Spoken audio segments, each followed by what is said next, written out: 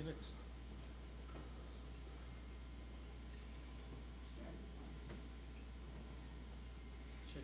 Shake hands, yeah. Thank you.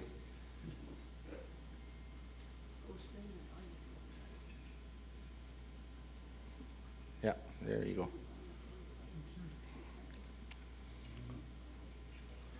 Good morning to each and every one of you this morning, and it is my great pleasure on behalf of the First Nations Power Authority, our board of directors, our staff, our consultants, our industry members, our Indigenous nations members and general members.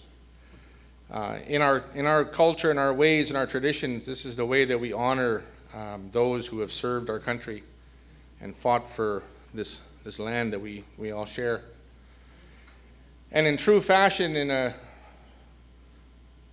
embracing one another this morning, we had raised the pipes. We had elders raise their pipes in ceremony this morning to welcome the sun, to welcome one another, to promote harmony and build relationships, as we were told by the elders this morning. And it is the way that we guide ourselves, we govern ourselves. As First Nations people of Turtle Island, we've long seen and witnessed the challenges and the opportunities that we face as Indigenous nations. And so this protocol that we are going through this morning is honoring all of what makes us beautiful, wonderful people in the communities that we come from. And so at this time, what I would like to do is I would like to introduce YB Nakota to honor all of you who have made this journey to Saskatoon, to Treaty 6 territory. And then we'll get into the rest of the agenda with welcoming remarks from Tribal Chief Arcand, of course, our very own Chairman, Chief Felix Thomas, and myself and others. Good morning. And it's really nice to see a whole bunch of smiling faces and people who, again, are going to contribute in a very meaningful way to the next couple of days in the agenda that I'm very excited for, first off. We've got a lot of exciting topics to discuss over the next number of days. And so, without further ado, I would like to maybe introduce YB Nakota, otherwise known as Nathaniel, but Nakota is his name. So please welcome YB Nakota.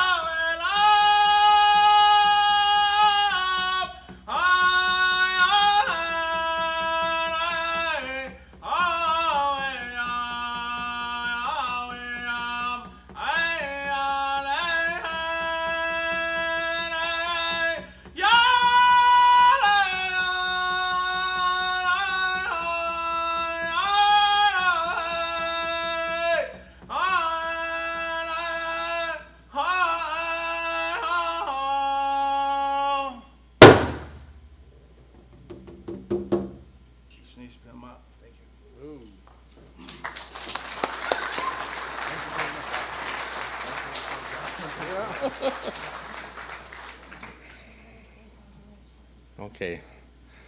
So again, we're going to welcome YB Nakota this evening for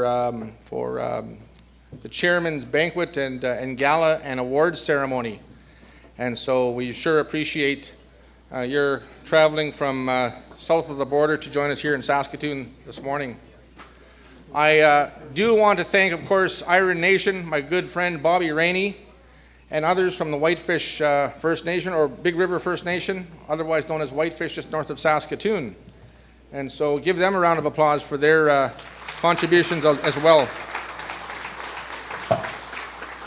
You know, last night we had enjoyed each other's company in a welcoming reception at Wanuskewin Heritage Park, and a nice little crowd showed up, and we're enjoying one another's company. We had an opportunity to see a hoop dancer, and that hoop dancer interpreted what it is that the hoop dance represents.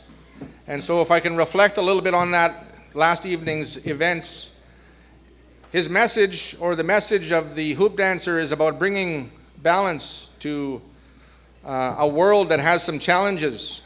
Challenges around biodiversity, protection of the environment, living sustainably.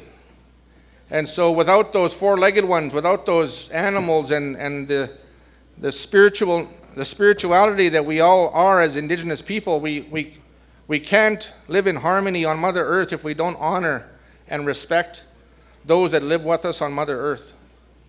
And so we went through different formations of the hoop dance, and it was representative of the eagle, of the snake, of the butterfly, and all of those things that really rely on one another, the grass, all of those things, the environment. So it was a nice little teaching and a reminder for myself to go through that. And we actually had participation from the crowd, which was really nice as well.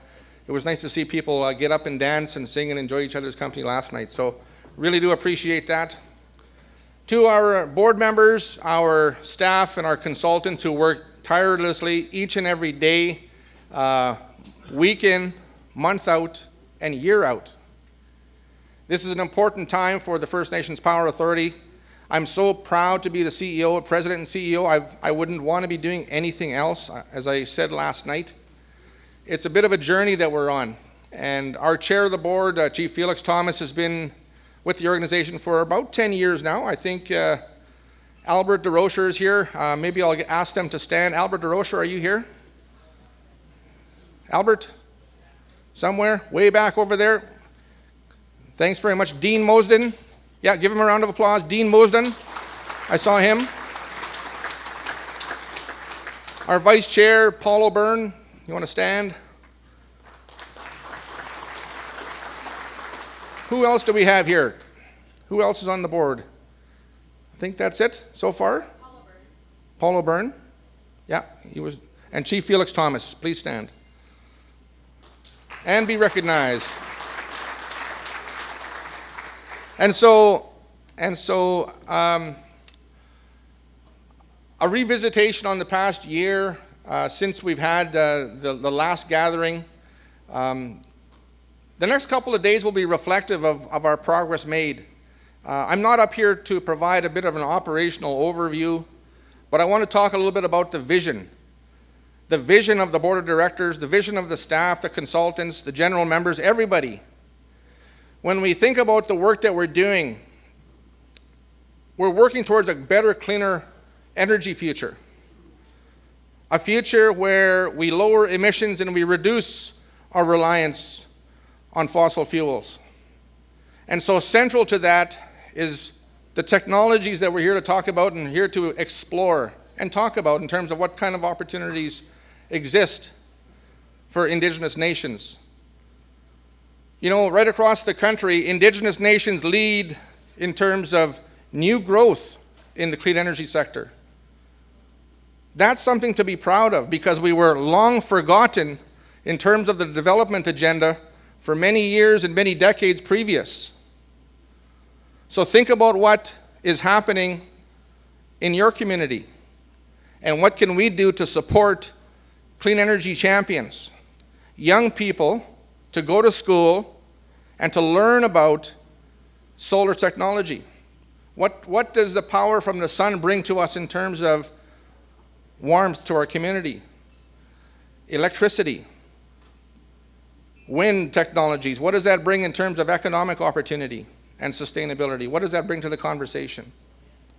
We're going to learn about other new and emerging technologies like small modular reactors, maybe a little bit of conventional nuclear, learn about hydrogen, all of those things that are emerging technologies to replace fossil fuels. And I know we have a challenge and an ongoing debate in this country about one or the other. And I think over the next 2 days, what we'll get from this conversation is not about one or the other, but it's about ensuring that we have an energy secure future. For too long, yeah, you can clap. Go ahead there, Billy. I invited Billy because what they're doing in Alberta and British Columbia and places like that is to replace coal-fired generation in countries and nations that still rely on coal and firing up coal in their countries. Why? Because of geopolitical issues. We know that there's a nasty war going on across the ocean. And Canada must answer that call in terms of ensuring that other nations and peoples and communities have access to Canadian natural resources. You know, we are an energy superpower. We really are. We can be a clean energy superpower or cleaner energy superpower. So these are the things that we must harness in terms of economic opportunity. I want to introduce our special host, Andrea Shrake, if you wouldn't mind coming on up. Alexandria has, I almost said Andrea. Alexandria, sorry, has joined Fnpa as a consultant. Runs 306 degrees west. Close enough. Sorry, Yeah. what is it? 114 degrees west. 114 degrees west, I'm sorry. 306 degrees west. What? It's been a bad couple of weeks for me, okay? But I sure do appreciate Alexandria. She's taken the bull by the horns in terms of helping to organize all of you to come here this week. And the good people at Fnpa work as a team. We talk often. This is a result, I think, of the hard work of Alexandria and Rebecca and Martin and everyone else that's contributed. So, yeah, give her a round of applause. She is an entrepreneur through and through. Put together a bit of a podcast discussion. I can't remember the podcast. I'll let you say it. Anyways, I'll get off the podium now. But I will gladly give the podium to Alexandria over the next couple of days to kind of walk us through the agenda. And then this evening is the Chairman's Gala and Banquet and Awards. And so we ask you to come back into the room, not this room, but the room downstairs. And we'll be giving away some awards to First Nations communities, Métis communities, non-Indigenous allies, showing leadership in this conversation. And it's just not a conversation. This is about doing. This is about reducing emissions. And this is about real targets that our country has set in terms of a net zero economy by 2050. And so I'm hopeful that FNPA, along with its allies and partner organizations, will continue to collaborate. We're doing some really, really wonderful things with not just the province of Saskatchewan, but also the government of Alberta and British Columbia, and the province of Ontario as well. My good friend from New Brunswick is here, Mr. Jim Ward. If you can stand up, he's about 6'14". Where is he? Where is that? Where's Jim? I just saw him. Anyways, there he is, 6'14". There he is. Anyways, welcome him. Welcome him from a long ways away. I can't say enough good things about Jim, just because he's been a really, really strong and consistent ally for First Nations Power Authority. He believes in the work we're doing. 14 First Nations in that province. Many of them are members of Fnpa. And he's our new vice chair of the Indigenous Advisory Council on Small Modular Reactors. So please give him a round of applause for all the hard work he's doing. We're going to hear from him in a panel discussion. So without further ado, Alexandria. Thank you,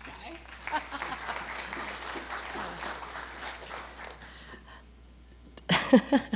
Good morning, Tanse. Kita tamen Guy Lone Child and Kita tamen Joe Cubizance for the beautiful prayer this morning and the pipe ceremony. So just looking for him around the crowd. Yes, and thank you to our incredible speakers from Iron Nation as well as YB Nakota for the honor song. I thought it was beautiful. And if you want to check him out, YB Nakota, I believe, is on TikTok and is quite famous and came here overnight from Las Vegas to be with us on time. So a huge thank you to all the folks from this morning.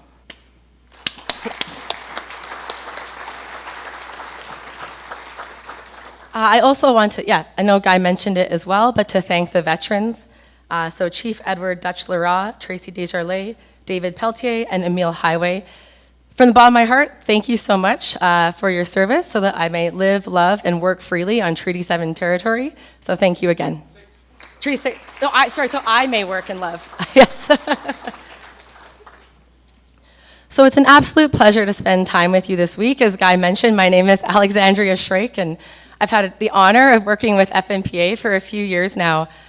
Technically, I'm a physicist, but I also wear many hats, and I'm very gracious to be your MC today. So first, I would like to invite Tribal Chief Mark Arkand to come up and offer his welcome from the Saskatoon Tribal Council for the Treaty 6 address.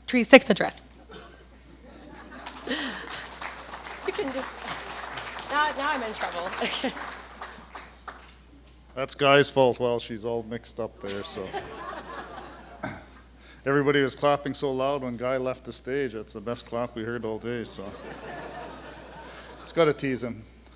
Good morning. Tanse, Nanaskamen Kakeo Pitaxinia Kota Treaty 6 territory. My name is Mark Arkan. I'm the Tribal Chief of the Saskatoon Tribal Council. I just want to do all the acknowledgements of the grand entry this morning. Chief Felix Thomas, the board chair, Vice Chief Dutch Leroy, all the chiefs, councils, people in the crowd, to the veterans, thank you. To the drum group, I'm not sure how many people feel about this, but I'm going to speak a little bit of truth today. But every event that deals with First Nations people should start off with drum and song. It's a beautiful Monday morning in the city of Saskatoon, and I'm not sure if you felt the same way I did, but it was so nice to hear those songs and that drum beat of Mother Earth starting us off in a good way today. So I want to thank the drum group for those songs.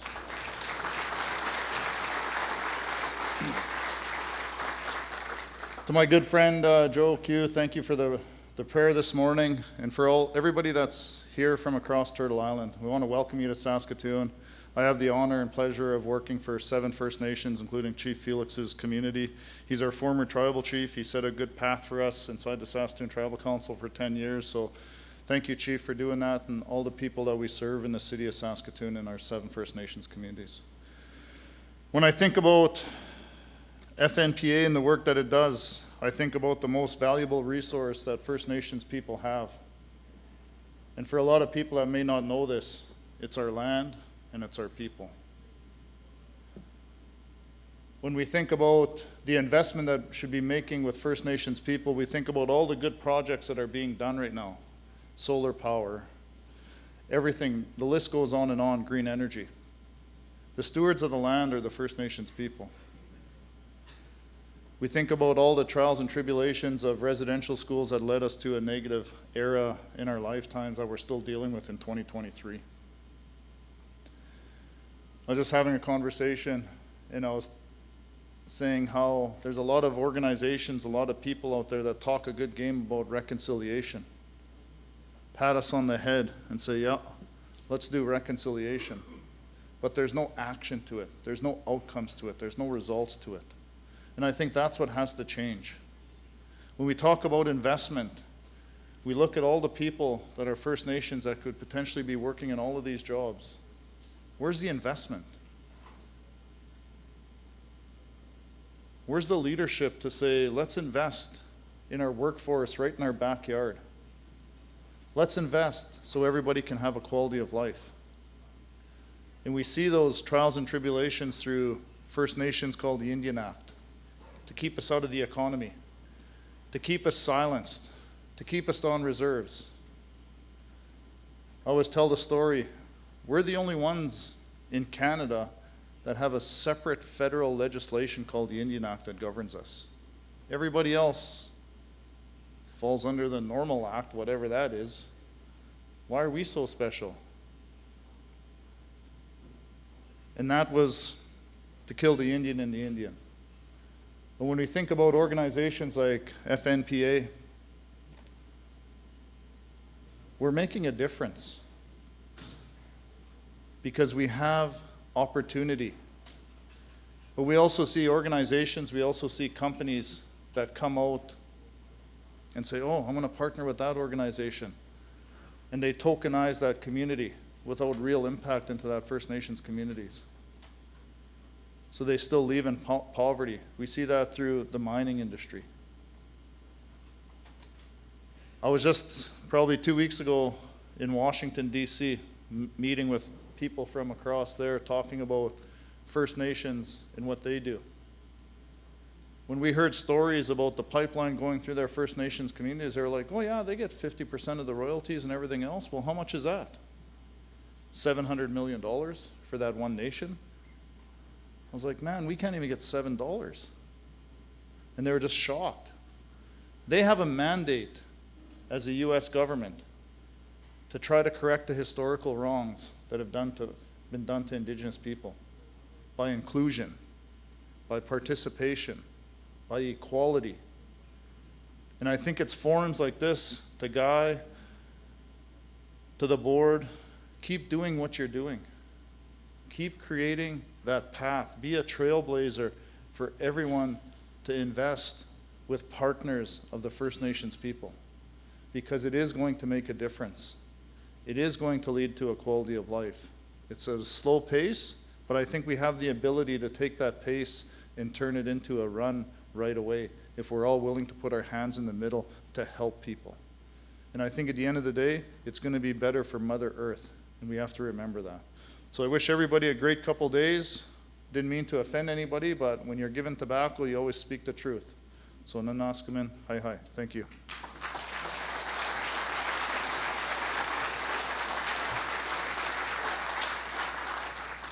Chief Mark Arkand, I'm just going to ask you to sneak right back here so I can offer you our gift from Fnpa.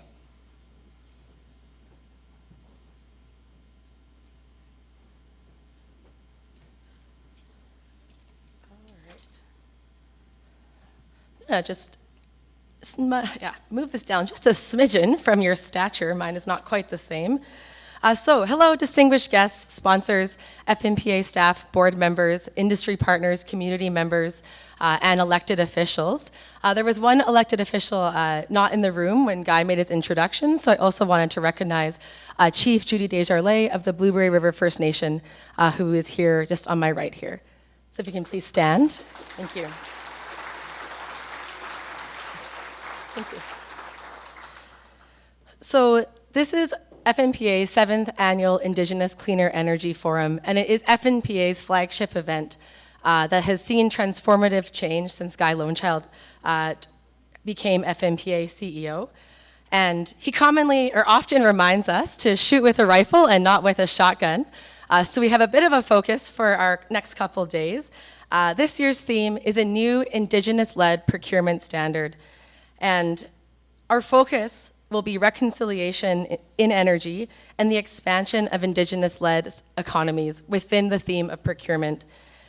So within our next couple days, our forum will include a gala and awards ceremony hosted by our very own Fnpa board member, Albert DeRoche, in the back. And we also want to take a moment to recognize that he was the recipient a recent award winner from the CCAB as the Economic Development Officer of the Year for Flying Dust First Nation. So a huge congratulations to Albert DeRoche. Thank you.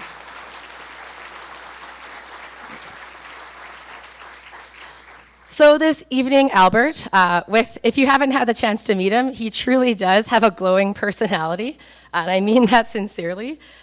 He will help us honor the individuals and allies that have made meaningful change and impact to the Indigenous cleaner energy landscape. So a couple other housekeeping items. If throughout the day, please take time to peruse our silent auction. So our silent auction is just to my right here.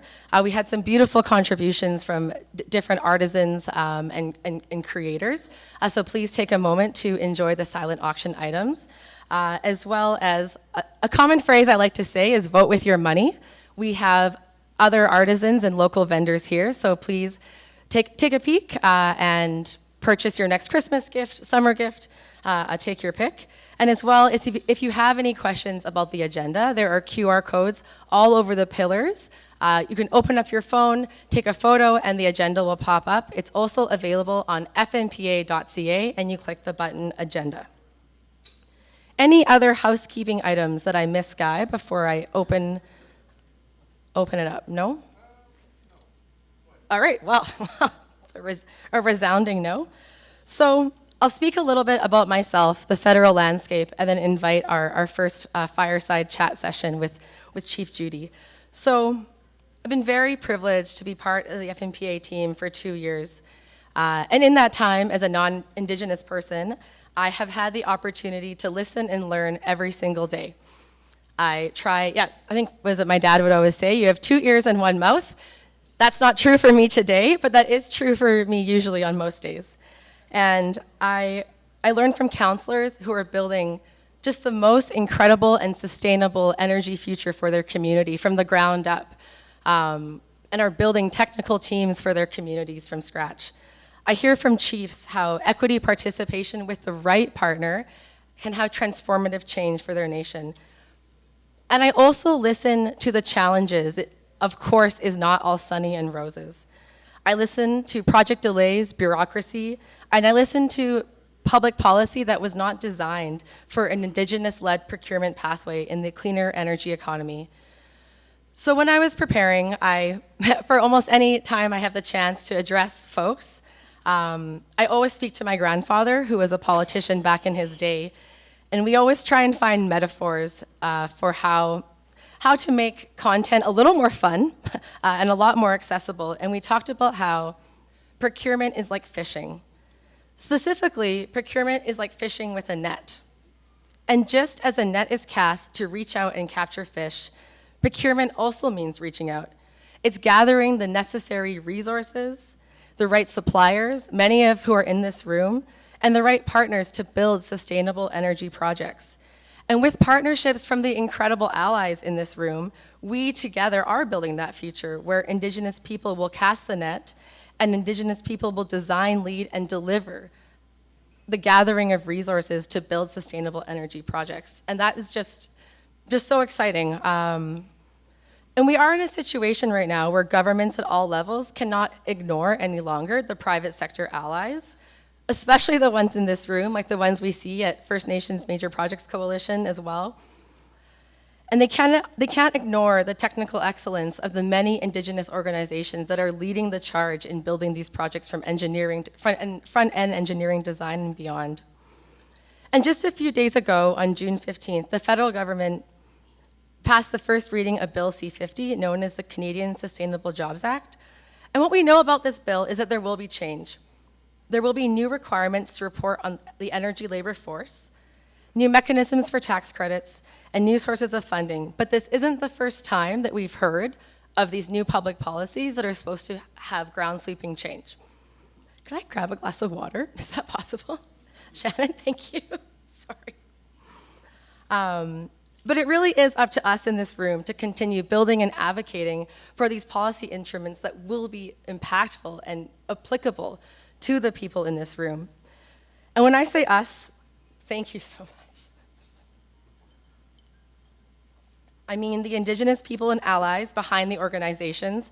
I've had the pleasure of meeting so many of you, which is probably also why I feel much less nervous than usual, that I recognize so many familiar faces. We have folks from the First Nations Major Projects Coalition, Indigenomics Institute, tribal councils like the one that Jim Ward is leading, the North Shore Mi'kmaq District Council, and Project Reconciliation, to name a few. And it's the individuals behind these orgs that have carved out so much space and led a way so that when public policy like Bill C-50 comes, we can be ready to work together to influence how that public policy is formed and implemented. So with that, I'm very hopeful that a new Indigenous-led procurement standard can be set with the allies and folks in this room. I'm incredibly gracious for the time that you're spending with us today, and this forum is an opportunity to build relationships. I know I've met quite a few of you from last year. Please take time to meet someone you don't know, and also say hello to the old friends. And please approach me anytime. I would love to connect with you and build a relationship with you. And it's also an opportunity to have a little fun together at our gala throughout the day. And all of this would not be possible without the incredible support of our sponsors and the Fnpa team. So I'd like to recognize our terawatt sponsors. We have Ontario Power Generation, Nutrien, Uplands Energy, the Canadian Gas Association, Energy for a Secure Future, Sask Power, TC Energy, Vallard, the Canadian Nuclear Association, Indigenous Services Canada, and Good Energy Solutions. A quick round of applause, if that's all right. Thank you.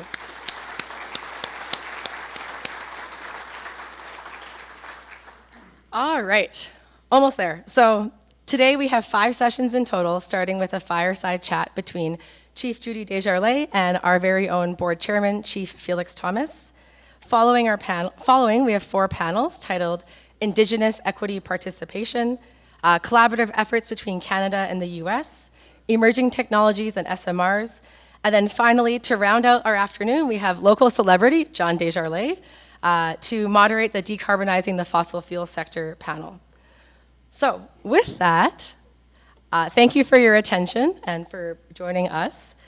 I'd like to invite Chief Judy Desjardins to join me on stage of the Blueberry River First Nation, and Chief Felix Thomas of the Kinnison Saulteaux Nation and Board Chair of Fnpa.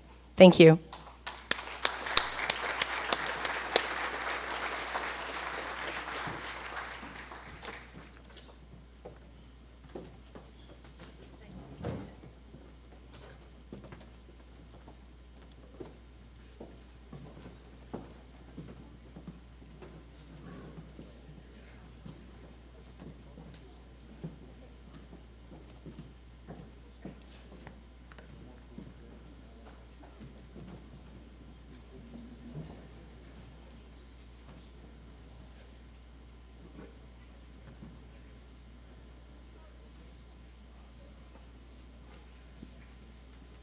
Okay.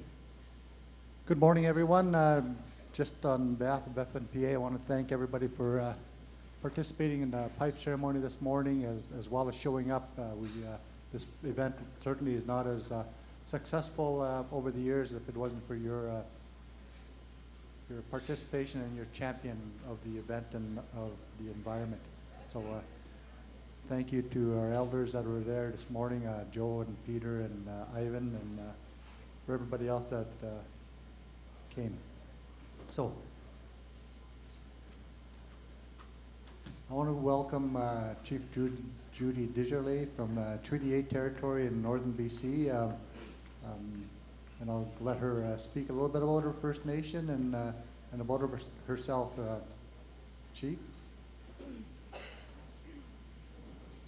Well, thank you for having me. Thank you. It's an honor to be here at Treaty 6 and in the presence of our honorable veterans.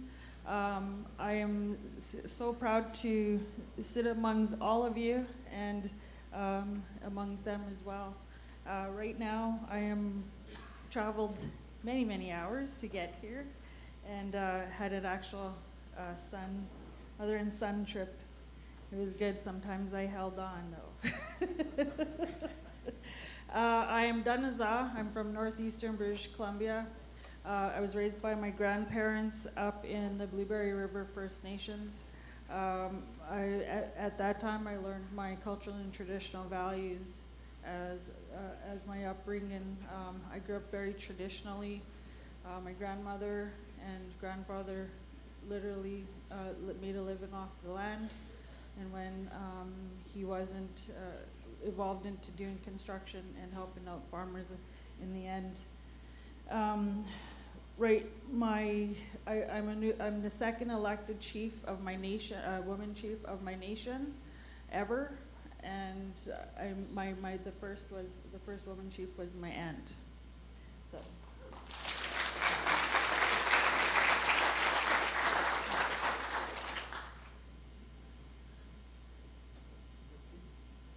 So Chief, how big is your community in terms of population and territory? Do you know?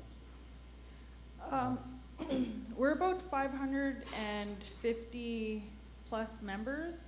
Our territory is about 10,000 kilometers, square kilometers. So right now, it's one of the largest territories in northeastern British Columbia. We're surrounded by, there's 8 bands that make up Treaty 8. We are further north. Our territory starts from mile 0 and all the way up into the Sikanee Chief, which is in the northeastern British Columbia. We're the only nation that sits on the major natural gas play up in the Montney Shale area that stretches from northeastern British Columbia all the way to Grand Prairie area. So with that kind of territory, there's been a lot of oil and gas development over the years and many decades. Can you tell us what the impacts or the effects of the industry had on the land? Well, so I'll give you a little history. In the 1900s, like many of us, we signed a treaty that says we can practice our cultural and traditional ways of life as long as the grass grows, the waters flow, and the sun shines. In 2015, our elders, and even before that, our elders started to see the decimation and they weren't able to practice or gather their berries, go hunting. Probably about 2 years before that, my grandmother had told this story to the Tyee.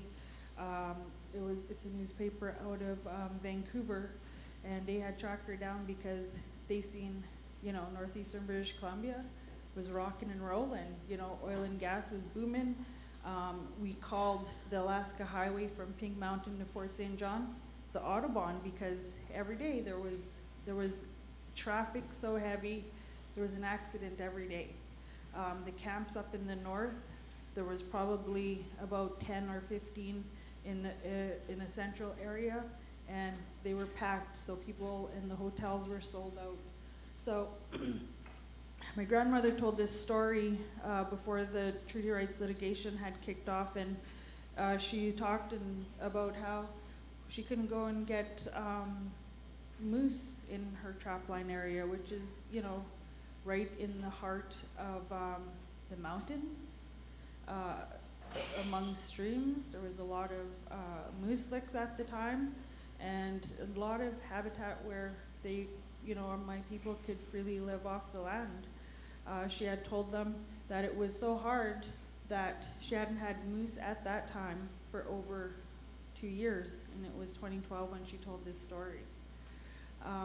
2015, this treaty rights litigation was kicked off, and we were able to, so 2015 it was kicked off. 2021 was when we actually won the first court case, and the Attorney General chose not to challenge the court win. And 2023 of this year, we actually signed a co-management agreement with the province of British Columbia, which means that activity in the area, any proposed projects, has to have a pre-engagement stage within the First Nations, the leadership table, and the lands department. So we have an whole restoration team going on, a resource company that we've started managing the entities within the restoration area. So. So all these,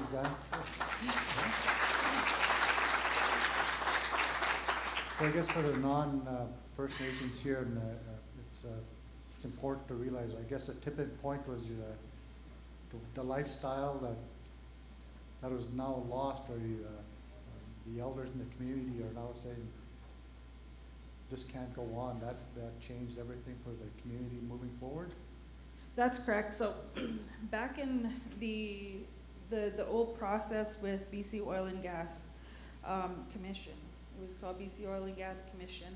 They had proposed projects from producers and proponents to do big projects or major projects on our traditional territory. And at that time, we were able to, they would give us a referral. We'd send out the monitor and the elder. The monitor would come back, write their concerns on the piece of paper, and at the end of the project where it says for office only, there's a check mark that says due diligence or First Nations communication or consultation. It was checked off. So that meant that yes, we did our due diligence. Yes, we went out into the community and did our consultants, or brought them to the table, and then we'll move on. So the government was just, there was not one permit within our whole territory that was ever denied. Not one. There is 250 meters of activity from a trap line area, and then every 550 meters there is an activity, so a compressor site.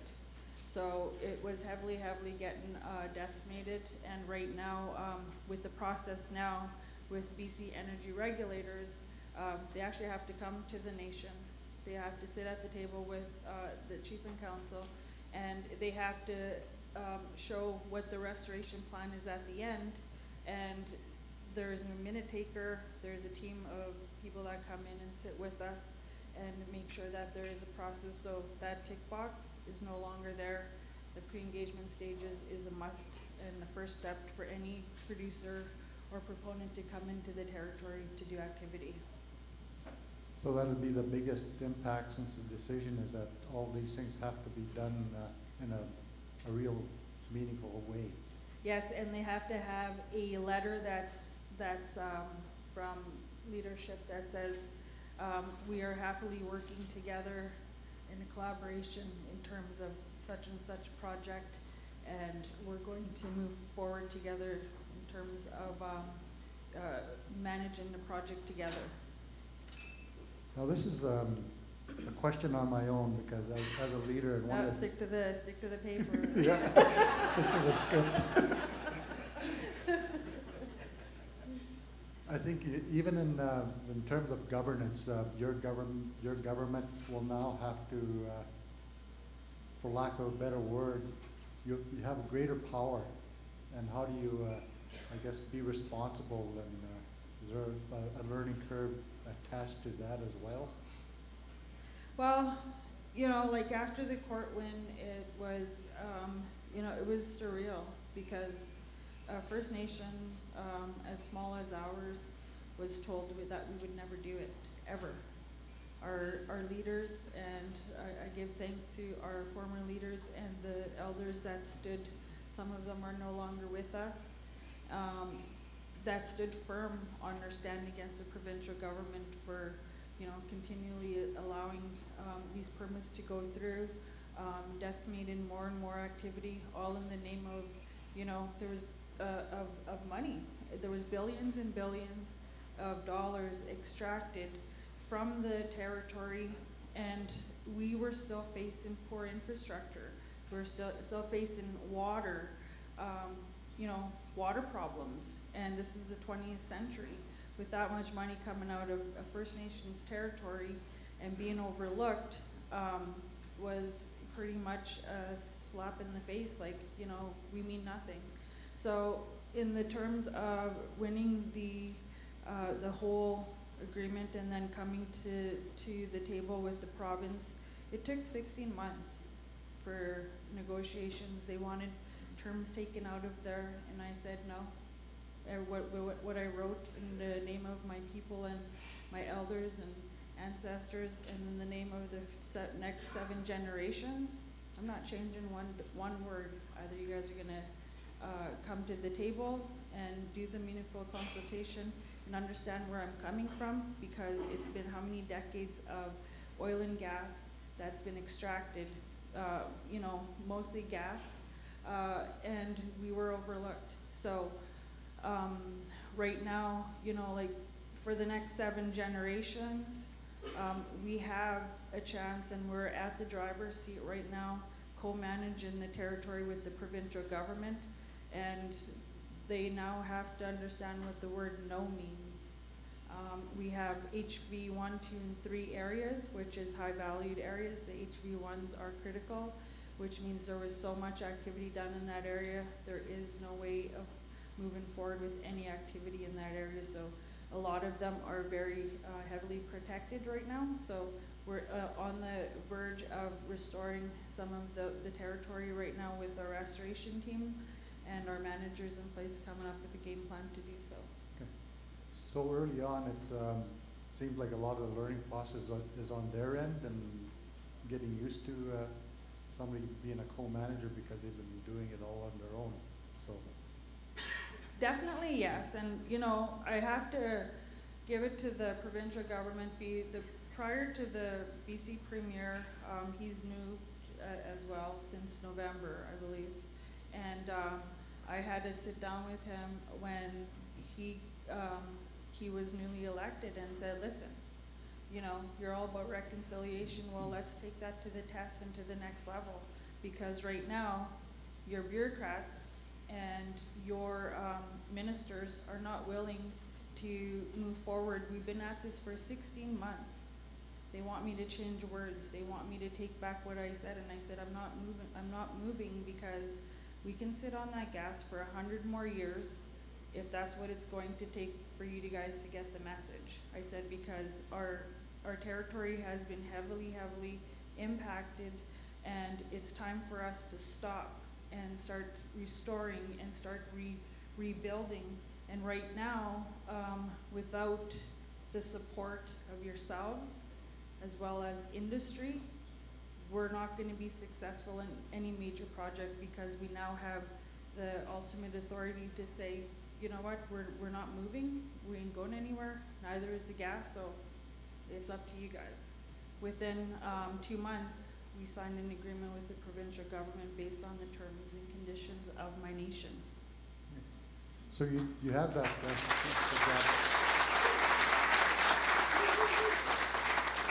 you have the regulatory partnership with the government. What about the industry partnership in moving forward?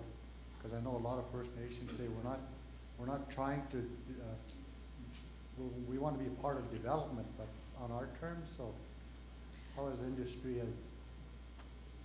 So it's been a kind of like, I want to say it's been a rude awakening for all producers, and it's a new way of doing things. And when you've been doing something for a very long time in a certain way, now you have to stop and say, actually, we have to read the manual again and go back to the table and figure out what this all means. And you know, not a lot of them have adapted to the new ways, but there's 3 major producers out of the whole territory. We have 5, and we have 3 major producers that have come to the table and signed a partnership agreement of how we're going to do this thing called reconciliation, partnership, and what they would like to see in terms of the restoration on any of their major proposed projects. So at a ratio of 4 to 2, that's what we're shooting for every new proposed project, and not in the high value areas. We want to see at least 2 in that producer's territory being restored. And you know, I'd like to say this, that without all the producers and industry on the same page as where we all want to be, which is the path to reconciliation, understanding that First Nations are becoming the actual drivers in the major projects across Canada, the more successful everybody's going to be. But it takes a lot of effort and discussion and not something you can learn on a YouTube video. That's right. So, any new business opportunities that center around renewable energy projects? You know, like within our agreement, we are shooting to capture, be a carbon capture business as well. So that's a new stage in the implementation agreement. We're also looking at a new way of removing the flares off of the flare stacks. Don't quote me on what that is, but we're looking to remove that and have it renewable in some sort of way. We're working with the industry partner right now in terms of that. So by 2050, I'm hoping that, you know, we're thriving off the land. Our future generations are still leading the way of industry and now new green renewable energy, as well as you know, being leaders in the industry for northeastern British Columbia. Okay. So you do have the authority to decide what goes on in your land. So what should other First Nations, where's our role? Where can it be? So based on our case alone, it was the treaty that we fell back on a lot in the amount of evidence that was produced by our elders and our people that lived off the lands. We called them the guardians. And, you know, I want to say that being firm in your words, understanding what it means for the future, what it's doing now in the present, is going to make it that much more leverage. And right now with TRL for Blueberry River First Nations, we've set precedents across Canada where everybody has can manage your own territories, use your leverage, and actually understand that, you know, without you, First Nations people, no major project in Canada will ever be successful. So with Canada going through net zero by 2050, what is Blueberry and your vision for the next 20 years in terms of cleaner energy? That's what I was just talking about here. But the implementation agreement part of the treaty rights litigation, we have an obligation that states that, you know, we're going to capture the carbon, we're going to reduce the carbon emissions, we're going to have a smaller footprint. By that time, I hope we have very, very little footprint, and our kids are going to be able to strive off the land, to practice in their cultural and traditional values. We are looking into removing the flares. There will be no more flares out there, and using that as a renewable as well. But in terms of the solar and wind, we are in the Ping Mountain area, which is right next door to the Muskwa-Kachika, and that's a protected area, and it's a beautiful, beautiful natural habitat. There's a lot of moose. It's untouchable. Industry can't go there. We're right next door to that, so we did look into the solar wind power turbines, and we looked at it from all angles, and there's so many birds up in that area. We said no, because, you know, those things kill birds every day. So we're like, we can't do that. We have solar that's powering some of our cabins up in the Ping Mountain Ranch area. So we're looking at different ways and kind of testing what's going to work and what's going to, but in the industry-wise, we have renewable resources that are being tested right now. Great, thank you. Is there anything else you'd like to add? No, I do. I would just like to say thank you all for having me. It's a pleasure to be here and an honor. I wish I could stay for the whole conference. However, we had some losses back home, so I must get home. And it's been a pleasure. And if anybody wants to know anything, you don't get a chance to get my card, please reach out to Guy. He has my contact information, and I'll be happy to talk with you. All right. Thank you, Chief. And Thank you, Chief.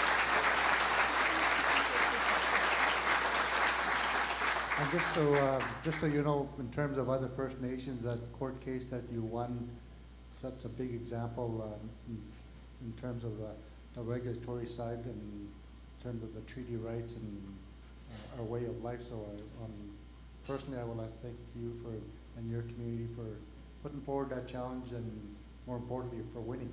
Thank you. We do have actually ample time for questions from the audience, perhaps even on how folks might do consultation a little better or differently. So please, from the audience, I invite you to come up. There's a mic in the center. You can come up here, and a mic to my left. Questions for Chief Judy Desjardins.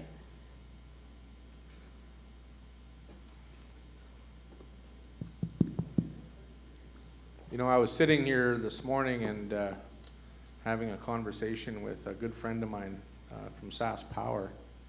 And so I'm not going to ask the question to Chief Judy this morning, but he was asking me a question about how we do consultation better in other provinces. And so I want to invite Dan Johnson from SAS Power to kind of maybe come and ask a question about how does Saskatchewan do consultation with Indigenous peoples a lot more effective. There he is. Come on up, Dan. Welcome, Dan.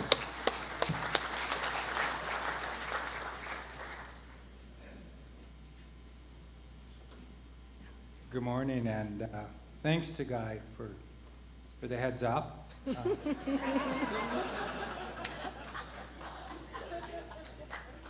Anyways, the province, SAS Power is part of the province. We're a Crown corporation. However, we're kind of pushing the envelope at SAS Power.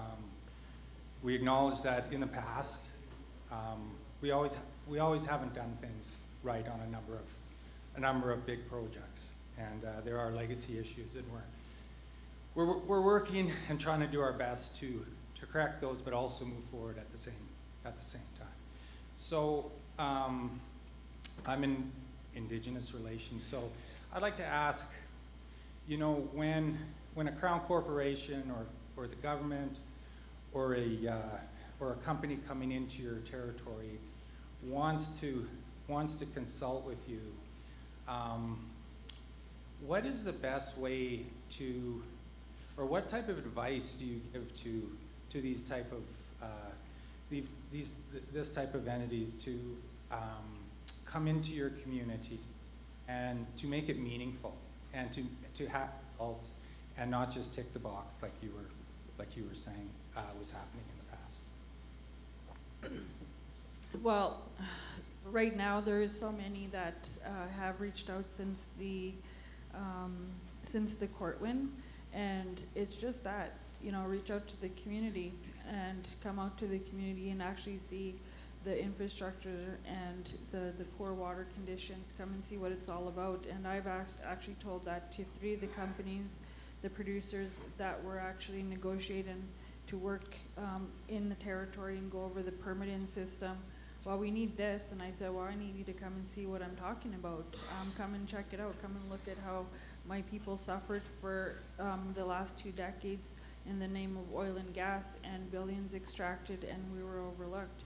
So come and check it out. This is what I would like to see. The vision for my community and the future generations is they're not going to have to struggle with poor water or poor infrastructure, moldy homes and whatnot. And right now, I would like you to come and meet with the elders. The elders are always part of the community. They're part of the meetings. They come in and sit, then they're welcome to, and they're privy to all and every conversation. And once you start making a relationship at the community level, then that takes you further into the conversations of being successful in building that relationship. Thank you. One follow-up question is, in Saskatchewan here, as a Crown Corp, we're finding that there's actually, we're hearing from First Nation and Métis communities that there's over-engagement, there's engagement fatigue.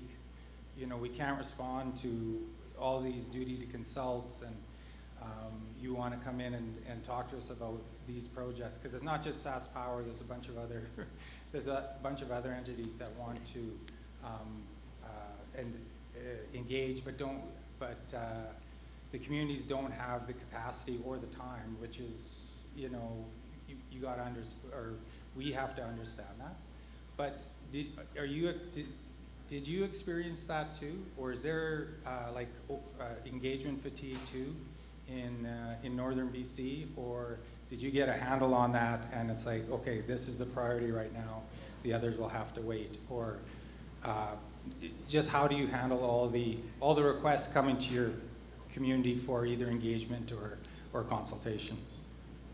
I wouldn't call it like engagement fatigue for us. There was a process, and it was pretty much get in line, or let's figure out which is the ones to deal with first. And at the beginning was very overwhelming, and right now there has been a whole vast process, built, because I would simply say, I can't put you in front of the first person that reached out. But the due diligence to every producer within the territory is just that. They had to pick a number, and I don't like to use that term. It was just how things were. We were getting thrown at, from pulled in every different direction, and then we had to go with the major player in the beginning, which they were first to reach out and then start doing the engagement.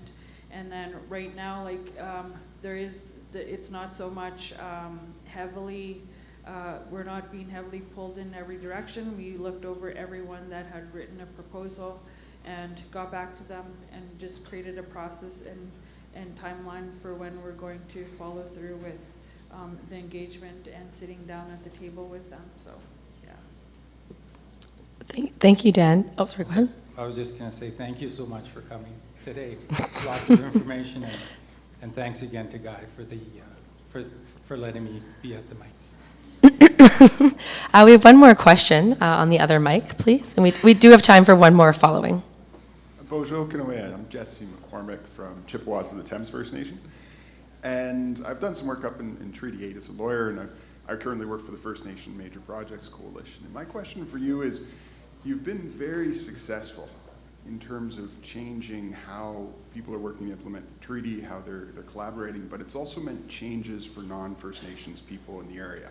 Changes where people can hunt, where they can ride their snowmobiles, what some of the economic opportunities are, and some of that brings tension. Some of that brings reluctance to move forward on some of the reconciliation work. How are you guys dealing with that tension? What steps are you taking to try and educate or bring about the change in a good way, but recognizing that for some folks they're not yet in agreement? Awesome, great question. So when I first took my seat as the chief, I received a death threat. That was when the province was first rolling out how the moose hunting will happen in the Blueberry River First Nations territory, and I was floored. I was very surprised. I was like, what? So then I was like, you know why they're mad? Is because they're not educated in the whole matter. So guess what you're going to do, province? You're going to help us build a commercial. And the commercial is called Where Happiness Dwells, My People. In the language, it's called Sunechikechike.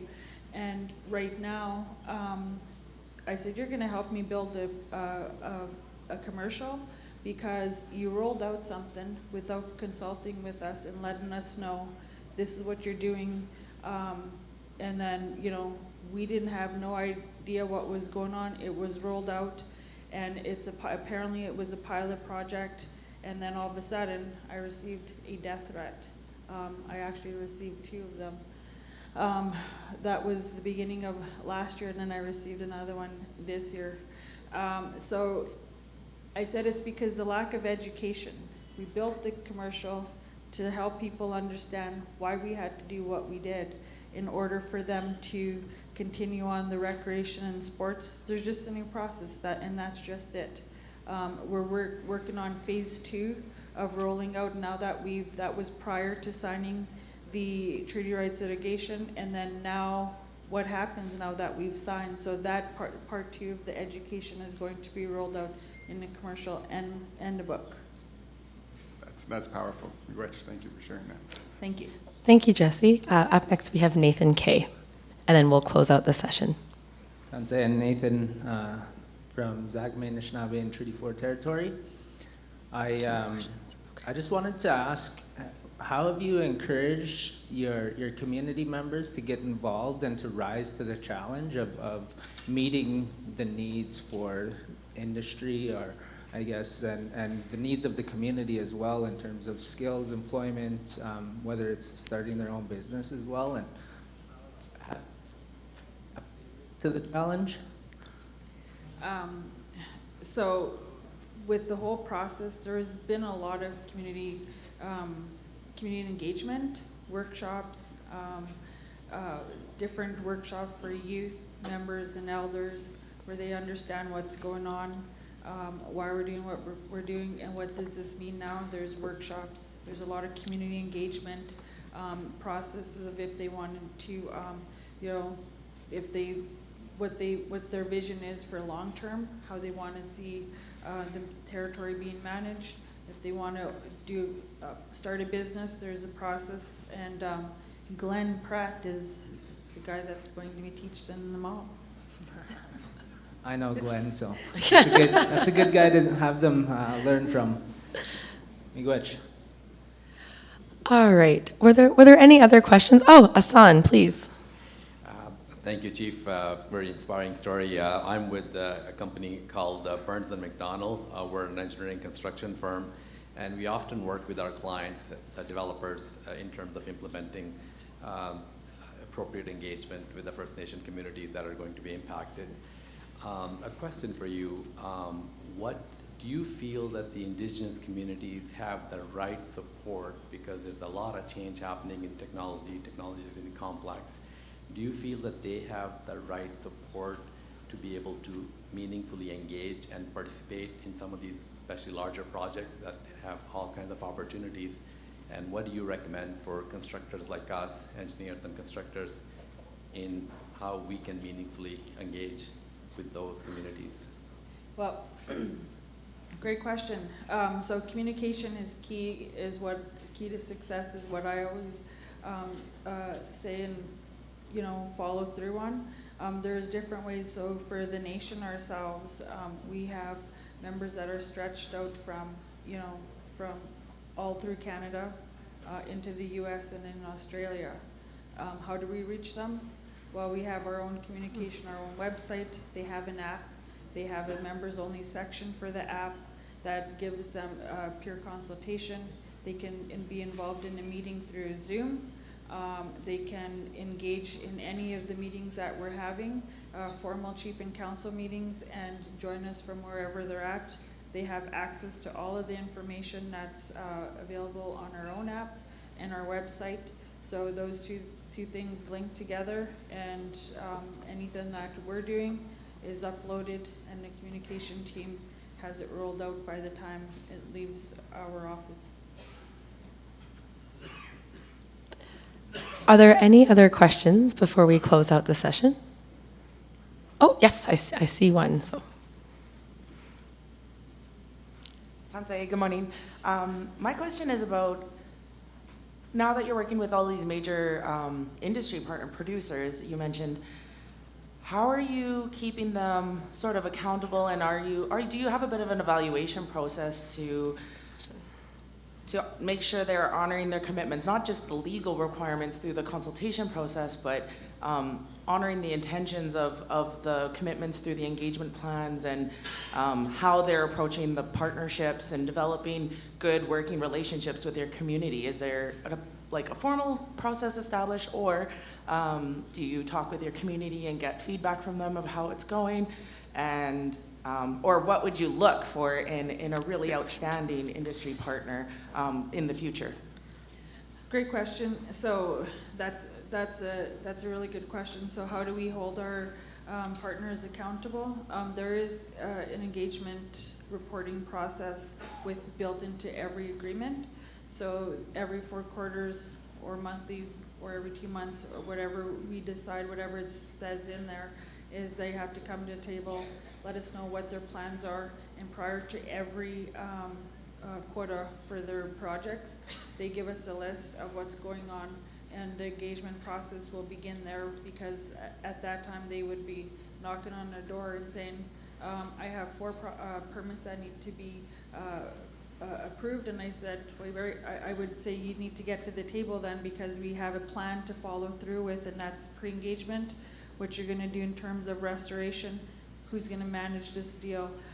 Right now with the consultation team that manages all the agreements and the procurement status, they make sure that everything is held to a T, and a lot of times our members are the best ones to get feedback from, because they're out there.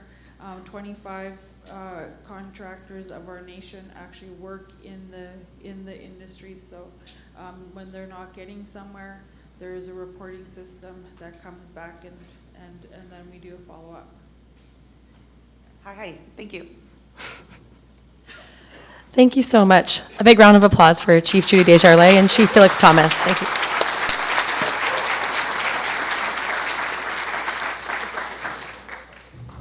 We just have a small token of our appreciation.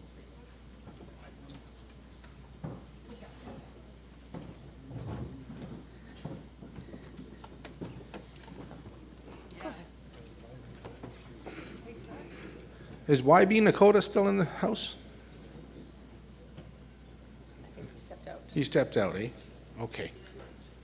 Justin, I think in honor and respect for Chief Judy's leadership for the Blueberry River First Nation Treaty Number 8 territory. Yes. And her steadfast vision and her commitment to her people speaks volumes for not just your own community, but many others. And we are so honored and pleased to have you as a leader. We're lucky to have you as a leader in this country, and we'll continue to pave a brighter future for young people just based upon your morals, your principles, your values. So you please keep it up in terms of your strong leadership. So on behalf of the First Nations Power Authority, our board of directors, our staff, and our consultants, we honor you, and thank you very much for coming and joining us this week. Thank you.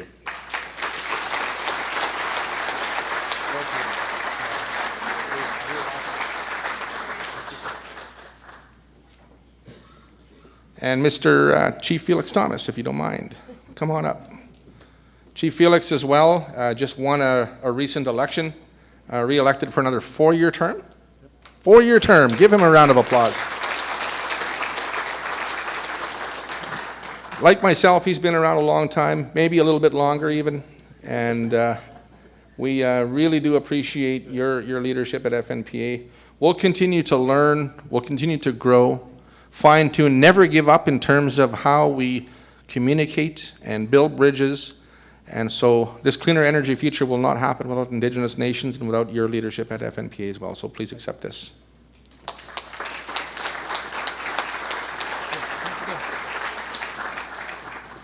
And I guess the answer to the question regarding provinces and territories and other provinces like the province of Alberta and many others, we're never ever going to get it right the first time.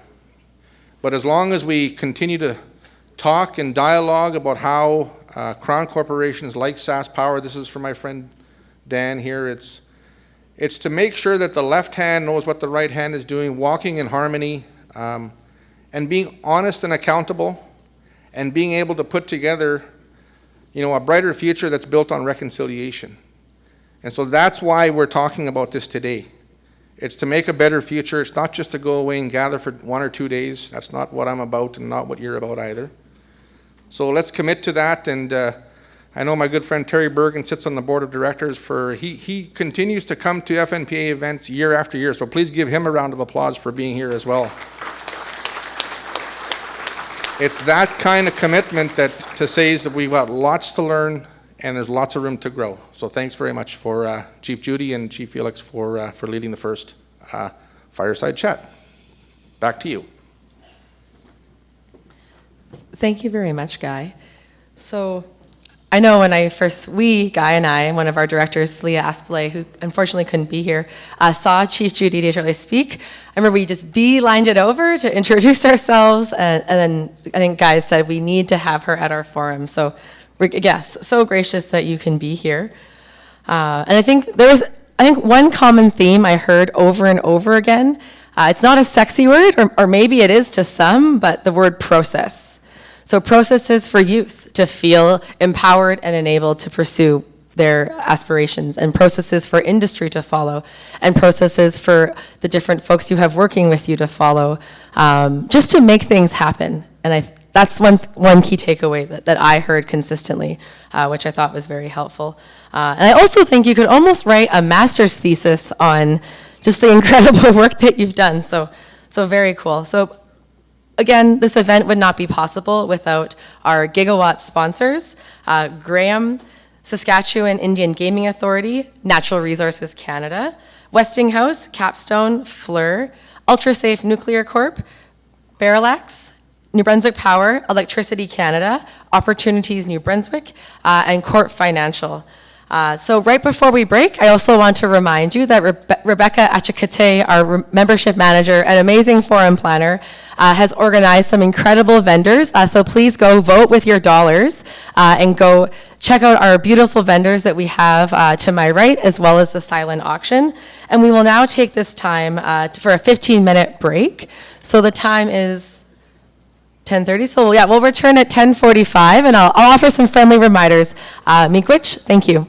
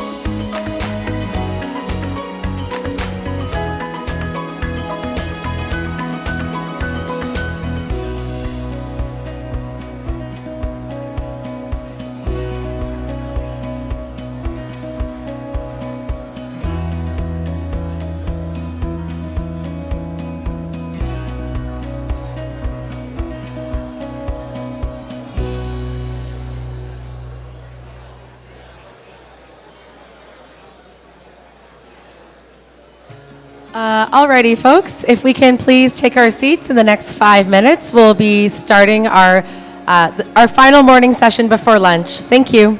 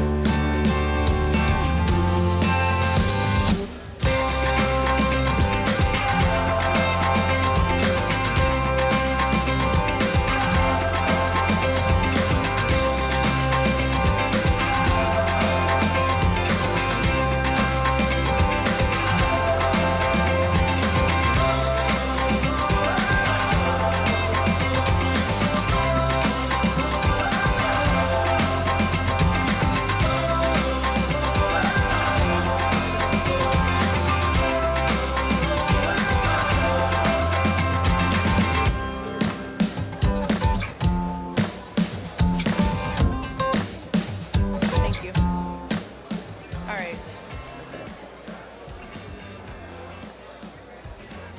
All right, guys.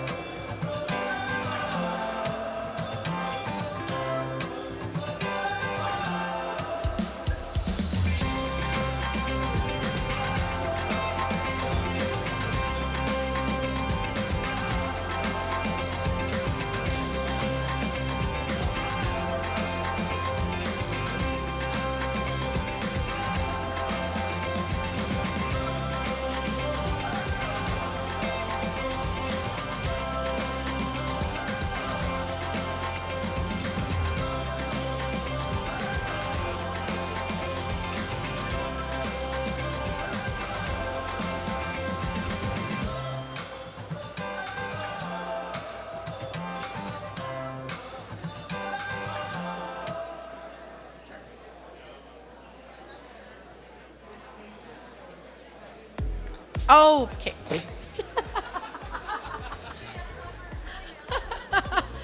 So the mic is on. Yeah, I figured that out just now. All right, everyone, if we can please take our seats for the next panel.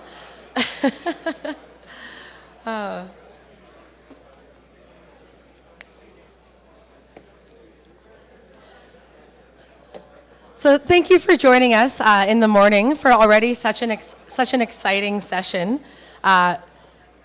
Events like this would not be possible without our sponsors, and I'd like to specifically thank our megawatt sponsors, Atomic Energy Canada Limited, Hatch, Torys, Hunseth Powerline Construction, BLG Law, and the Fedoric Center. So please join me in a round of applause thanking our sponsors. And I think every year I just feel ever more grateful and excited to build relationships. And even just yesterday, I was speaking with Frances from Hatch on just the leaps and bounds that her organization has made to build meaningful relationships with Indigenous businesses, communities, and folks. So again, a huge thank you to not just the organizations that sponsor, but truly the individuals in this room that are here to participate and the advocacy to sponsor an event like ours. So prior to our next panel, sorry, I'm losing my voice. Prior to our next panel, I'd like to invite Fnpa CEO Guy Lowenchild to give a few remarks. So if you can please take your seats. Thank you very much. You're going to introduce them? Or the panel? Okay. Okay, thanks very much for your attention to get into the next panel discussion. We heard from Chief Judy Desjardins regarding engagement and how to engage, how do we engage better and not experience engagement fatigue, asked by my good friend Dan at SAS Power. And my answer to that is it depends what the engagement is addressing. And one of the most important things that companies like SAS Power have done and taken a step forward is to look at ensuring that there's mandatory Indigenous equity participation in renewable energy projects moving forward. And so this next panel will be talking about that. How do we make engagement meaningful with meaningful economic opportunity? And so if you are a First Nation or a Métis community, and if you're interested in a 100 megawatt solar project, please raise your hand now. If you're interested in those kind of projects, raise them real high, keep them raised. Matter of fact, stand up so everybody can see you. Are you interested in a 100 megawatt? Stand, yeah, go ahead, stand up. And where are you from? Cold Lake First Nation. Interested in 100 megawatt solar projects. Awesome. We've got people in the room from industry that are interested in talking to you. In the last 5 minutes, 10 minutes or so, every little step that I've taken, people have said, okay, we still haven't got an Indigenous partner, but we've got all these opportunities lined up in Saskatchewan. in Alberta, in places like that, that we really need to hit the ground running in terms of developing these partnerships.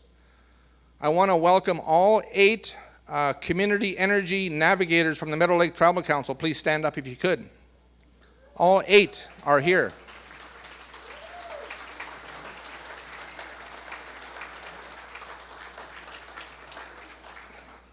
The trail that Meadow Lake Tribal Council has blazed in terms of ensuring that there's equity participation, but not just equity participation at a 10% level or a 30% level, but a 100% owned biomass facility right here in Saskatchewan. That is truly amazing and remarkable. So continue to keep up the good work, the MLTC.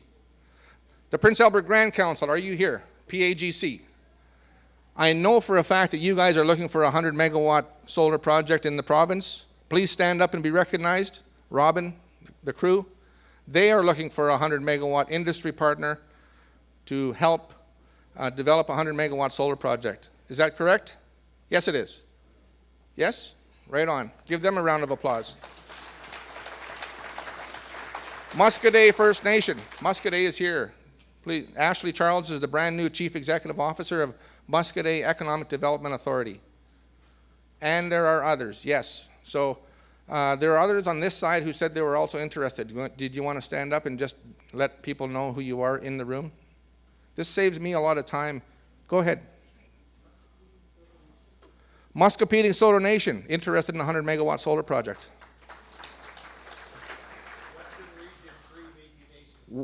Western Region 3 Métis Nation of Saskatchewan is here. Awesome. Any others? Linda. Star Blanket Cree Nation, Red Dog Holdings is interested in a 100 megawatt solar project. Thank you, Linda, for coming. Beardies and Okimausis, Garnet, please be recognized. CEO of the Beardies Economic Development Authority, interested in solar and wind or solar? Both. Interested in both.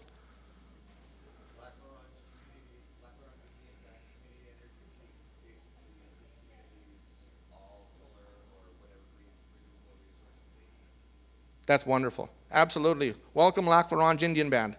So there's, as you can see, this movement is growing. Indigenous communities, Métis, First Nations, Inuit communities all across the north are interested in cleaner, green, renewable energy.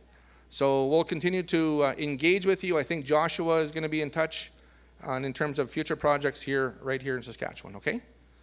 Okay, and if that's it, I will hand the microphone back to Alexandria, and we can introduce our next panel. Thank you.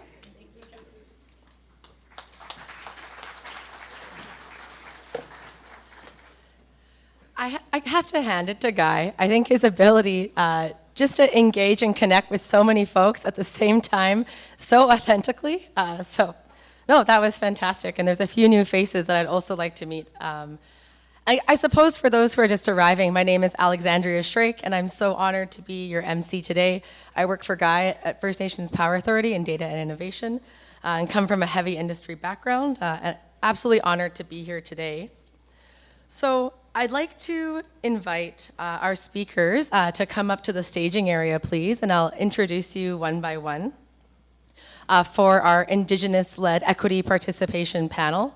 And I'll just say a few words about them before we welcome them on stage. And in my heart of hearts, when I read some of these folks' bios, I was just astounded. Just what these folks have accomplished as Harvard grads, as business leaders, as political candidates, as community leaders, just right in their community. Very, very, very humbled. So first, I'd like to invite our moderator, Asin Apal. He comes from a business development background with Burns & McDonnell, and he's worked with many First Nations in the energy sector, Burns & McDonnell being a construction company, and sits on the board with APEGA and is the vice chair of the Canadian Urban Transit Research Institute. Thank you, Asin. We can applause. He's a pretty great guy. We can applause for him. And then next, I'd like to invite our panelists. So we have Chief Billy Morin, longtime friend of Fnpa and member of Enoch Cree Nation, managing director of Excellus Capital, and truly a champion, has built supported the development of multiple major capital projects, one of them being the Cascade Power Plant, a project I've closely watched. And Ray was a former policy advisor to Premier Daniel Smith. We also have Jesse McCormick, a member of the Oneida First Nation and Harvard graduate. He's a senior VP Research and Innovation and Legal Affairs from First Nations Major Projects Coalition, a very popular organization in this room.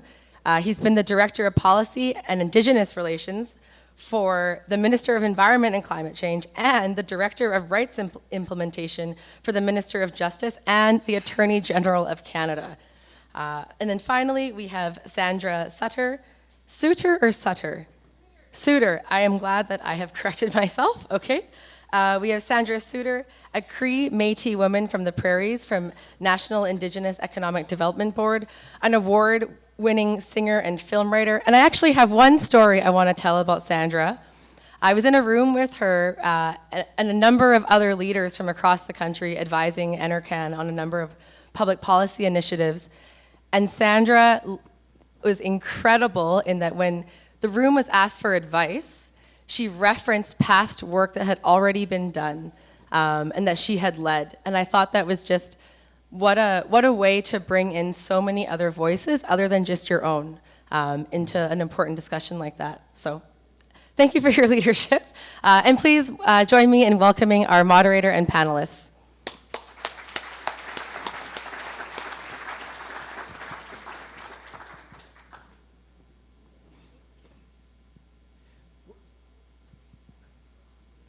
Well, thank you, Alex. It's certainly truly an honor and feel very humbled to be among this group of Indigenous leaders and at this conference. Just a wonderful start so far, and we're here to talk about a very important topic, of course, Indigenous-led equity participation. You know, the concept of Indigenous-led participation has evolved over time. I've spent 30 years in Canada, about 15 years in Saskatchewan before I moved out to Alberta. Been there for about 12 years now, based in Calgary. But you know, as a company that works in a lot of Indigenous, on a lot of energy projects involving Indigenous communities, we have seen the engagement with Indigenous communities change, and kind of what is the right way of engaging today has certainly evolved. And I think this topic is very close to heart for me because you know, I think as a nation, if we don't embrace it, Canada is not as strong of a country as it can be. So with that, I do have a list of few questions that I'm going to pepper you guys with, and we'll try to stay to the script as close as we possibly can, and then we'll see if we have a few minutes for Q&A towards the end. So maybe to get us started in leading up to kind of what I was talking about is that, you know, in today's world, what does Indigenous-led mean, and how does it differ from kind of how things have been done, or you know, what was the norm? So maybe if I could, yeah, maybe we'll start off maybe on my left corner and Sure. kind of walk our way this way. I'm really actually grateful that you asked that, because I think that the Fnpa conference is an example of what happens when you have an Indigenous-led event. Indigenous-led companies, similar, but there's a lot of conferences and events that aren't hosted by Indigenous peoples. And there's a tremendous difference in inclusion, in protocol, and that in itself, just like with a project, starts things in a good way. And there's a big difference in what happens in a conference when it's been started in a good way. And so I want to say that that's the same thing with Indigenous-led businesses, economic opportunities, and et cetera. We understand that our connection to the land is not something that we choose, it is something that we are. And we understand and learn about the protocols and the ways that the land tells us the laws that come from the land that govern our communities. And I think that that's one of the key things that I just want to focus on in my response to that very excellent question. Thank you.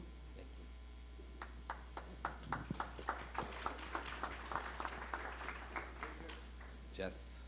Bonjour, and Jesse McCormick, Nishnakaz, I'm Jesse McCormick from Chippewas of the Thames First Nation. I'm the Senior Vice President, Research, Innovation, and Legal Affairs for the First Nations Major Projects Coalition. We help First Nations get involved in major infrastructure projects, helping to facilitate participation in environment and impact assessment processes, but also economic and equity participation in these projects. So the space of Indigenous-led projects is basically the reason we exist and what we're trying to help support First Nations to achieve. There's a few things. I used to be, or I still am, but don't practice it as much, a regulatory lawyer supporting First Nations on major projects. I was legal counsel on Northern Gateway and Site C and TMX and Line 3 and Line 9 and Energy East and a bunch of big projects. And in those contexts, you could see the impacts of Indigenous peoples not having controls over their own territories, over their own lands. The conflict that develops, the misalignment of views on what should happen in project development, and ultimately the delays and the capital cost increases associated with not getting together, not sorting it out, and not finding a way forward that involves support and free, prior, and informed consent. So in many ways, helping to create the economic space for First Nations participation is about helping to solve some of those regulatory flaws. Systems design that don't empower Indigenous peoples, and the venue through which you can achieve that alignment of interests is through economic participation. When First Nations are owners of projects, you align the project with First Nation values. The environment is protected, spiritual and cultural values, Aboriginal and treaty rights are upheld, and you get a project that moves forward with First Nation support on time and on budget.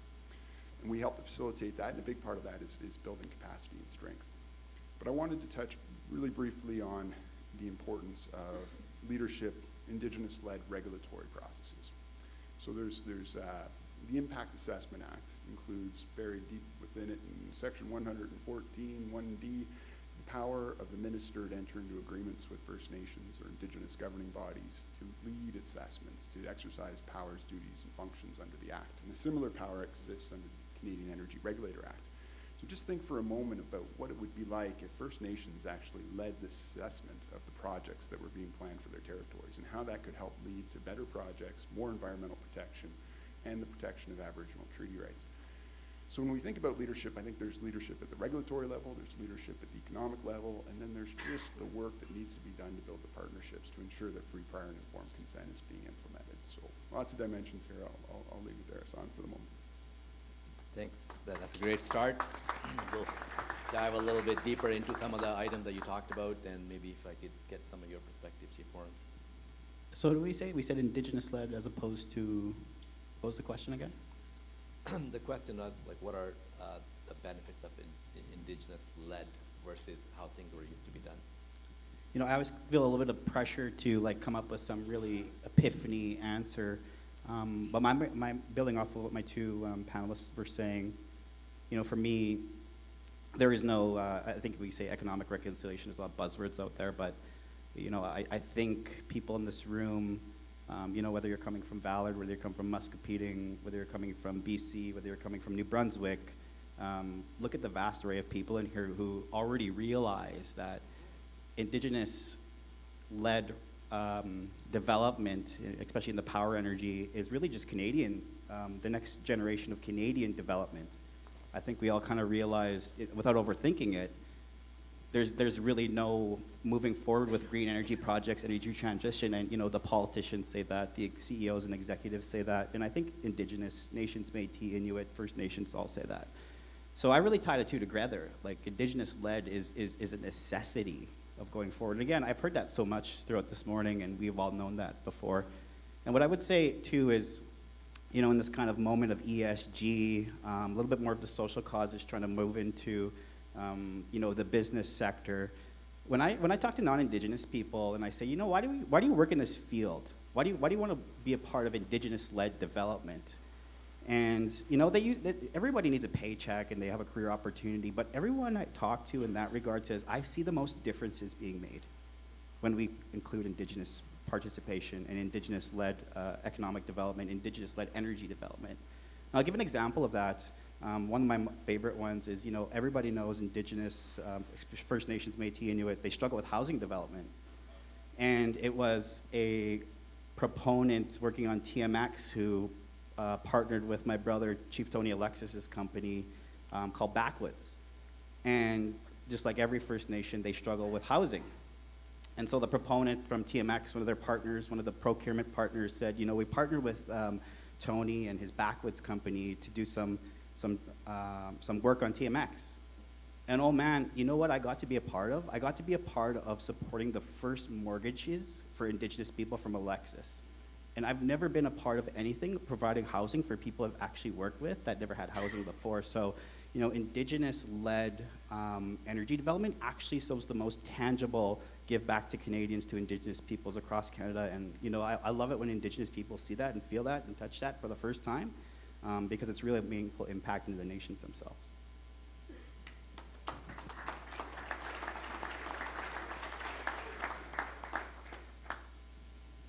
That's actually a really good example, and I'm really glad where you ended it. And that kind of does lead up into my next question, is that,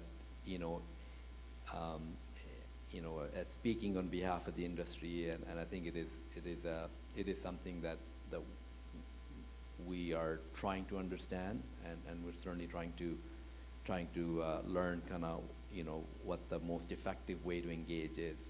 But if we don't learn this, and if we don't do it, and when I say we, I'm speaking on behalf of the industry, if we don't stand with Indigenous communities and do it the right way and adapt, and what do you think are some of the opportunities, missed opportunities, and what are some of the outcomes that can lead to? And I don't know, maybe we can start. Oh my God, here we are. That's where we are, right? That's what happened in Canada, in North America, in the world. And although Canada is considered a leader in Indigenous community industry relations, we have a long ways to go. And I think if we want to continue to lead, we need to do that effectively. So I'm going to share a story with you all about one of the ways that Indigenous knowledge is not privileged.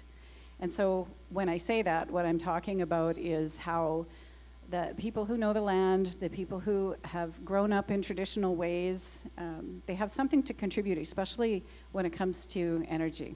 Let's think about orphaned wells, for instance. And this is a story that I'm paraphrasing, and I have a terrible memory, so I'm going to get it wrong. But it's a powerful story, and there's some folks from Cold Lake First Nations here who probably know it better than I do. So abandoned wells are a thing in Saskatchewan and Alberta.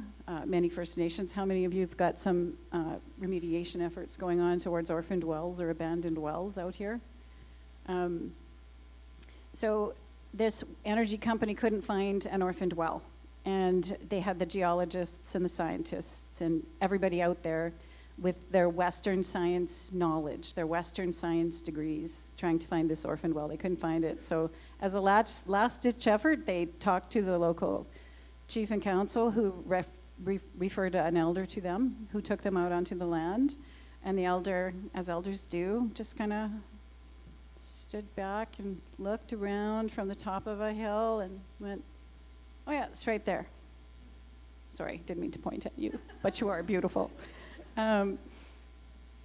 And the scientists said there's no way that you could just do that like that. And the elder explained to them how with their traditional knowledge, privileged knowledge, their equivalent of how many PhDs that they have in traditional ways when you compare it to Western education, how to read the land and see where that abandoned well is.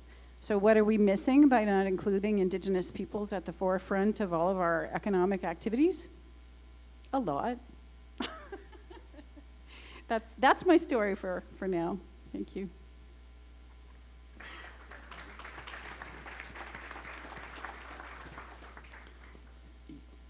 I think we're missing, I kind of say sometimes, and I don't know how this is, it's not a perfect like fluid growth or whatever it looks like, but I would say like the reconciliation window's open right now. It might not be open as much as it's open right now in the coming years or decades, quite frankly. And we have to hit on this window open right now. You know, last week they had the action plan, and every week there seems like there's something new coming out. There's multiple organizations across the country in multiple sectors, and you know, I do worry that, you know, reconciliation, you know, they were talking about consultation fatigue. Is there going to be reconciliation fatigue? And so it's like, excuse my language, get shit done now is always going to be my tagline. And you know, some of the opportunities that we're missing is, again, Canada sees itself as a global energy leader. Canada has all the natural resources to service multiple countries and really make a dent in net zero for other countries that are developing economies. And I get most excited about international investment and international partnership with Canadian corporations and, of course, in particular, Indigenous communities. So one I would touch on is maybe a little bit internal, but of course, every investment has international flavor to it. Maybe I'm not going to touch on that directly, but you know, that international investment into Canadian corporations is happening. You know, we had a great conversation in Ottawa with Mitsubishi in Japan, and they were saying that there's an indigenous partnership under Mitsubishi that I didn't know about, and that it could be accessed by Indigenous communities in Canada. And so the First Nations have an opportunity even to step into that globalization area. And you know, as these transactions for equity get bigger and bigger, I think the biggest one so far, at least they claim to be, is in Alberta, where I'm from, and it's that $1.12 billion Enbridge pipeline system that got 23 Indigenous communities, Métis and First Nations in Alberta done. And the story behind that's actually really cool, and I'm not going to go into details about it, but here it is. It's kind of the gist of it, is I think everybody kind of looks at Alberta development, of course, they're oil and gas, and we're kind of moving away from that in some regards, but it's going to be here to stay. As Guy mentioned, it doesn't have to be one or the other. We're going to move forward with energy security. And you know, typically in investment markets nowadays, we don't want to invest in oil and gas anymore, or that's that narrative out there. But when Enbridge did that, and they released, you know, they went out and got a bond to raise the capital for it, that bond was oversubscribed. And it was oversubscribed for one reason, because there was Indigenous actual participation and ownership in that equity raise. And so, you know, it's oil sands, it's oil and gas, but now you're realizing that companies, when they involve Indigenous participation, ownership, and equity, that they can raise some of that, they can develop some of those assets that are a little bit older and maybe have a little bit of a stigma around them, and they can bring them forward in helping in transition. So, you know, the opportunities missed are still walking that line of traditional energy development, but also walking it in a way, in a tangible way with Indigenous communities that give you that justification of traditional energy development into the new market, and to the tune of $1.12 billion. And I know there'll be other transactions that even top that. So, you know, it's investment that we're missing. Yeah, please go ahead. I was remiss in not telling you all how good I feel to be here in Treaty 6 territory. I always feel very welcome here and very good to be here. And I think it's because it is definitely a place that's grounded in culture and grounded in treaty. And I feel strong and I feel good when I come here. So I thank you, Miigwech, for the warm welcome I always receive when I come to this territory. If we don't work in partnership, we lose a lot. We lose money, we lose time, we lose infrastructure, we lose a sense of confidence in each other. We are facing a very substantial challenge to our livelihoods, to the lands we utilize through climate change. We need to build out a substantial amount of infrastructure across the country to electrify, to change the way we generate electricity. That is going to cross Indigenous lands in every instance. And the opportunity to build those things faster, to build those things in a way that reflects a better vision of what Canada can be from a reconciliation perspective, and the opportunity to do it on time and for the amount of money that was planned is there, and it comes from the partnerships that are developed with Indigenous peoples. If we neglect those partnerships, we face the consequences of delayed processes, projects that don't get built because they're not being built in a way that respects Aboriginal treaty rights and respects environmental values and cultural and spiritual values. And we face the ability to attract capital to Canada. To build those things we need to build will be diminished, because where there's conflict, capital does not go. So by starting hand in hand, working together, putting forward a common vision of what can be accomplished, Canada can really bring the world to Canada's doorstep and build the things we need to build.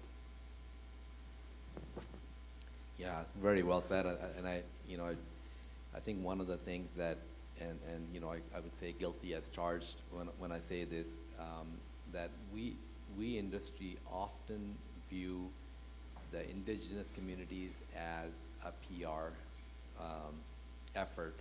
We almost view them as public engagement, when in reality is that they're far more than that. They are, yes, they are public, they're living in those lands, but they're also, like you said, they're also going to be the custodians. And I think that's probably the right word to describe it, as well as, you know, owners and stakeholders in those projects, and they want to learn. And when we view them just as same exercise, you know, being very cocky to many degree and somewhat naive, that, oh, yeah, we know how to manage complex projects, we know how to engage public, how to engage regulatory bodies, and we're going to apply that same framework that has worked well for us in these other realms. We're going to apply that to this project, to the indigenous communities, and I think that's where we go wrong. And I feel like we need to be there without our minds made up. You know, of course, you've got your mind made up in terms of your objectives of the project, et cetera, but I think we need to show up as if we are here to learn, and we are here to engage on equal footing with the indigenous communities, and I think that's the part that you know, as we're having this conversation, that I'm learning. So to that concept, there's a kind of a concept of treaty zones that come into projects when doing projects that are across Canada or doing projects with different communities. Can you provide some perspective on what that is and how that can work? I thought the lawyer would go first. I tend, he's going to do a way better job on the regulatory piece than me, but I tend to think in business, quite frankly. It's my job as I raise capital for Indigenous communities. And so I'll take it a little bit from that perspective. How many people from Treaty 6 here, Saskatchewan, like Treaty 6 Saskatchewan? Can you raise your hand? Rough Riders suck, but anyways. I'm from Edmonton, and the Elks are worse, yeah.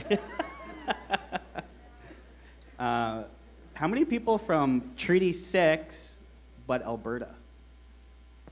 1, 2, like a lot less, right? Like here? Awesome, those guys are awesome. That's where I'm from.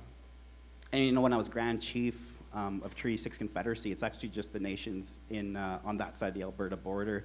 And we came over to Saskatchewan a few times, and we just said, like, why do we even have that provincial border? Like, I know it exists, it's gonna exist, but there should be collaboration amongst all Treaty 6 nations, more so than we already are. And we do talk, we do everything, but that is a vast economic corridor of a highway, of a rail system, of pipelines, of transmission, of even way more potential beyond what we're doing. And the treaty nations, you know, they got to realize that corridor is kind of the key to getting even more mega projects and our products to market beyond. And so we've had some really cool conversations when I was Grand Chief. They haven't gone as far as I would like. You know, just a couple weeks ago, Manitoba, Saskatchewan, and Alberta signed this agreement to work together on energy corridors, maybe to Churchill or Port Nelson.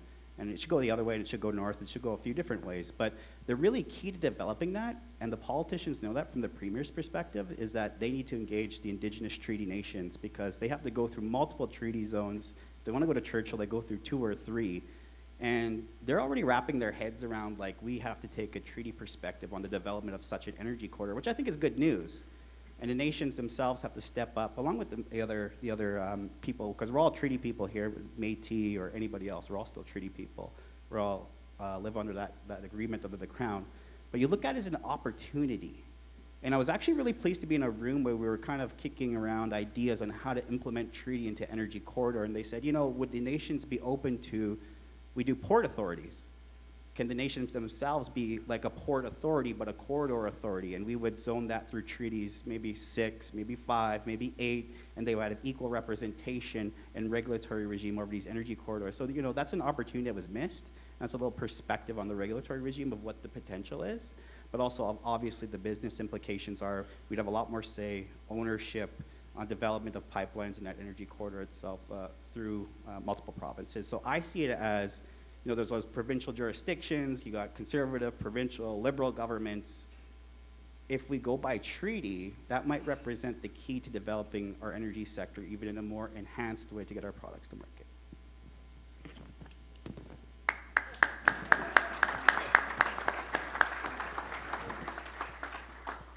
Love it. I love it too.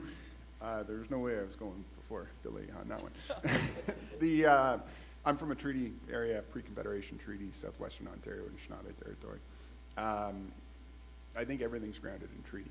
And the older I get, the more experienced I get, the more the words I've heard from elders and knowledge keepers and the communities I've had the pleasure of working with as a lawyer make sense to me. You can get lost in this regulatory mess, this conversation about this or that, of legislation, the policy, the political issue of the day, and you'd always have this strong backbone of community referring to the treaty and the need to ground things in treaty. And without treaty, I think we're lost, because the treaty is the basis upon which we share the land, and it is the foundation of the relationship. And the degree to which we deviate from that relationship, the degree to which we deviate from the terms of that relationship, we lose time and energy and opportunity. And we've lost our sense of purpose in how we interact and share the space. And I'm excited about the opportunity. We have Section 35 of the Constitution recognizing and affirming Aboriginal and treaty rights. We have Article 37 of the Declaration on the Rights of Indigenous Peoples requiring the implementation and observance and recognition and enforcement of treaties, agreements, and constructive arrangements. And now at the federal level, we have the United Nations Declaration on the Rights of Indigenous Peoples Act, which provides that all the laws of Canada as the government of Canada must be consistent with the Declaration on the Rights of Indigenous Peoples. And this all stems from the work of the Truth and Reconciliation Commission, which through their many engagements, through their deep academic work, came to the conclusion that we need to use the Declaration on the Rights of Indigenous Peoples as a framework for reconciliation in Canada. And at the forefront of that is implementation of treaties, of respect for treaties. And I was very pleased, you might have seen a few days ago on Indigenous Peoples Day, there was the release of an action plan as required in that legislation. And if you look into it, you see commitments there about the co-development of frameworks to implement treaties. So I think we're in a spot where there's a growing understanding, as Chief Morin has mentioned, the window is open on reconciliation, but I think there's a how question. I think governments, Canadian, provincial, territorial, are still wrestling with the question of how do we implement these treaties. And I think there's a lot of work to be done for treaty nations in providing that education and showing the path, but most importantly in the innovation and creativity of taking those standards, that foundation of the relationship, and being able to articulate it in today's context and the structures that we utilize to navigate relationships today.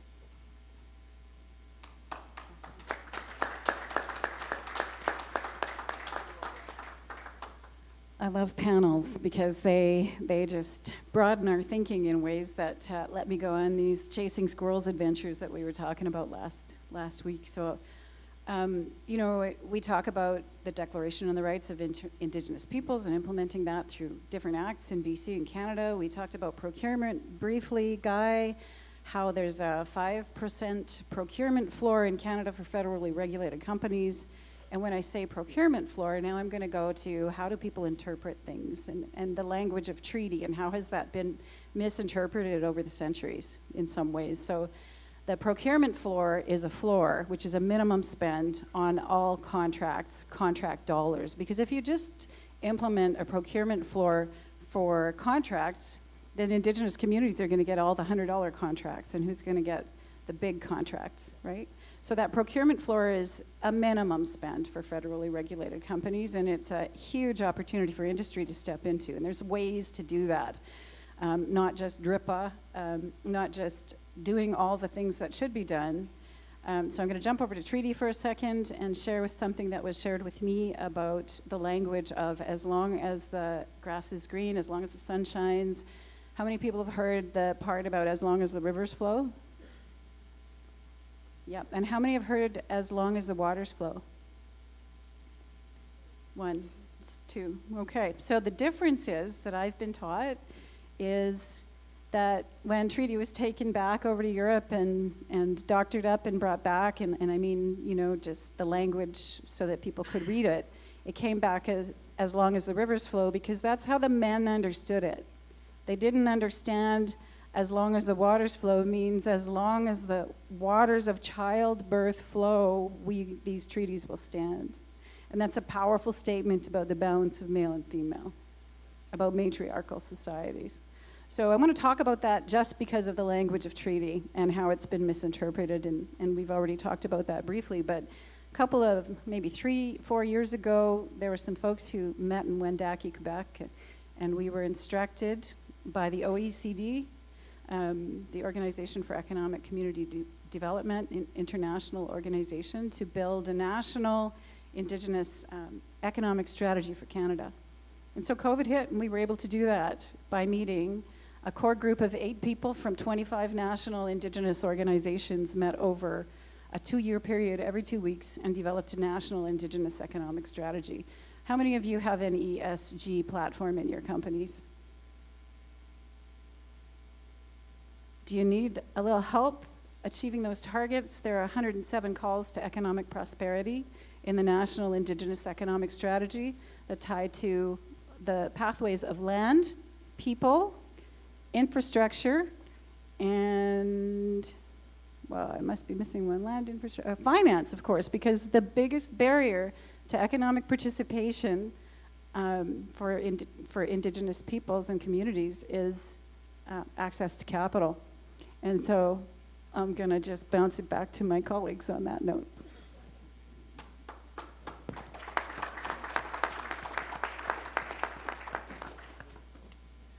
Yeah, and I think this is when industry thinks of, or in general, when people think of Indigenous, equity participation, it's often thought of that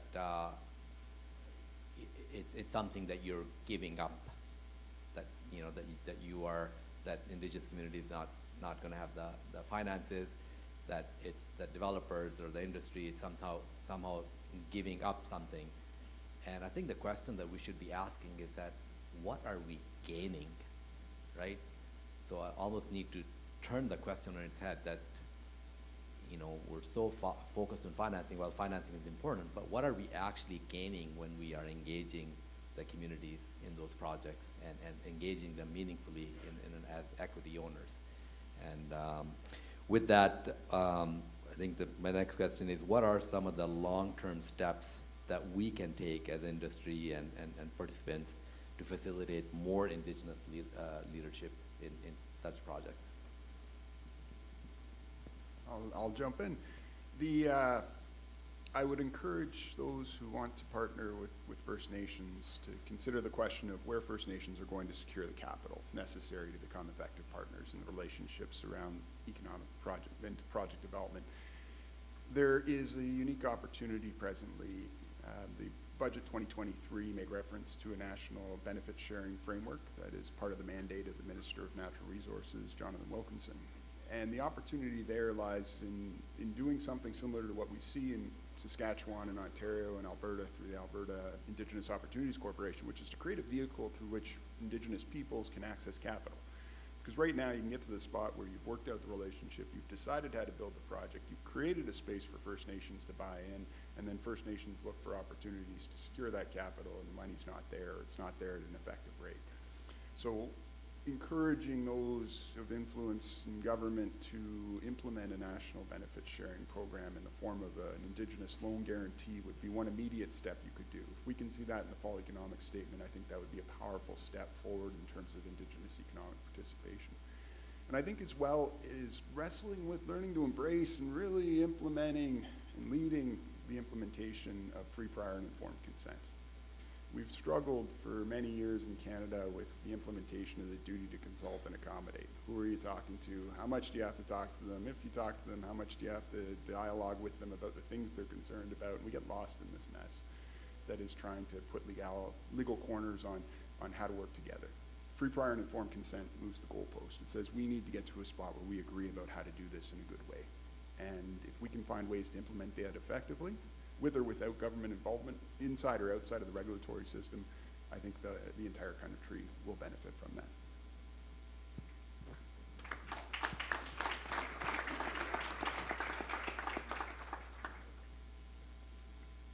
Yeah, my business is raising capital, again, as I mentioned earlier, for Indigenous ownership. Procurement's a little bit of a different conversation in that. It's a holistic conversation, but we focus primarily on big projects and getting Indigenous ownership. And Jess is right. What industry can do is, I'll use an example. What industry can do is not use, but you talked about what are we gaining, and there's so much conflict in the world right now, even politically. So when you go to Ottawa, it's Justin and Pierre doing their thing, and in Alberta, it's the NDP and it's the Conservative governments, and across the country, there's just differences in how things are getting done when it comes to development and energy development and the role of different aspects of energy. And the one common uniter in all that is Indigenous communities. And again, that's why we're here today. Building on what Jesse was saying is I went to, Fnpa is doing a great job of being kind of a leading voice of this for across the country, like Fnpa, Fnfa, and all those different organizations that serve cross-border, cross-provincial border mandates. But when the Canadian government talked about a framework for, what was it, Jess? What do they call it? You were just saying, economic reconciliation. Like, what does that even mean? Like, those just word salad again? Or like, how many frameworks are we going to do? And that's a little bit my frustration. Again, another framework, yay. But what I would say is things that have never been done before with Indigenous communities, like going to Ottawa with your provincial government and with industry, that was actually never a norm. But now it is. Like, even Fnpa going to Ottawa, I think they had a mission to Ottawa like a couple of weeks ago or something like that. And I seen the picture and I'm like, those people never went to Ottawa together ever. But now they are. So we can actually move forward as a country and, secure energy future, as Guy was talking about, as Shannon really does with her organization. And Canadians can actually make a meaningful difference. And so, when the framework for reconciliation kind of frustrates me because, again, it's going to take 5 years to negotiate. Jess mentioned, a loan guarantee program. In Alberta, it is a defining aspect, I think, of Jason Kenney, former Premier's leadership, and the new Premier is going to enhance it even more. But all the provinces don't have that, except for maybe Saskatchewan for $75 million. But, it's not difficult legislation. I think it's a 14-page legislative document, and it didn't take 5 years to make. It took 6 or 7 months and leadership from the Premier's office with engagement with Indigenous communities to get a $1 billion loan program. Now they want to do it on a national level, and it's going to take Fnpa, the Indigenous communities, and industry to go to Ottawa to lobby for such things so they can get done. So, it doesn't have to take 5 years. And when these stakeholders get together, industry and First Nations and provincial governments go to Ottawa together, I think they can move that much faster.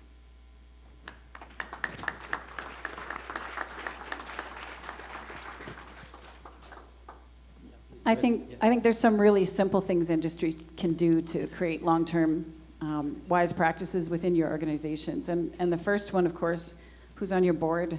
Are we there? And if we're not, we need to be. Recognize that balance of male and female in Indigenous ways of knowing and being is something that can bring tremendous benefit to your organizations. And learn the wise practices. There's a community in BC. I met them when I was at Chilliwack, so somewhere near there, I don't remember the name of the community. They have a 500-year business plan. So they're using 7 generational thinking in their business practices. And although some of the new renewable energy some of those projects won't be there for 500 years, that thinking can certainly influence and help build a sustainable business as we move forward. Yeah, and I think that's one of the, many benefits that I see is getting that long-term view as industry. Obviously you're looking to the life of the project and trying to make it viable, which is obviously important, but also getting that very long-term view, because if you, as a country, as a nation, we want to thrive into the future, then we certainly need that long-term horizon. So with that, maybe, I don't know if you have a few minutes, Alex, to maybe open up the floor for questions. So yeah. I believe there's a mic on the left and there's a mic on the right. So maybe if I could ask if you guys have some questions to come forward, please. Yes, I see one there.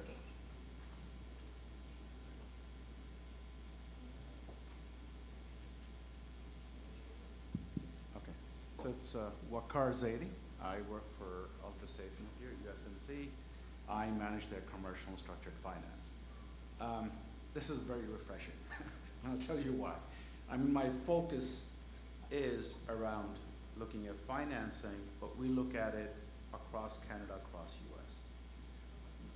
One of the challenges that I see, and I'm not the expert on consulting with the First Nation, but as I talk to Guy and the rest of the group, has been companies are looking across nationally in Canada. And a lot of us are not just provincial focused.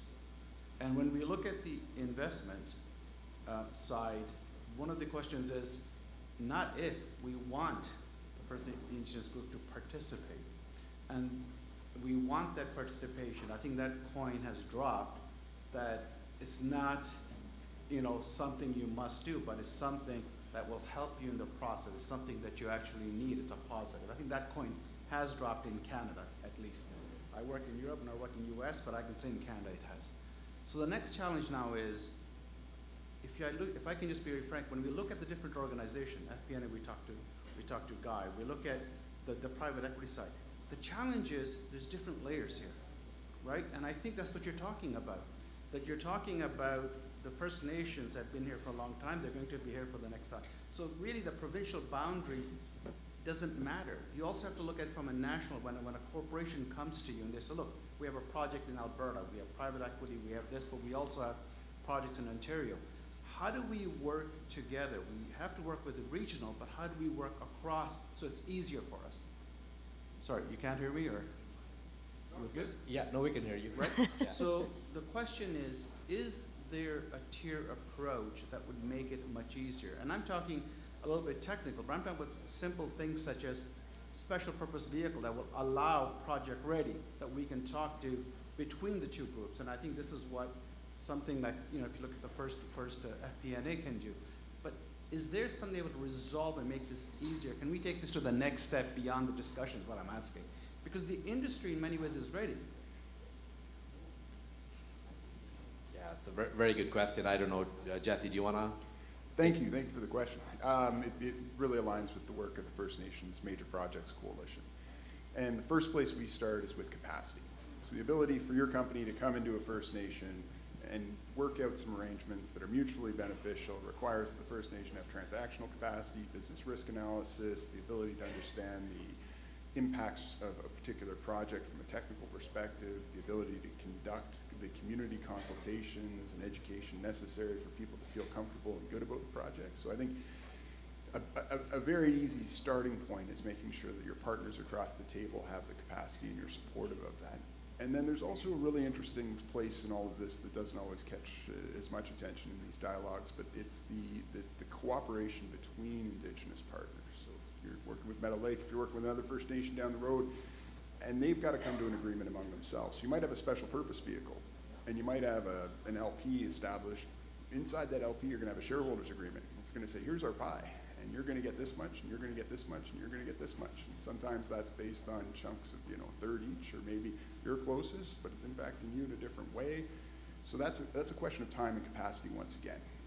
It's not necessarily a dialogue that industry or proponents engage in directly. That's among First Nations. But the capacity and ability to have those conversations effectively requires the information, requires the capacity, requires the time. So I think it's ultimately about starting in a good place with a relationship that's built on people, but then knowing strategically where to invest resources to ensure your partners have the capacity to become effective partners, and listening to what they have to say about what they need in developing those early stages. And if you can get that early stage right, if you can build that confidence and commitment and structure in such a way that there's mutual benefits, then you start to see the acceleration in the regulatory processes and in the builds and in the capital attraction and all of those things. So I'd say start with people, ensure there's capacity, and make sure that you're creating the space for the work that needs to be done by First Nations to be done effectively. Can I just have a follow-up question? And I understand what you're saying. I think a lot of us are beyond. We have done that. Let me be very straightforward and frank. We're at a stage we've done the consulting. The question now is to treat the Indigenous as part of the equity, right? I mean, you've done that. Now you want to be a partner, an owner, right?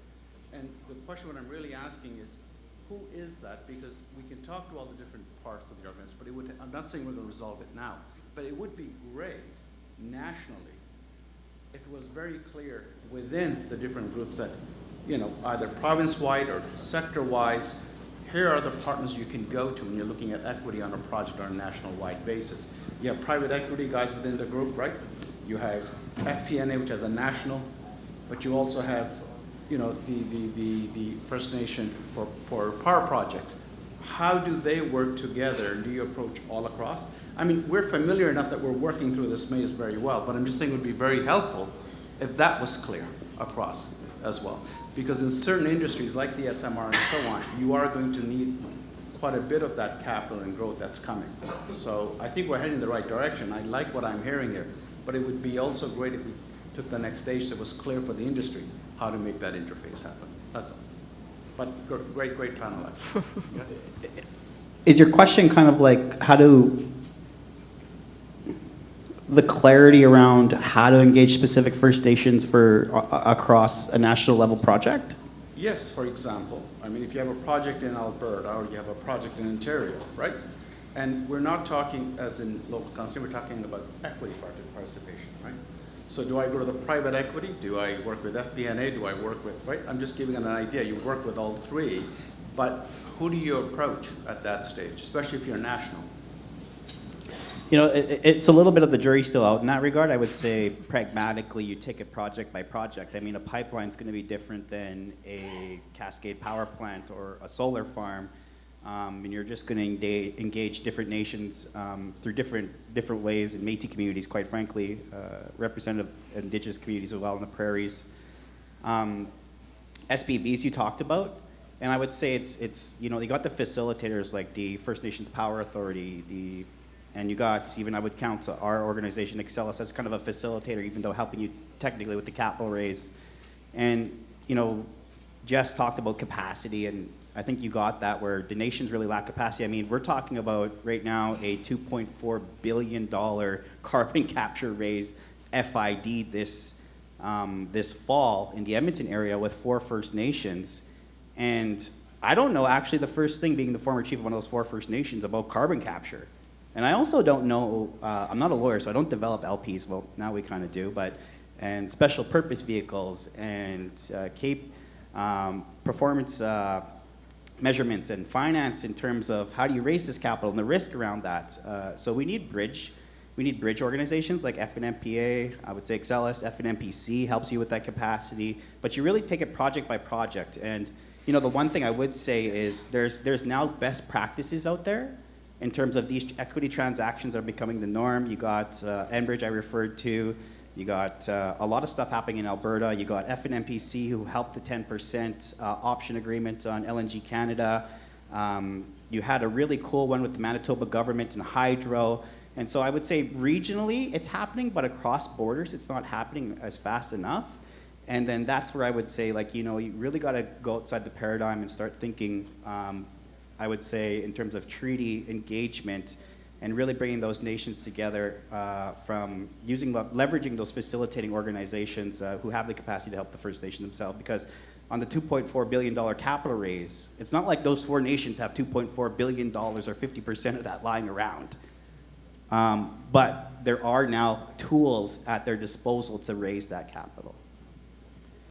I would just add, in agreeing with Chief Morin, it's definitely more of an art than a science, at least at the moment. Yeah. It is the ability to go into a community, to understand who the people are, whether it's in the Economic Development Corporation, if it's one of the players on the band council, if it's somebody else in the community that's really helping influence things, and have enough background and context information to understand where there's going to be challenges. They may not relate to the particular project, but if you've got long-standing overlaps or conflicts or other challenges, they will influence the project development timelines. And I think the most effective vehicle that I've seen is trying to hire local. When you're into these negotiations, these dialogues, find someone from the place where you're trying to build relationships, bring them into your team, empower them to actually do the work, and allow them to utilize that lifetime of knowledge and experience and relationships to help facilitate what you're trying to achieve. Yeah, I think that was a really good question, and I appreciate you guys providing some perspective. In my experience, that local is very important because each community will have their own needs, specific needs. So think if I have question for one more. One short one. A short one, yeah. Hi, I'm Jill Baker with Canadian Nuclear Association. Short question, maybe not a short answer. Just to preface this, I'm a fan of UNDRIP. I have been almost since it was released almost 20 years ago. I think FPIC is absolutely essential.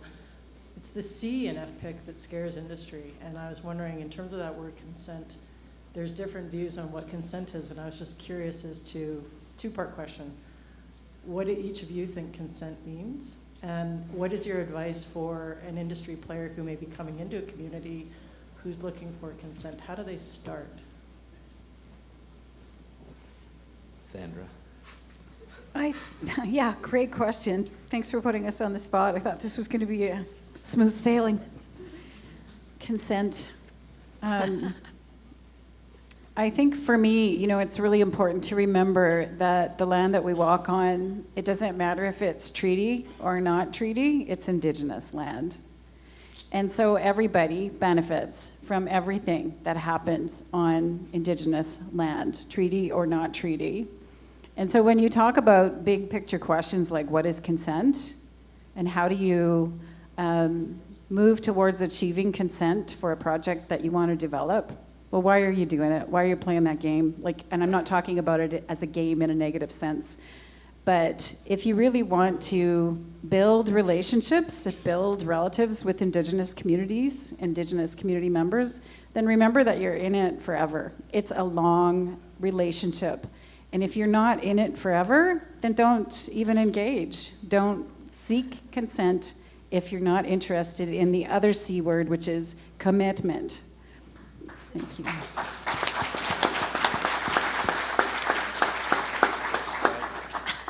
Next up, and I agree with that, and hello, Joe, good to see you. The version of consent I favor and I think is most effective from a risk mitigation, relationship building, and alignment with the Declaration on the Rights of Indigenous Peoples is the plain version you hear in your head when you hear the word consent. If you take it out of the context of dealing with Indigenous peoples and think about what does consent mean to me in my day-to-day life, that's the version of consent I think we need to implement. And we're so excited about that response back there. You see that reflected in some of the Canadian Energy Regulator Act has a hard consent. If you're crossing that reserve line with a pipe and the band council says no, you're not crossing that reserve. The government of Canada wrestled with the words striving to achieve consent. And there's always some iteration if you stop and look at what's coming out of government about consent, yes, but maybe sort of in a certain way, not quite fully committed. And I can understand why. There's a lot of pressures not to commit to a full version of consent. And I think that the work that can be done around building that confidence, building those relationships can help to mitigate that. But there also has to be a healthy respect for the idea that First Nations can say no. Some projects shouldn't go forward. Some projects shouldn't be built in places where they're being proposed to be built. And if you're trying to ensure your capital is deployed effectively, if you're trying to develop a positive reputation as a corporation, if you're trying to build the relationships that all companies say they want to build, and start from the position that yeah, when you say no, we understand no. We might work with you to try and get a yes by building a better deal or a better project, but if you say no, it's a no. And I think that's if I'm on the business risk mitigation side of things, that is the clearest, most effective answer I can give you.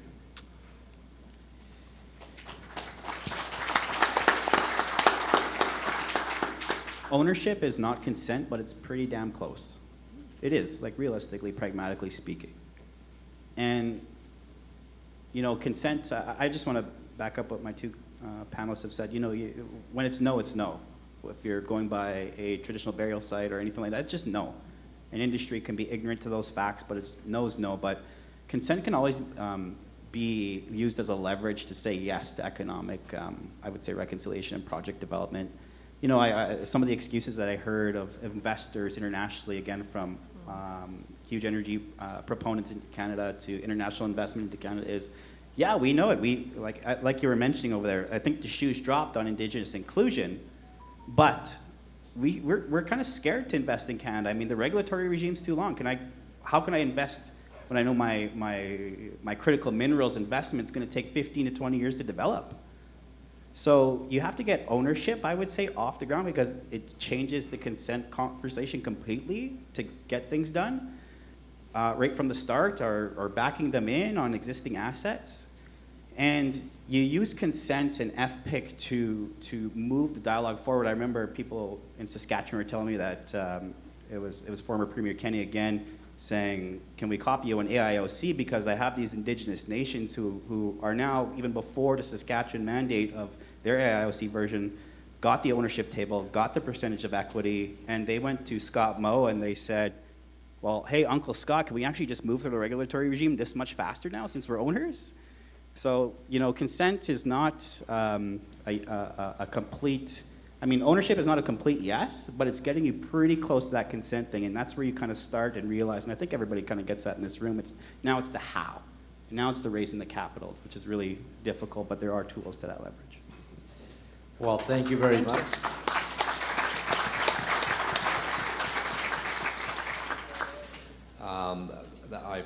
I have to say I learned a lot just from all the great knowledge that was shared. So I do want to thank you, our speakers, for engaging in this fashion, and then really good questions, by the way. So let's join another hand of applause here. Thank you, Asin. So I'm going to ask our speakers and panelists just to stay up here while I make just a few remarks, and I think Guy Lonechild would also like to make a couple. Do you want to go first? Whatever you think. Yeah, mine's logistics, so please Okay. go. All right. Please take the mic, Guy.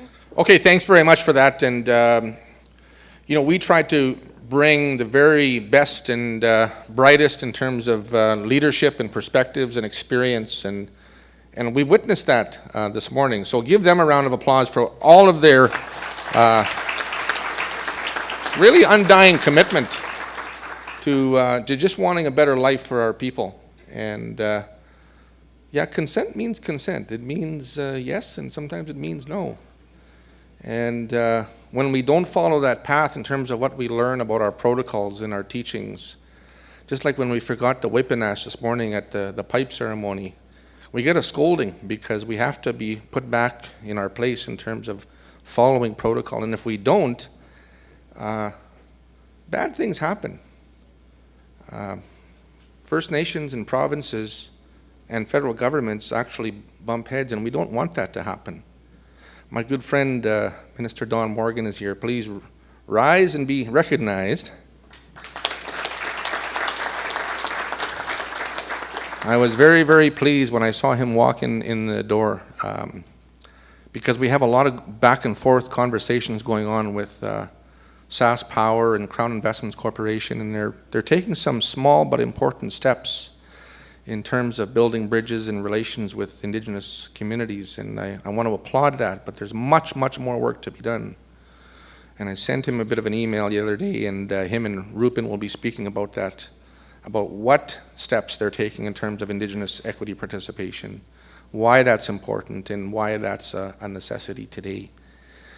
And again, I think from wrapping up what I've heard and learned about from our learned panelists, it's at the very highest levels that First Nations need to be, it's a nation-to-nation relationship between Treaty 6 territories and both sides of the border.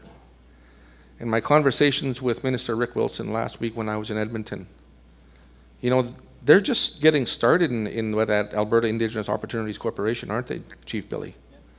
And you will see new and increased amounts to that fund. The first ministers of this country really need to understand the leadership that's being displayed in places where Alberta, Saskatchewan, and others are introducing loan guarantees. Because what does that do? That decreases the cost of capital for projects, major projects. And so more needs to be done. I would call on, I think, from a policy level, maybe a First Minister's meeting with First Nations in this country. And then we march forward to Ottawa and we say, this is the way it's going to be done in terms of partnership. So that's what I take back. I really do appreciate the insights and the perspectives around regulatory matters. And of course, as the waters flow, that's forever. As long as our children, our treaty children, are being born in this country, we will continue to enjoy the benefits of of our lands and our resources, and that's changing. So in my lifetime, in my short lifetime that I've been involved in politics, not involved in it anymore, but I've seen a marketed change in terms of Indigenous participation and ownership of major projects, whether that be pipelines or transmission lines or others, and we're going to learn a lot more about what those look like in our next panel. So please come up and accept a gift. Sandra Suter, Red Pheasant Cree Nation. Where? Métis? Oh, Métis.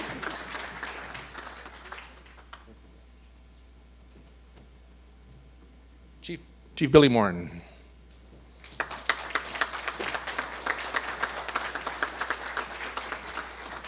I'll let you take your choice. Which one do you want?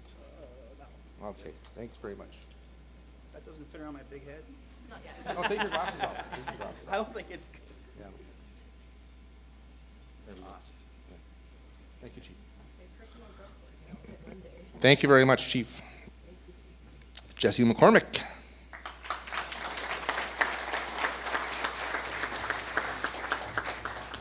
And you get your choice. Yeah? All right. It's a headband. Thank you very much. Yeah, very good. Thanks. And the First Nations Major Projects Coalition did submit a letter of intent or a proposal to the First Nations Power Authority to look at SMR ownership and development. We'll be talking about that this week. We sent information over in terms of our special purpose vehicle development, and the minister has a copy of that. We're going to be looking very aggressively at SMR ownership across the country. So thanks very much for coming today.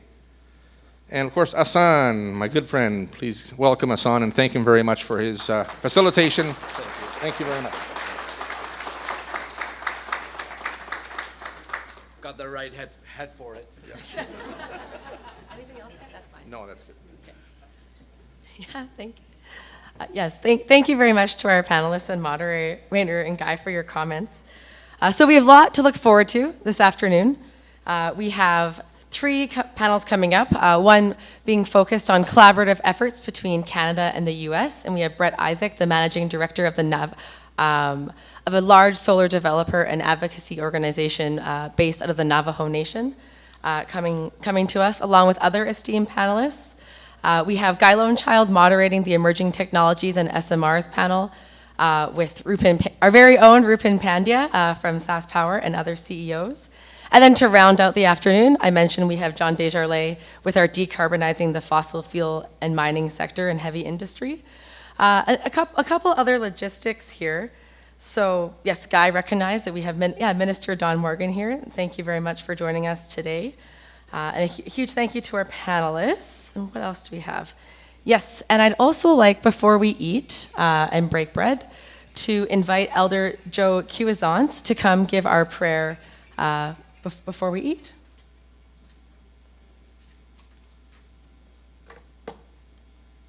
Rebecca.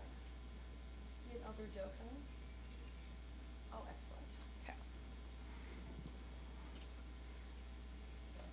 And while Elder Joe joins us, we have our beautiful drummers from Ira Nation on my right here.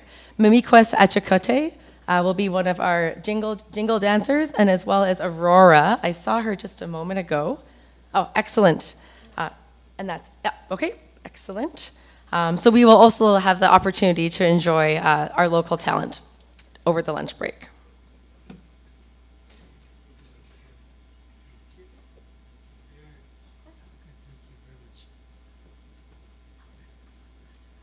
Thank you. Good morning to everybody. I want to thank you for the prayer that we're going to do for all of us for the lunch that we're going to do. So praise in our way. Thank you. Hi. Habizan.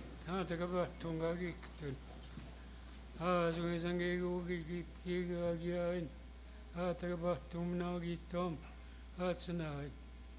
Hasugum Wemnik Payat, Tantagin Sumeno, Kayat, Sasuganguet, how notes and no sense, how good children, Kagi Dango, taga mi gan go tunda go tab taga go tab tatsuna ya chicken the mot tumne ke utso kitego mismane ke de ke na ke ton ke kitego mismane ke oh thank you very much.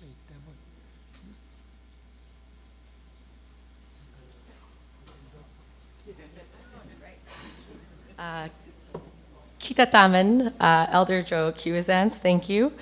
So we will return to our stations at 1 o'clock for our afternoon panels. There are 3 buffet lines to my left. And I do ask that we allow elders, elders and distinguished guests to eat first. But please do enjoy the food that TCU has prepared for us today. Miigwech. I've also been informed that our dancers and drummers will be on in about 10 minutes.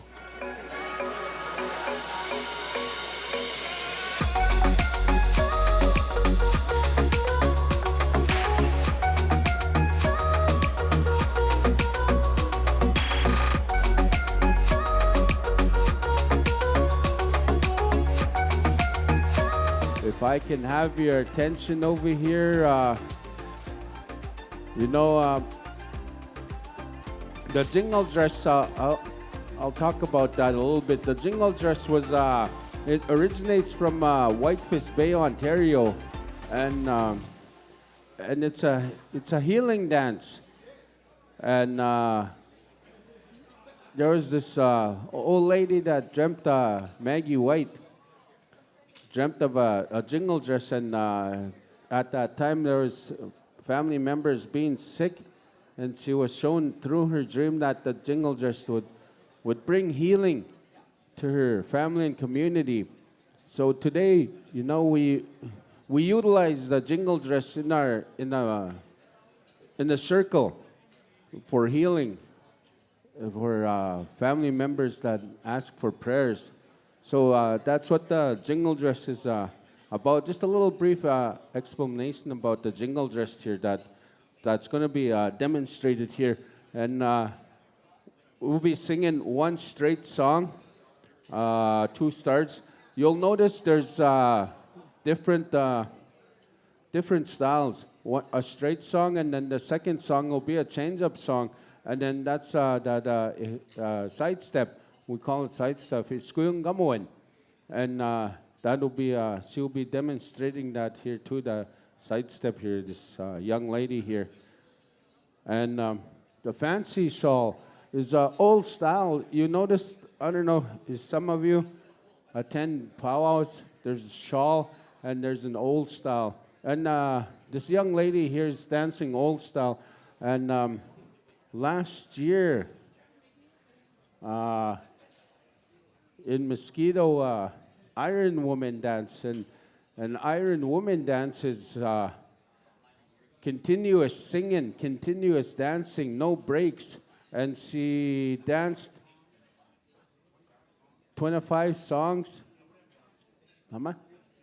58 minutes she danced, this young lady, last year in Mosquito. So she has a lot of endurance. So give her a round of applause.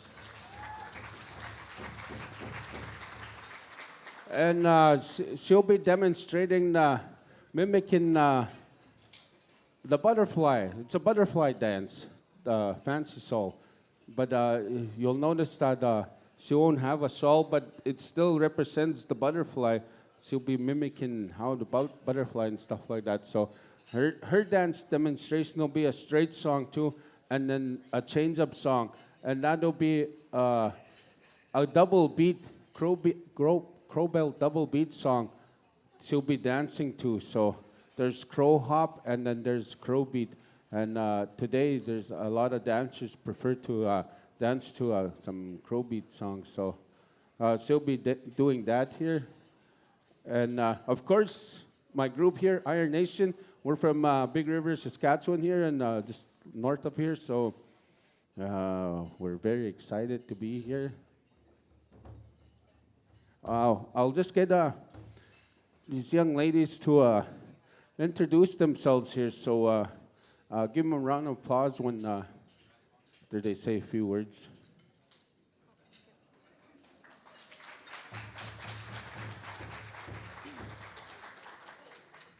Tanse, Okamawa Squeo, Mimikwas Adjukate. Hello, I am Kausas First Nation Princess, and my name is Mimikwas Adjukate. I am from Kausas First Nation, and I'm the princess. Yeah, I'm gonna be dancing. Jingle.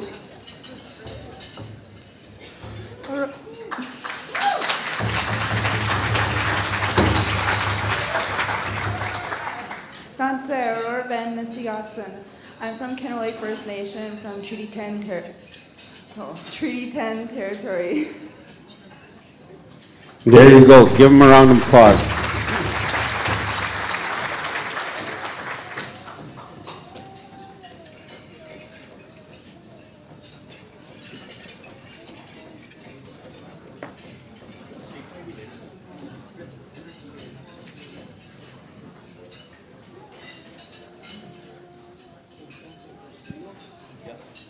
First one will be Jingle here. She'll be demonstrating 2 starts here. We'll be doing 2 starts and then sidestep 2 starts too. So here we go.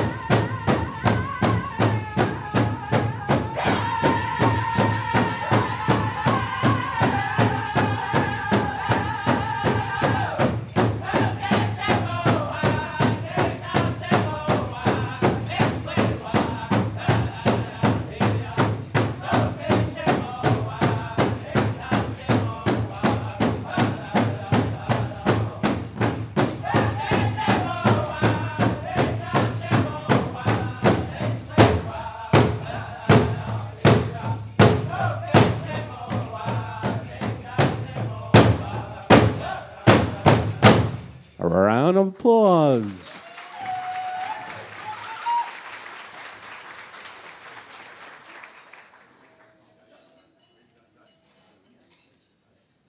So next one will be she'll be demonstrating the side step Iskuungamuin. It's called. Like I said, it comes from the Ojibwe people out in Whitefish Bay, Ontario. So a couple starts here.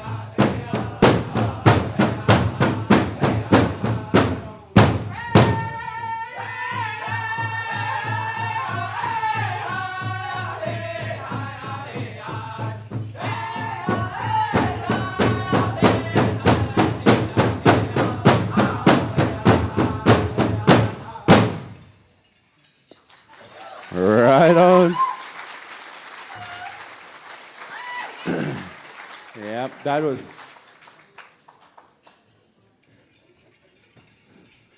So you notice there's a lot of footwork that they dance to, and it takes a lot of endurance to dance.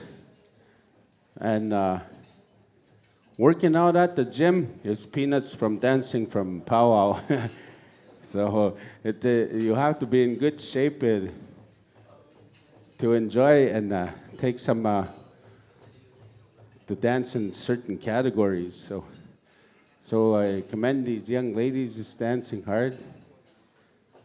And next one, like I said, will be fancy. So this one will be a little faster beat.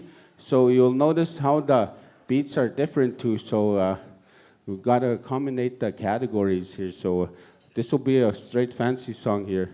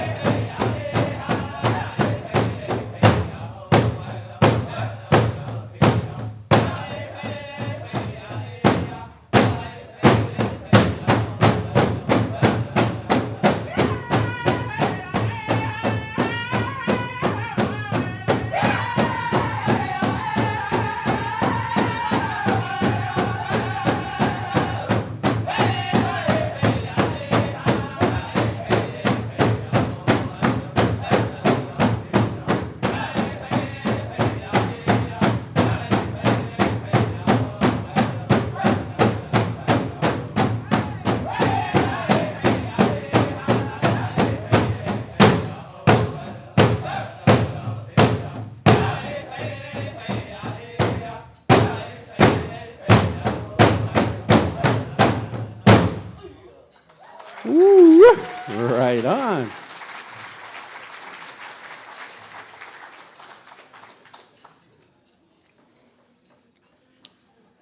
Yeah, you need to hydrate yourself too when you're dancing. So, like I said, it takes a lot of energy making all those dance moves and stuff like that, to moving like that, because you're mimicking, the butterfly, and it takes a lot of energy out there. So this one will be a double beat song. It's a crow belt song. So we'll be doing 2 starts from this. This dance originates from the Crow people down in Montana, and it got adopted into up north in our dancing categories. So, like I said, a lot of dancers enjoy dancing to this beat and to this song. So this is the double beat here from the Crow people.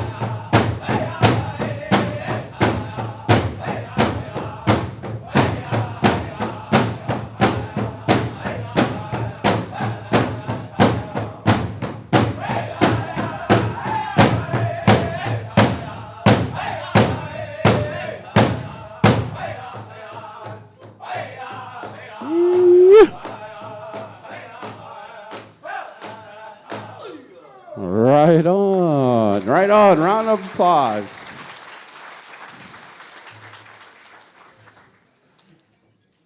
So that's your dancing demonstration during the lunch hour here. I hope you all enjoy it and you have a good time and have a good rest of the day here. Miigwits, thank you.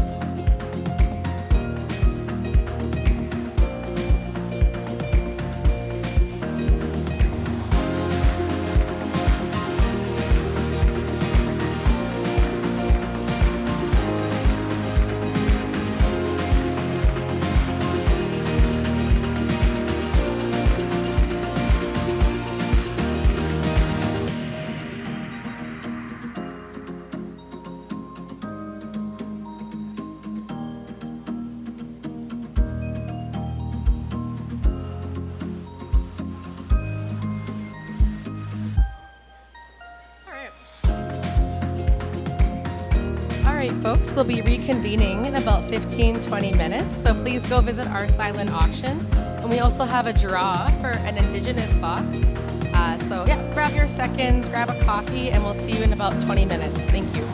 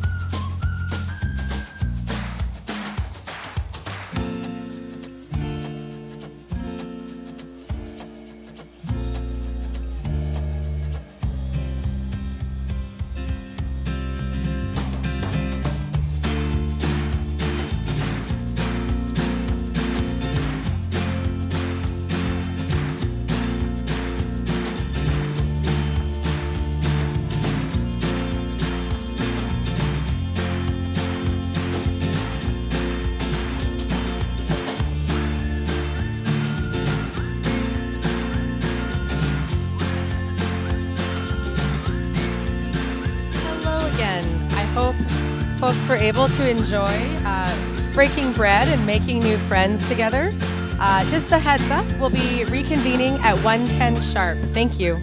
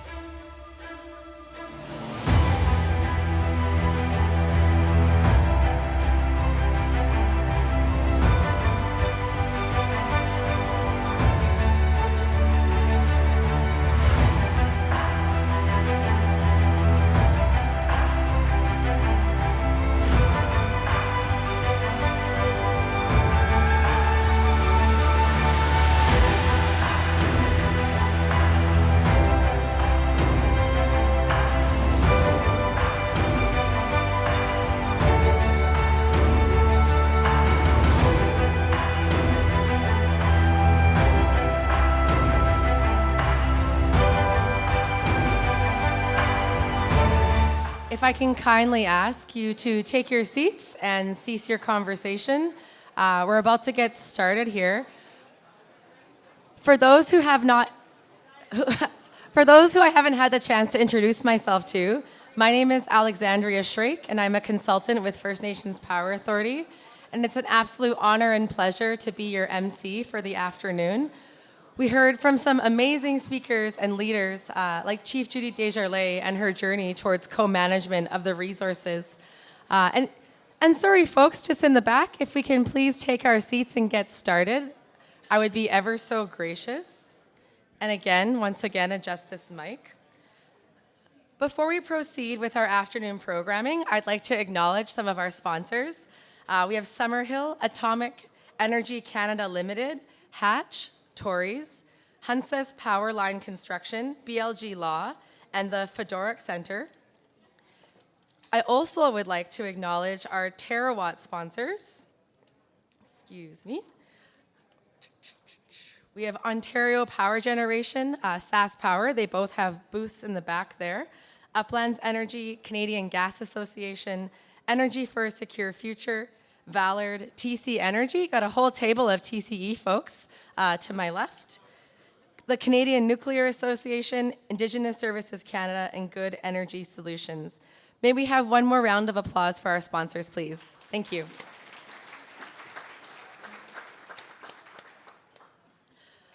Another organization I'd like to thank, and it's been a long time ally of FNPA, and that is PrairiesCan.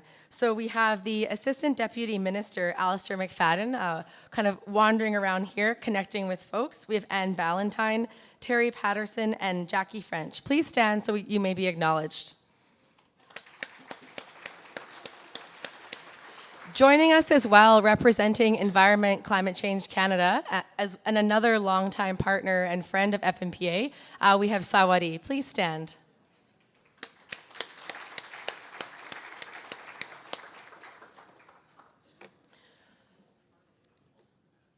So before we begin our afternoon programming, we do have one sponsor address, and I want to express our sincere gratitude to Westinghouse, a nuclear company dedicated to delivering innovative Canadian-made energy solutions.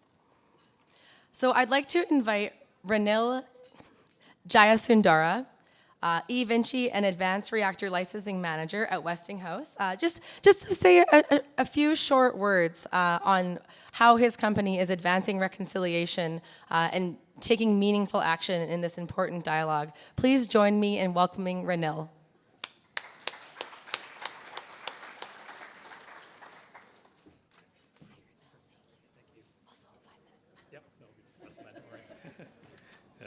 Thank you, Alexandria. Well, good afternoon, everyone. I'm extremely excited to be here today, and Westinghouse Canada is very happy to sponsor, this informative and an inspirational event. We're here to share information about the eVinci microreactor design, designed by Westinghouse. The eVinci microreactor design builds on decades of Westinghouse innovation in bringing, carbon-free, safe, and scalable energy wherever required, including electricity and heating, for remote communities, universities, mining centers, industrial centers, and soon the lunar surface and beyond. The versatility of the eVinci microreactor technology allows for power systems ranging from anywhere in the kilowatt range to up to 5 megawatts electrical, producing electricity 24 hours a day, 7 days a week, up to 8 years without refueling. The technology is 100% factory built and assembled and transported to the required site for rapid on-site deployment. The transportability of the eVinci microreactor also eliminates the need for spent fuel storage or handling on the actual site itself, and that greatly simplifies the effort in returning a site to its green field, as desired. The eVinci microreactor is a safe, simple, and cost-competitive solution for clean energy generation around the globe, and which we feel will help countries achieve their net zero goals. We view the eVinci microreactor as a tremendous advantage to replace a diesel at mining and off-grid industrial locations, that they need that continuous and reliable source of energy. So as the Advanced Reactor Licensing Manager for Canada, I'm responsible for our current pre-licensing initiatives with the CNSC, or the Canadian Nuclear Safety Commission, Canada's nuclear regulator, through our vendor design review process, as well as working with future partners and customers in developing deployment strategies here in Canada. Ensuring that the design, the siting, and the operation of an eVinci microreactor will meet all of the required regulatory requirements and expectations. So over the next few days, I look forward to speaking with all of you, learning from all of you, and I'm available to chat and have a discussion if you want to learn more about the eVinci microreactor design. Thank you very much.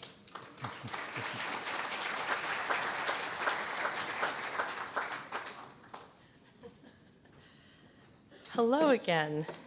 So, an individual I would really like to acknowledge. I hope he's in the room. I think I see Martin somewhere in the back there. I was having a great discussion with him over lunch.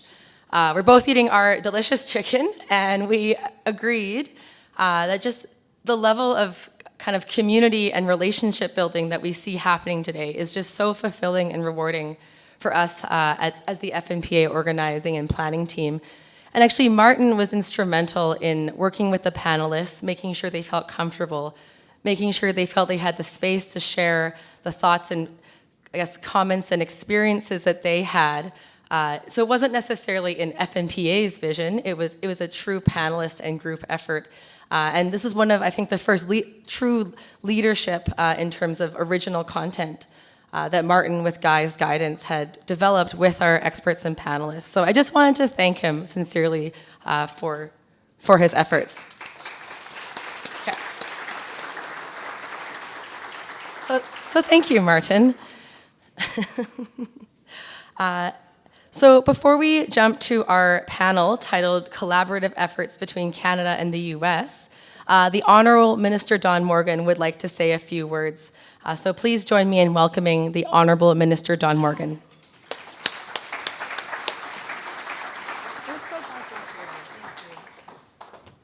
Thanks very much for the invitation and the opportunity to be here. I didn't come with a prepared script, so I'll probably be only about 40 minutes or so.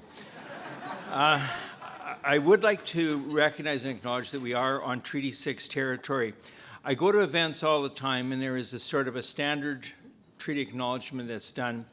And what I'd like to do is urge people, when you hear the treaty acknowledgement, spend some time thinking about it, thinking about the history that we have had, thinking about what our shared paths will be like in the future, what our understanding might have to be, how things are going to change, and how we work together on our shared nation. I think it's just so easy to just say, okay, we've done that. It's a tick box that's satisfied. So anyway, I'd urge everybody to spend a bit of time with that. I want to recognize a few people that are here. I'm the minister responsible for Sask Power, so I've got a board member, Terry Bergen. Whereabouts are you, Terry? Terry. Terry's a classic example of a Saskatchewan business that's done really well, international road dynamics. And if you'll permit me just to tell a brief story about Terry. In earlier days, before we formed government, their business makes equipment to measure vehicle weights while the vehicle's in motion. They couldn't get a meeting with anybody at the Saskatchewan Highways Ministry, but they were selling the product all over the U.S., and they were in some of the U.S. phone books. So there was a 1-800 number in a number of the U.S. phone books that actually linked back to Saskatoon. So people in Regina were phoning a Regina number, a U.S. number, not realizing they were talking to somebody in Saskatoon, and that's how they started selling stuff in the U.S. by masquerading themselves as Americans. So good work, Terry. I also have one of my colleagues from the legislature, Lisa Lambert, who's a proud Métis woman.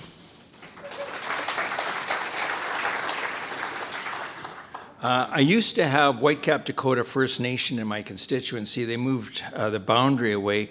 Chief Darcy Bear was a good friend and a good colleague, and still is, and I make a point of having breakfast with him fairly frequently. The standard banter that we have is that we're really brothers from another mother. That's how I campaigned out there, and when I campaigned out there as Darcy's brother from another mother, it seemed to get votes, so I took some pride in that. The relationship that we have in our province with First Nations has had, I think at best we should call it right now, a work in progress. We have a lot of work to do, but we should recognize some of the successes that we've had. We recently went ahead with a partnership with electronic gaming and changes to the Game Work Framing Agreement. It was an equal partnership with First Nations. Zane Hansen and Chief Bobby Cameron referred to it as economic reconciliation at its finest, and I think it was an indication of the recognition of the successes, the quality of the people that were there, and the professionalism that they had. And I told the people in Cabinet we should look to these people for guidance and direction, not merely as partners. I want to thank Guy Lonechild for the work that he's done. I regard him as a partner, friend, and a colleague. He doesn't refer to himself as a brother from another mother, but that might be sometime in the future. Been a really good person to work with, and FNPA has got great strides to go forward, and we'll look forward to developing things like an equity stake. And Guy and people had mentioned equity stake in the morning. To make an equity stake work, it's not simply a matter of saying we will have it. You have to have set-asides, you have to have loan guarantees, you have to work with the federal government to make sure the capital flows. Those things are not always easy, but those are the necessary things to have happen. And I'd say taking it one step further, to develop those into a true and meaningful partnership and reconciliation, you need to have places on the board, you need to have management contracts, you need to do things for jobs, job training, and make it a full and complete relationship. So those things are work that are certainly in progress, and I think I can tell you right now, we recognize that, want to continue doing that. We've seen great successes with mining companies and areas in the north, and those are the type of cues that we want to take going forward. So anyway, I don't want to take up any more of your time. You're going to hear later on this afternoon from Rupen Pandya, who is the CEO, a relatively new CEO at SAS Power Corporation, who's full of fresh ideas. Under his leadership, the company has lost more than it's ever lost in a single year. But I think I told him I was referring to his leadership on a scale of 1 to 10 in the low 3s. But you will enjoy hearing from him. He's an inspired leader, and the resulting losses is not his fault. It's due to weather changes and equipment failures and a variety of other things. I'll let him give you the background on it. Anyway, it's my absolute privilege to be here. Wish you all the best. Thanks very much for the opportunity to be here.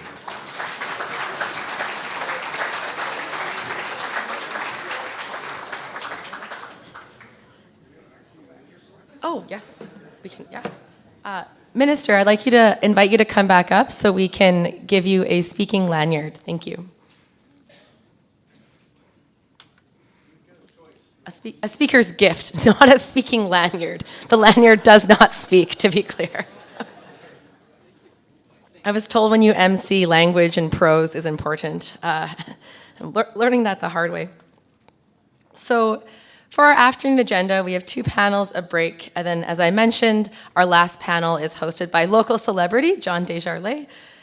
So our first panel is titled Collaborative Efforts Between Canada and the United States to Expand Sustainable Economies. I don't have my glasses on. Do we have Brett Isaac in the room somewhere? Oh, excellent. Okay, perfect. I see you're with Doyle. So I invite you to come up, and I'll introduce you briefly with your bios to speak on this subject. So first, our illustrious moderator and former president of FNU. He has 25 25 years of experience building Indigenous education and economic leadership capacity. And this is Dr. Doyle Anderson of Red Pheasant Cree Nation. He is also the founder and CEO of Fields, an incredible organization that I think we're going to hear a little more about, that's just done wondrous things on the Navajo Nation for their youth ages, grade school children from grade 7 to about grade 12, enabling their capacity to work in oil and gas fields, among other energy sectors. As you can tell, I'm a little bit passionate about the program he built, but I won't go on. Next, we have Brett Isaac, member of the Navajo Nation, and he's come very, very far from Arizona to join us here. He is the executive chairman and founder of Navajo Power, and before establishing this very successful organization, he honed in his skills as the chief operating officer of Shanto Energy, a solar off-grid residential and commercial company. And it's absolutely been a delight to build the Fnpa relationship with the Navajo Nation through Brett and his colleague, Clara Pratt. Additionally, I'd like to invite up Kimberly Van Vley, founder of ConvergeX and WAVE, thank you, advancing technology transfer between aerospace, defense, security, energy, tech, mining, and ag. Now, Kimberly, I actually met many years ago. Hello, good to see you. Through Cheryl Cardinal, who's now the Director of Procurement at Procurement Canada. And Kimberly has been a fantastic ally and leader in engaging with Indigenous businesses to bring their technologies as founders to all of the industries I just mentioned. And I think that her work has just been incredible in terms of an ally. And last but not least, of course, we have the president of AECOM Canada Nuclear Services, Pierre Tremblay, that I had the pleasure of meeting this morning. And before he comes with a wealth of knowledge of nuclear power plant ops and was the former chief nuclear operating officer for Ontario Power Generation. So looking forward to this discussion. Please join me in welcoming our panelists and moderator.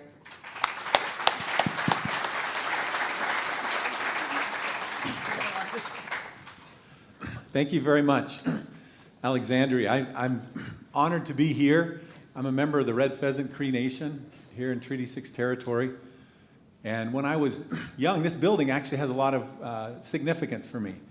When I was young, my late uncle, George Benson from Red Pheasant, he would invite me to the FSIN assemblies that were held in the lower level here of this building.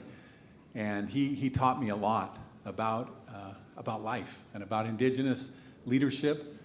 And I actually went on to study that in my career. But he also introduced me to a lot of people, and it really helped me to understand the power of change, how difficult change is, but yet how worthwhile it is. And so I love this place. I've got some really warm feelings just being here, great memories. We have a phenomenal panel here today. This is unusual to have this much talent, expertise, knowledge in one place to discuss a topic as relevant and important as Indigenous energy, project development, and cross-border collaboration. So I'd like to really start out by just speaking just really briefly to some of my own experience. I was working for Raytheon. So I used to work for a Fortune 50 company down in the States at the Nevada test site. And so we were dealing with a lot of energy issues, nuclear energy, nuclear weapons issues. And we had a site-wide environmental impact statement that they outlawed nuclear testing. So we're looking at a new use of the Nevada test site. And really we were trying to figure out how to do that. I was a project manager for this project. It was a large project. And what we did is we brought in the 7 tribes whose land that was. The Nevada test site was actually taken in the interest of national defense from 7 different tribal nations. It's a very significant Indigenous sacred place in that territory. And we brought them in and a team of technical writers. We invited the nations to send their traditional knowledge holders. And so they wrote basically an Indigenous version of the environmental impact statement of the Nevada test site. and I really love that. I've worked here in this area. I ran the Indigenous Business Administration program at First Nations University of Canada. It used to be called Saskatchewan Indian Federated College, and then I ended up moving into administration in the institution. But in the work that I did, I also did a lot of consulting work on the side, and realized that in this area, in this region, there's a lot of leadership that comes out of this area. And I've worked across Canada, I've worked across the United States. A lot of the Indigenous leadership, a lot of the initiatives that come out of this area are powerful. And I was involved in some resource development projects, and I got a chance to really understand the power of incorporating Indigenous knowledge and community consultation in this area. And so I've had a chance to work across the border in those areas. And one fellow that I worked with before at the Nevada test site, actually, he was part of the Manhattan Project. He was quite a bit older than I was. But he said, there's a great opportunity to solve some of the world's greatest challenges, that were the continent's greatest challenges, through cross-border Canada-US Indigenous collaboration. And at that time, we were dealing with waste management initiatives. But there's tremendous opportunities across the board, and we have the people around the table here that we can really spend some time talking about what's possible. Our organization fields, Alexandria referenced that. I've worked in institutions for many years in my career, but really a lot of the work that needs to be done, maybe 10% of our Indigenous youth will complete a credential at an institution like First Nations University of Canada, for example. And really the challenge is to reach out and engage the other 90%. And that 90% is really what our organization is all about. So we go into communities, for example, the Navajo Nation with Brett. We've been working in his community since 2016, and we're building a talent pipeline in the local community. Industry wants to hire local Indigenous people, but they don't have the talent, they don't have the skills to be able to fulfill those roles. And so we work right into the high schools, building pipeline partnerships into apprenticeships, into skilled employment pathways, and we've got internships that really lead right into skilled employment and career opportunities in those areas, and been working in oil and gas, mineral processing with Brett and his company, Navajo Power. The solar development is huge that's happening there. And Brett told me at one point, he said, this is a chance of a lifetime. This energy development that's happening. And I think the same applies here in our Treaty 6 territory as well. It's a chance of a lifetime with the SMRs and a lot of the other development that's happening. This is our opportunity, he told me, to capitalize on training our young people, getting them into this leadership role in this industry. And so that's a big part of what we're talking about. But I think we have, right now, I want to take a few minutes here and just give each one of our panelists a chance to introduce themselves, and really within the context of this question, what are the opportunities that you see for Indigenous cross-border collaboration in the energy sector? So we'll start with Brett and then work our way down. Thank you. My name is Brett Isaac, founder and executive chairman of Navajo Power, and really appreciate all the warm welcome I've gotten here today. I think there's got to be another Navajo in this room. There always is. Just where you find us everywhere. But that being said, I think one of the things that has really been important to me in my journey, so Navajo Power is a public benefit corporation. We're an energy developer. One of the first challenges that I saw growing up in the community that I grew up in, Navajo Nation is 27,000 square miles, 400,000 members, huge area to cover. A lot of challenges very similar to here. Economic development, social issues, But the one thing that was kind of like really prevalent in my mind was that much of the Western United States was built from our resources, from coal, from uranium, oil, and gas. Much of our economics was extracted and exported. The profits that came from those activities didn't come back to us. Much of the companies that worked in our communities didn't look like me. Even the companies we created, the Navajo Nation, the enterprises. And so I really felt very early on that, where was my place in this conversation? And in order for me to have an energy company that was led by natives or led by Navajos, I had to create it. And so as an entrepreneur, that's what you do, is you figure out the solutions. And so, I founded Navajo Power with a couple of friends, energy specialists, people, from different backgrounds. But really the compassion was to try to figure out, how do we do development better? How do we set a high benchmark for our communities? And so, in looking at what I can do to share, a lot of these panels and these conversations today, the Navajo Nation was having, over the past few decades. And part of it was because we were facing an impending transition. We were facing these economic challenges with growth. What do we do with our skill? One of our biggest exports is talent. We graduate so many people from different specialties and they go outside of our nation to work. So how do we land those people back into these communities? Navajo Power is essentially a platform. We do energy development work. We raise our own capital.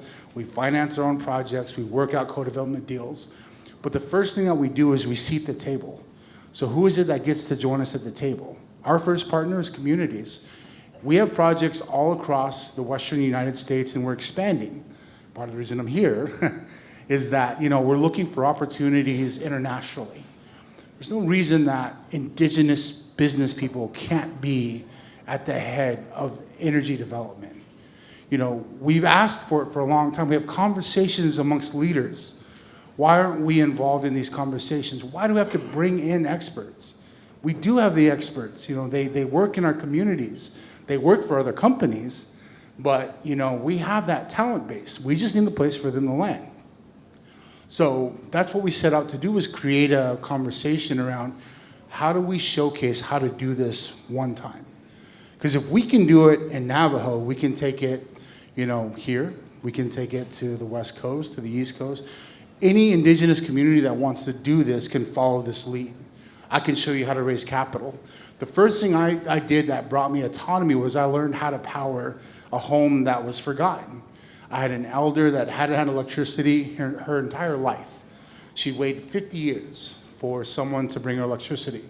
Government after government, business after business, industry after industry said, I'm gonna get you power.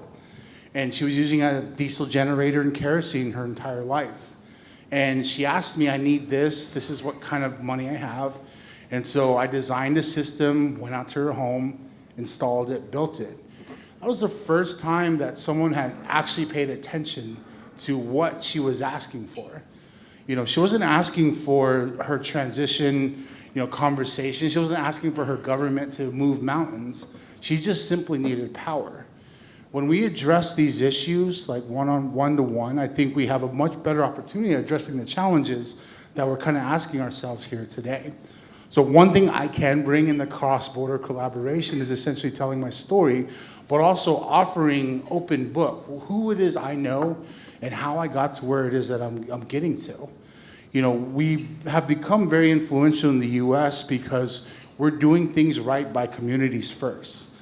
We don't have profit as a bottom line being our only motivator. It's actually about building communities. And so, although we can build projects, anyone can do it. There's a lot of names on those sponsor lists that can build you projects. But if the capital still gets exported and extracted out of our communities, is that success, So we need to learn how to do this. We need to learn how to do it amongst ourselves. And I'm not stingy in this world. I want people from the communities to be the ones that drive these projects. I want them to be the ones that build these projects, operate them long term. And we figure out how to finance them, how to structure, how to adjust regulatory. So that's really the first opportunity I see. The second is, if you have projects, I'm willing to listen to those too. But thank you.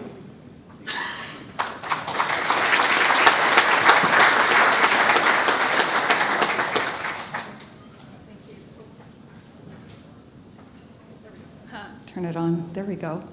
Thank you very much for having me here this afternoon. Thank you, Guy and Alexandria, for reaching out. And also, I'd like to also recognize our veterans in the room. So thank you very much for your service.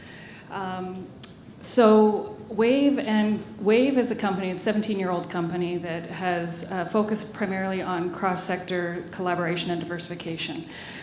So we work in aerospace, defense and security, energy, mining, tech, agriculture, construction, sometimes fashion. We work with military, med tech, so we hit a variety of different industries. And it's about, really, I got fed up with reinventing the wheel. To people saying, well, this doesn't exist. I'm like, it does. It's just over here. You just don't know how to access it. And so that's when I created Wave. So we do things like taking, from big scale, so like taking radar systems out of defense and putting them into energy and mining, or taking oil-water separators out of oil and gas and putting them into shipbuilding. So there's a variety of different cross-sector technologies that we can do. Then 7 years ago, I started up Convergex, which is a congress that brings together the decision makers from all of these industries from around the world to talk about how they can collaborate and do business in the next 12 to 18 months. So let's get stuff done now. And there's no reason, I don't think, why there should be downturns in economies, because I think that if we're collaborating across multiple sectors and regions, then we will not hit these downturns. And then about 5 years ago was when I was asked to, as a result of all of that, I was asked to join the Canadian delegation to the NATO Industrial Advisory Group. And so what that means is that is our thin edge of the wedge for industry to get into NATO and to work with our allied nations to execute on what needs to be executed. So to give you a really quick and simplistic view of NATO, just so you have an idea, we have our Secretary General at the top, Jens Stoltenberg, who you hear about all the time in the news right now. And then right below him is the CNAD, and those are a Conference of National Armaments Directors. And so they are our military men and women in the allies, in the alliance, that go and execute on the direction of the Secretary General. Right beside the CNAD, and work closely with the CNAD, is the NIAG, the NATO Industrial Advisory Group, where I sit. And so we sit at a pre-competitive bid, and we sit and we look at what they're trying to accomplish and what they're trying to execute, and then we come in saying, here is the technology and solutions from industry that can enhance what you're trying to do. And so traditionally that's been done with RFPs, and challenges and studies and such, but now since the Russian invasion, things have picked up quite a bit, as you can imagine. So also below them is, or below us, I guess you could say, is the NANAG, NAFAG, and NAG, which is the Army, Navy, Air Force armament groups for NATO. And then below that is also all the different divisions of NATO. So you'll hear about DIANA, which is the Defense Innovation Accelerator for the North Atlantic, which is just getting started up. There's this STO, Science and Technology Organization, ACT, which is our North American headquarters in Virginia, Allied Command Transformation. And then there's NCIA, which is our cyber division, and NSPA, which is our logistics and sustainment division. All of them sit below, and we work with all of them. And recently, I've been made deputy chair of the relationship between Allied Command in Virginia and Brussels, NATO headquarters. And so why that's important is because we look at industry and solutions to push into the NATO ecosystem right away. And what's available out there. And why that's important is because the big conversation that is happening right now is, how do we deal with the energy solution? How do we deal with power? How do we deal with a variety of different things? And specifically on the energy side. And interestingly, as you can imagine, NATO, military organization, they just think, okay, well, we got to figure this out. And I've said, well, who are you going to go to? Because you're not going to go to a defense contractor for an energy solution. And they go, oh, yeah, you're right. And so they're looking for energy solutions out there that can help with the objectives of what is happening with NATO right now. And there's a variety, and there's a whole other variety, a laundry list of things that they're looking at, not just with respect to energy, but that also work in and around energy. So that's me. Thank you very much. All right, thanks, Kim. I feel much more secure after that discussion. Thank you. So my name is Pierre Tremblay, and I'm the president of AECOM's Canada Nuclear Services. So AECOM's a large global company, but we operate with about 3,000 employees in Canada and primarily in infrastructure. So the nuclear sector is relatively new for us. I am, however, not new to nuclear. I've been in operations and maintenance of nuclear power reactors for about 3 decades, and I've spent the last 10 in the services business. So I'm a newbie to Saskatoon and to the First Power Authority, and I must thank Chief Loanshaw. This is a great opportunity. I love the energy. I love the way we started the day, and I'm learning a lot. I've taken all kinds of notes on my phone here, so you've got a convert in me, and if you can tolerate me, I'll be coming back as things move along. So collaboration as a theme. I will tell you, I hear a lot of generally complaints about how U.S. gets things done, and in Canada we don't get things done.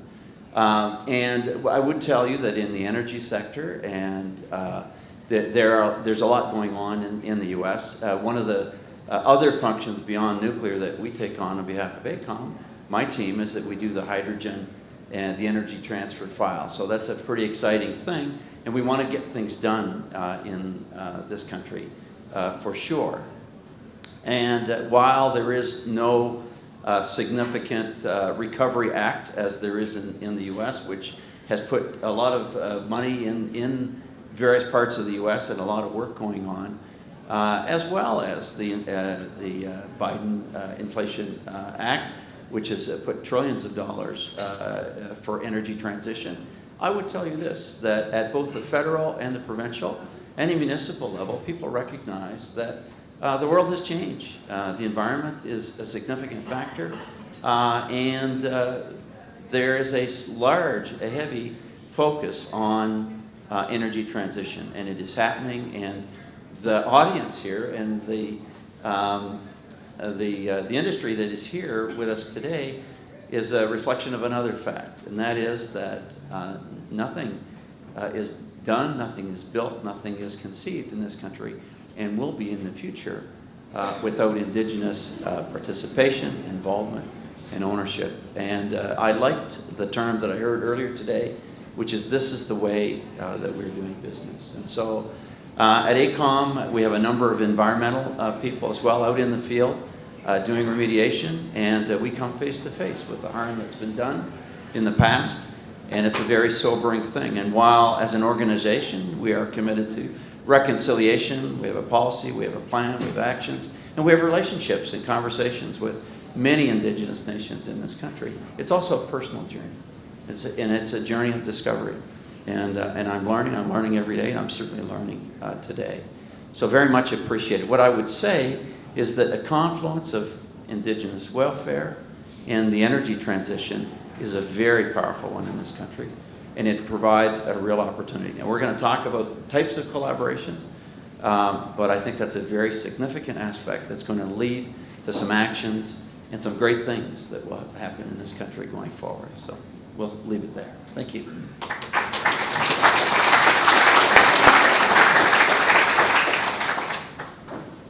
Yes, I'd like to, I'd like to also mention that, years ago I was in the assembly here in the building, and there was a young vice chief down there, younger than any that I'd ever seen, and he got up and he started speaking, and my uncle would speak very highly of him, and I was listening to him, and I could feel that there was a power that he had. He had the ability to communicate. He had the ability to inspire.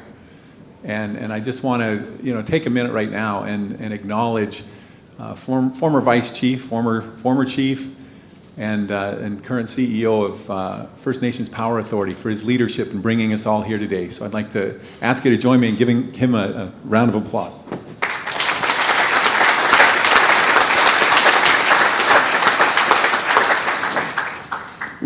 When I think about a lot of the initiatives that are happening, Saskatchewan is a leader in a number of ways. I'm not trying to take anything away from any other jurisdiction, but I guess because my community is here in Saskatchewan, I see a lot of great things happening. And even the idea of having this discussion about cross-border collaborations. Brett has got some experience in Western Canada with some energy project work that he's done, but there has not been a lot of cross-border collaboration in this space. And I want to acknowledge Guy for taking some time to say, well, let's talk about this. Let's see what can be accomplished here. What can we learn from each other? How can we work together to our common good, common interest? And as we're having that discussion, I guess one of the first questions that I'll ask our panel members here, how do we move from a conceptual discussion to an action-based discussion on projects and cross-border Indigenous energy collaboration?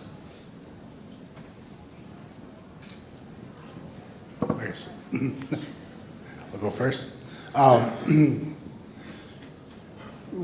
One of the key pieces to any type of plan is execution. Like everyone, leaders can talk circles. There's always going to be conversations, stakeholder engagement.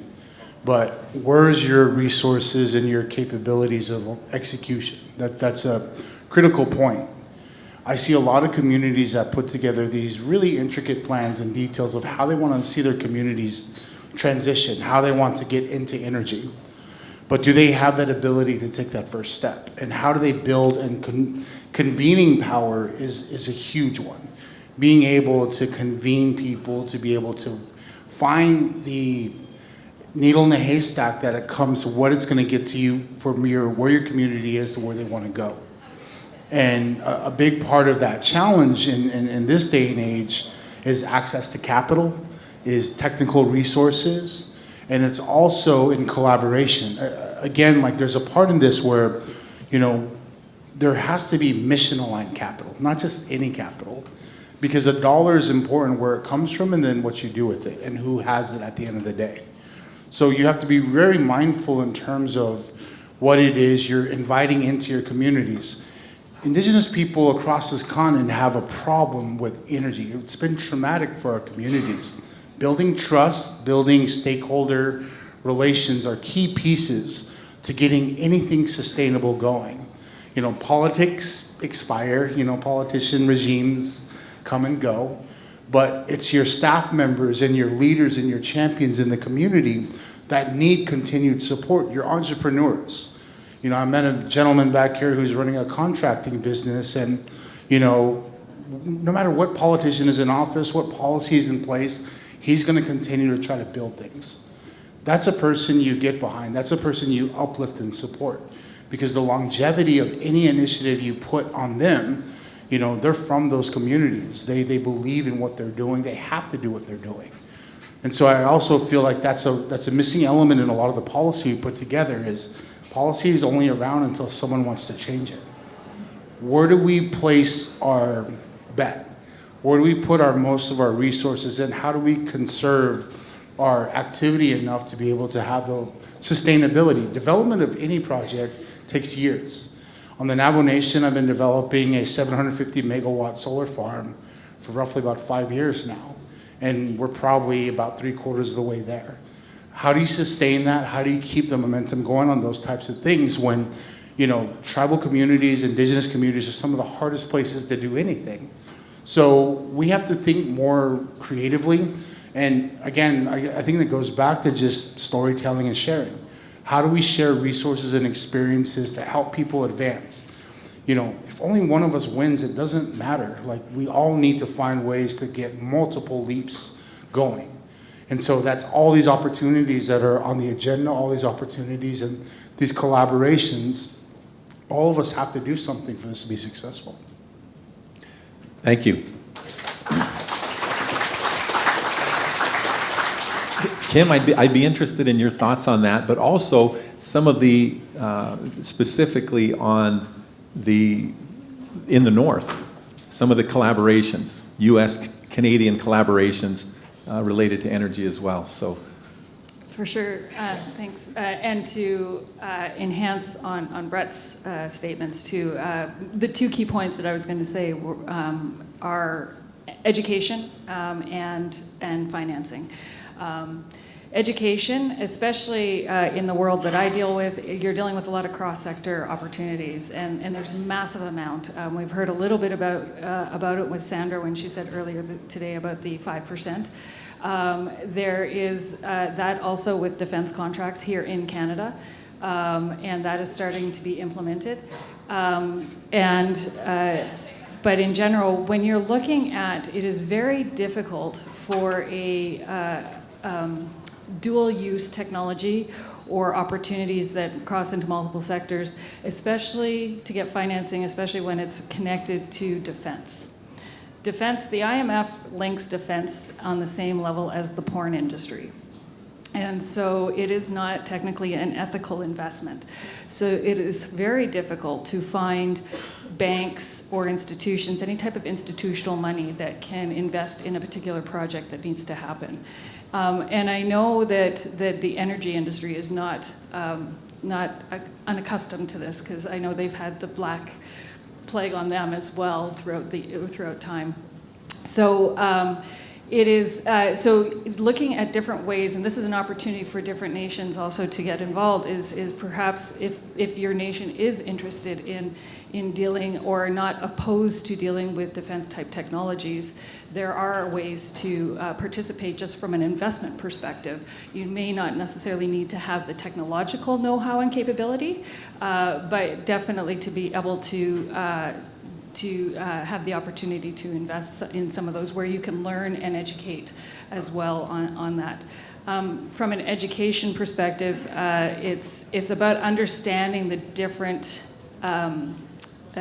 paces of business and the different industries and how you deal with each other.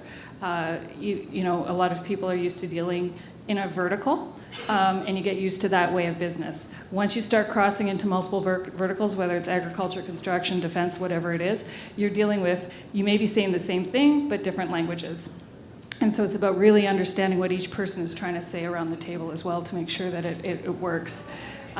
With respect to the Arctic, so ConvergeX, the Congress, we do a series of roundtables which focuses on our Arctic and safety, security, and sovereignty, as well as NORAD modernization and what is happening up there, and that education is a big key on that one. We had at our last roundtable and conference, we had Madeleine Redfern. She was past mayor in Iqaluit. And her big statement was that we are your weakest link. We don't understand the defense industry, we don't understand the threats against us, and we are your first line of defense, and we know nothing. And so it's about, again, educating and working, and so that's what we were trying to do with my company and with ConvergeX, is educate not only our Indigenous, but also educate other industries as to what is actually happening from a safety, security, and sovereignty perspective. Thank you. Thanks. That was a really interesting comparator there. I don't think I've ever had that comparator, but thank you. That was interesting. Let me try to take a further step back.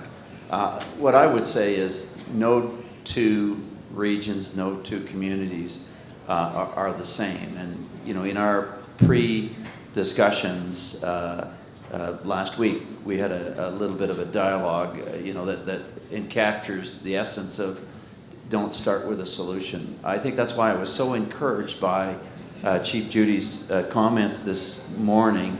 There's one organization, one group of Indigenous folks that have a vision. They have a plan. They've thought this through. And the needs are different, the wants, the desires, the aspirations. So I think that's the start. If as individual communities, we look to each other for the similarities, where do we share a common interest? Where do we share an opportunity to make life different for ourselves? Then there's common ground to look at potential solutions or technologies. At AECOM, we don't sell a particular technology. So an example for that would be offshore wind, geothermal, nuclear. All of these options offer tremendous benefit. They have to be managed. There are issues associated with all of those technologies, but do they fit? And so by way of collaborating, I think it's not just an issue with communities, it's an issue with vendors as well. If there's a big job to be done in the transition, the globe is burning. We need to take action and we need to do it efficiently. And so industry needs to get its act together as well and work more collaboratively. We're not competitors, not when you look at all of the work that is to be done. We need to come together on a common basis. So let's look at that. Specifically, you're going to hear some very esteemed speakers next who can talk about nuclear as well, if not better than me. But I will tell you that there's good signs around collaboration and specific things that are going on. So for one, the regulatory authorities, US, Canada, are working closely together. There's an MOU recognizing that science doesn't change simply because you go across the border. And so they're working together at specific designs that both countries could utilize. And I think that's very good. The globe is involved as well. I think the UK is doing some work with Canada in addition. So that's good. I would say companies such as ours, there are others, are multinational. They can bring best talent and efforts and thinking from all over the globe to support specific issues and initiatives that are underway. And the third thing I would say, and I would suggest, this is both Indigenous and non-Indigenous. There are communities that are further along, that have experience, that have seen the pros and the cons, if you will. Just to give you an example, I live and work in the Durham region. I've been a heavy supporter of education. I've sat on the boards of the higher education facilities in that area, ONTEC and Durham College.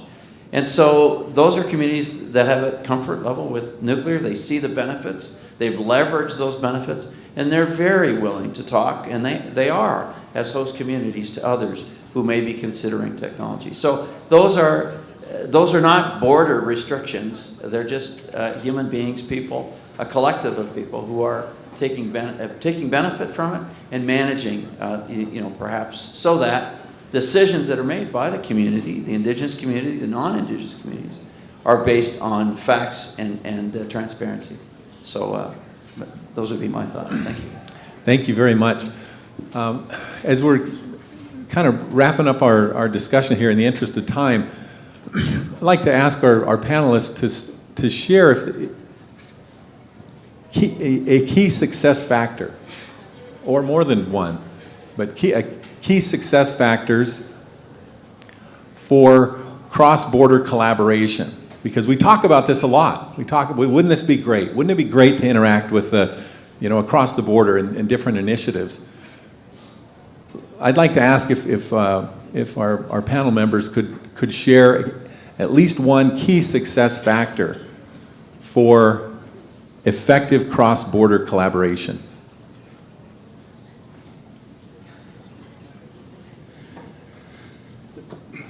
One of the things we're working on in the States, and that's kind of translating in this conversation, is, one thing that happened to a lot of our communities is we were fractionated. Bands broke up, our community separated, and there was kind of a division amongst our own communities that, kind of made us powerless to some of the efforts and resistance to some of the things that happened to our communities. Reconvening and collaborating, but also working on formal arrangements. There are some communities that have the strengths that others may not, and some that have the assets that others may not. The Navajo Nation is a very rich land-based tribe. We have a ton of territory, infrastructure, but we may not have all the capital in the world to do what we want. So there's outside investment coming into our communities all the time. Why couldn't we have intercommerce trade amongst tribes, amongst nations? There needs to be a kind of a further exploration as to how do we move capital around cross-border? How do we take advantage of our unique statuses on each side? There was a mention to the U.S. policy right now. The U.S. is investing trillions of dollars into infrastructure today. There's a need and a growth. We see our example in the U.S. There's 250 gigawatts of solar potential and storage today that we are ramping up to go after. We can't finance that entirely.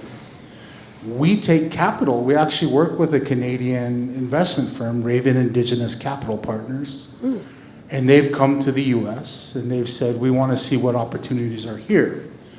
Using those little connections, let's build those things out. Why don't we set up, and this is what we're doing at Navajo Power, is we could set up, I heard mention of a SPV over there. We need to set up funds. There is philanthropic capital, there's mission-aligned capital, there's foundations and allies around the world that are wanting to see, thriving communities that want to help reconcile and contribute back. There's even our government entities that are looking for places to accelerate, the repair and regeneration of a lot of our communities. We need some place to host those things, and we need to be able to use events like this to get the word out. And I'll say at Navajo Power, we're trying on our end on that side.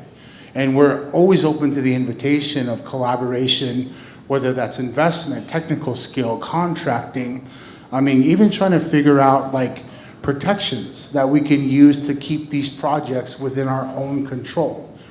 At the end of the day, one of the biggest things that drives me and drives the thought is we're working towards some degree of autonomy. We want a decision-making capability over what happens in our communities, what we do with our resources, and how we catalyze them. So that all starts with initially kind of thinking through, how did these countries get built around us? And how can we replicate that same thing within our own nations to build stronger nations that collaborate with each other and work coordinatedly with Canada and the US. There are many more factors out there that we can utilize, but what I see as a big point is there is a lot of those ingredients out there. There's a lot of those companies already in existence. We just need to find a way to put them together in places and build trust within our community so we can get these projects done. Thank you. Thank you very much. I love how you emphasize capital, being able to move capital where it's needed, and human capital is another part of the financial capital, but human capital as well. Thank you.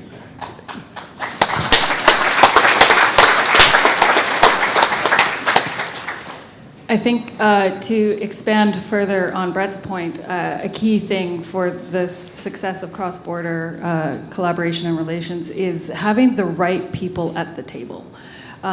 We all tend to go to what we're comfortable with, and sometimes that's people in the same industry or the same type of people, whatever it is. I think we need to get braver and go outside the box. So whether that's people from the United States, from any of the alliance or allied nations, or whether it's people especially from other industries. You learn so much from hearing about what other industries have done to solve problems or to address certain things.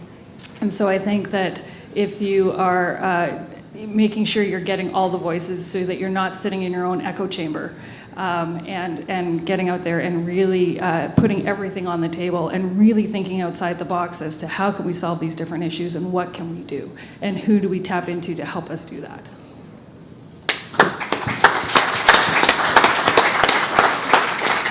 Thank you. Perhaps just two ideas that are sort of related. What brings people together are shared interests, and so in order to appreciate that we have shared interest, we need to talk to each other. So communication is so vital and important, and a conference such as this provides us that opportunity. And I think the second thing I would add is, one thing that is so compelling and powerful about the Indigenous perspective is that it's long-term. I've never built anything successful in my career, in my professional life, if it hasn't been built on a long-term platform. You can't build trust. You can't really make things work. You can't understand things deeply without thinking in the long term. And so, to me, that's the most powerful, one of the most powerful things anyways about the Indigenous perspective. It respects the long-term nature of decisions that we make and the partnerships that we make. We need to build trust with each other to make progress. And so shared interest, communication, and long-term thinking. Thank you. I'd like to open it up for any questions from Perfect. Oh. from the attendees. Look at that, we rocked it. Oh, we've got one here. Aha.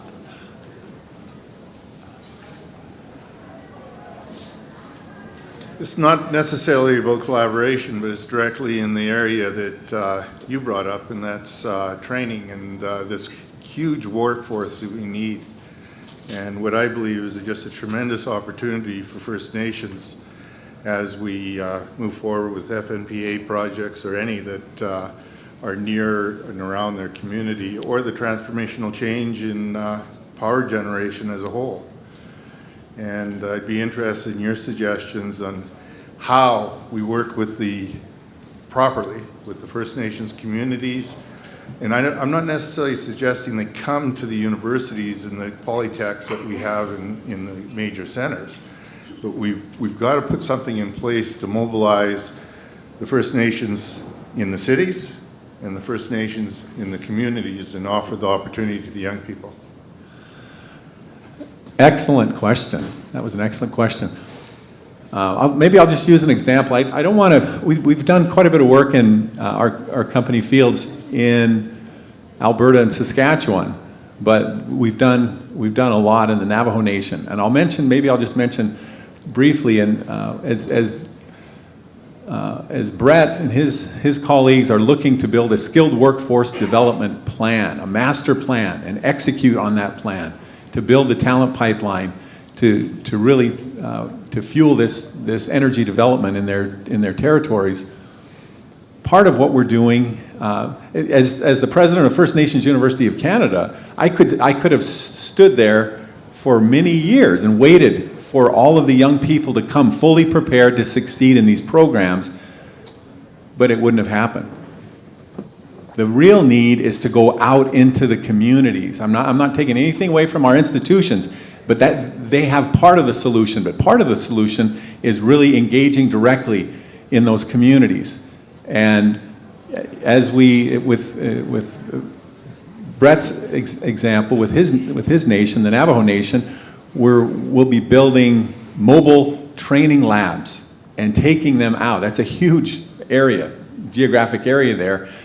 Rather than expecting the students to come to these brick and mortar institutions, that's part of the solution, but part of it is taking the education to the people. And it's also soft skills as well as the hard skills, and having the balance there, because you get hired for your hard skills, but you keep your job through the soft skills, the life skills, the personal and career success skills. And so being able to do that is really a key success factor. I was just looking here, I just saw, I think Milton Tatusis back there. And yeah, I think about the late John Tatusis and some of his leadership, his visionary leadership was all about doing things differently. If you do the same things, you'll get the same results. But you have to do things differently. And really taking that education and training out to the communities is in my opinion, that's the key success factor that will have the greatest impact. So thank you very much for that question. I'd like to ask if we just have time for one more question, if that's okay. We've got time for another question. Okay. Is there another question? And then a couple comments as well. I think, Brett, did you want to? Yeah, please, go ahead. Just on that. Oh, sure. You know, on the Navajo Nation, one of the other things is like, these opportunities aren't just about the workforce that works directly on the project. You also have to think about the auxiliary opportunity, the entrepreneurs. You know, there's a ton of need when you build these projects for, you know, hospitality services and custodial services, security. There's many other opportunities for entrepreneurship. You know, in the Navajo Nation, we just broke ground on an incubator. So we have an entrepreneurship incubator where businesses and entrepreneurs can come and get formal business coaching so that they can incorporate themselves. One thing is, like, I no knock against people who work for companies, but I love working for myself. You know, and I think there's a power in that, in terms of like setting out on your own, being a consultant, being able to formally establish yourself so that you legitimize the business that you're working in, and you can take your experience across borders. Once you figure out how to like commercialize your skill, you're able to actually catalyze more economic activity because you're hiring employees, you're paying taxes, you're paying revenues beyond what the project is already generating. So there's a catalytic event that needs support from outside organizations so that you can get your tip of the spear entrepreneurs ready for any kind of opportunity that may be coming towards them. Thank you very much. We have a question back here. Thank you. I don't know if it's on. What I've heard a lot of this panel is sort of decentralization. So getting the communities to find their own solutions to the challenges they have around energy security within their region, in their community. And when I think back to the last few years, we've seen challenges around, supply chain issues, food security, water security. We have the Global Biodiversity Framework. We have the Paris Agreement around climate. There's so many global challenges. Is that type of a model, right? That local solution, the circular economy type of a model, something that we could export and then integrate and braid in all of the solutions towards some of those broader challenges and issues? I can answer. One of the things the global pandemic taught us was that a lot of us were isolated, but also we weren't ready for that isolation. In some cases, there was a lot of repair that needed a lot of, public support. Decentralizing some of these functions and also bringing them into your communities, bringing them closer to you, allows you for a lot more security in that, around that framework. I mean, that should be integrated into all of our future planning. That experience that we just went through that caused such a disruptance to our communities, how do we prepare that we don't feel that again? We don't feel that helpless again. And we work on being able to, actually be proactive about things like that. That's something, again, in the idea of being autonomous. Once you have that ability to make your decisions, use your own resources, and you're not subject to being cut off from something, you have a lot more freedom in being able to make decisions that think further off into the future, because you're less reliant on a what if or someone else's control. And so I think that's a future factor that we really need to factor into these plans. I think if I could just add, the shape of the solution is malleable in the long term. And so technology can eliminate the need for high service. There are many supply chain solutions that can be brought to bear that can cater to the fact that there may not be technically specific capability within a community. You don't necessarily need it. I mean, I think remote diagnostics. To your point, the pandemic allowed us to work remotely, and we have those options. So I think there are fewer and fewer limitations if we just think broadly enough about how to do it. And again, you need some convergence in thinking and views, but I think we're on the cusp of something very exciting here if we just grab it. Let's just make sure that it drives us in the direction that we intend. So let's do it thoughtfully. Thank you. I guess in closing, I'll just share a story that I heard from. It was Chief Poundmaker, and after the reserves were established, treaties were signed, there were a lot of people who were saying, "We can't win. This isn't going to work. We have too many things are stacked against us. we can't make that, we can't work, we can't succeed here. We're in a no-win situation.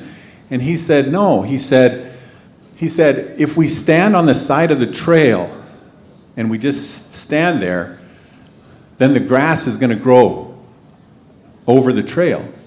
He said, we need to get out on the trail and we need to go forward, keep moving forward. And there are good things in the future for our people. And I know that that is true. And I know that in Indigenous energy development, there are tremendous opportunities for our people in human capital and economic development. And I also know that in cross-border collaboration, we're going to see some tremendous opportunities as well. So I'd just like to thank everyone who's participated here, also our distinguished panel members. If you could give them a hand, please.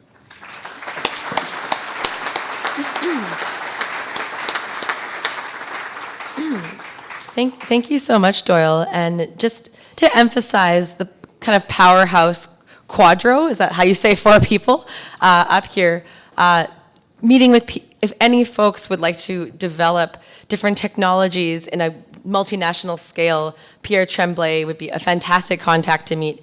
Kimberly has all of the kind of cross-functional collaboration opportunities right at her fingertips. If your community seeks to develop technology in ag or technology in defense, and of course for international collaboration, Brett Isaac is your man. And Doyle is our very own from Saskatchewan and is doing so much good work in the capacity building space for technical skills.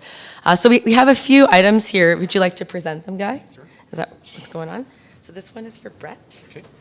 And this one has a stone that's more meaningful for where Doyle is. Oh, wow. Yeah, and then this would be for Pierre. Then we have one for Kimberly. So. All right. CEO Brett Isaac, Navajo Power. Come on up. Really appreciate your power, your influence, and looking forward to. Oh, it'll fit. We got it. Thank you, sir. Thank you so much for coming, Brett. Dr. Doyle Anderson. Can you take off your glasses, maybe? Yeah, better. Yeah.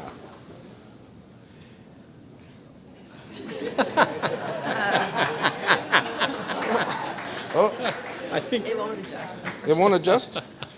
Let's try it again. Let's try it. Okay. I'll figure it out, or I'll give it to my mom. She'll love it. Thank you, Doyle. Thanks very much. Pierre Tremblay.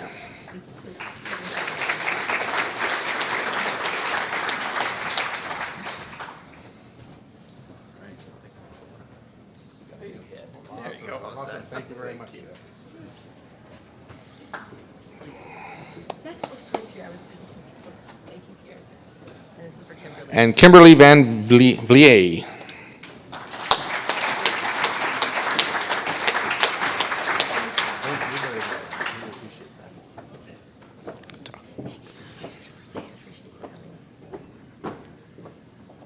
Okay.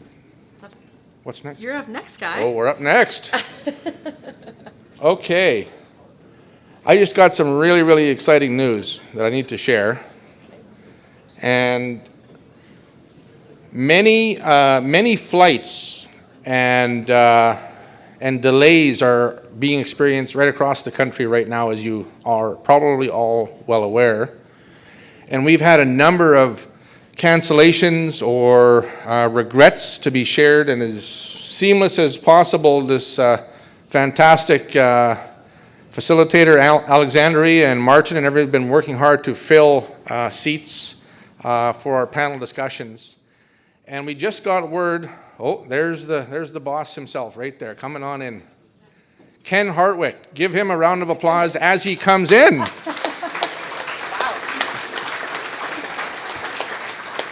This is a fella that I've got to know, taken me under his wing a little bit in terms of what they're doing with the Ontario Power Generation. He's the president and CEO of OPG, leads by example, is so committed, I think, to the Indigenous cause and in terms of building strong relationships. It's just such a pleasure to see such a dedicated professional at the helm of OPG. And I've had the opportunity to spend some time with Ken and his executive team and many others at OPG on their new nuclear review board. So Ken, welcome to the next panel discussion. You're right on time. And thanks very much for coming. So I'll invite all of the panelists up to the stage, and then we'll get on with the panel discussion. Ken Hartwick, OPG, Rupen Pandya, SAS Power, Jill Sauter from Jill Baker. I know a Jill Sauter. It's not Jill Baker from CNA. And myself. So we'll get going shortly. Yeah, correct. Here, do you want me? I'm just going to do a quick introduction, if that's okay. Sure. Introducing the panel. And then we have Jim Ward as well. Oh, sorry. Sorry, we've got one more panelist. Jim Ward from North Shore Mi'kmaq District Council. Come on up.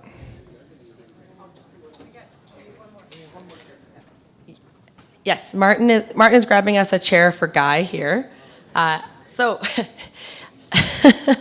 Yes, welcome. It's actually an incredible surprise to see Ken. I'm pretty sure he moved mountains to be here on time, so it's an absolute pleasure to have him.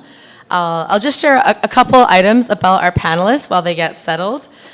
So please join me, of course, in welcoming Rupen Pandya, Chief Executive Officer of SAS Power.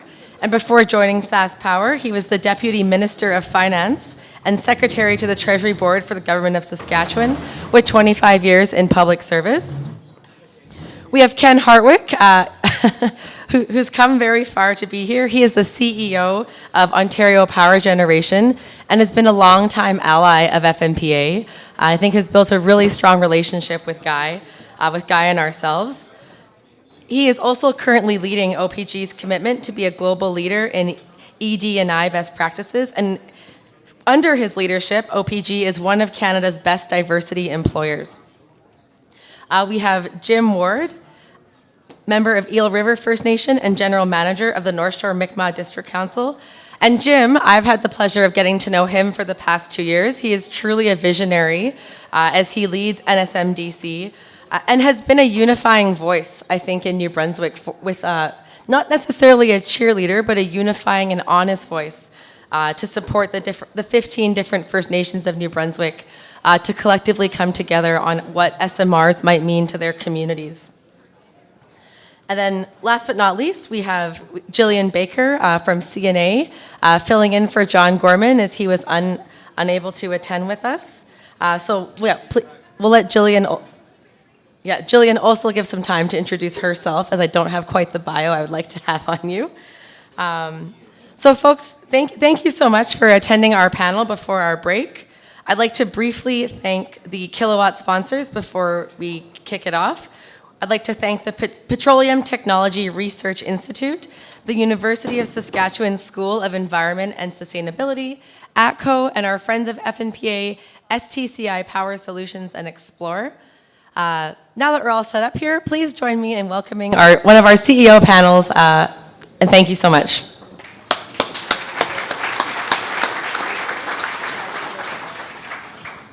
Well, good afternoon to everyone, friends and colleagues and everybody who's taken some time out of their very, very busy schedules.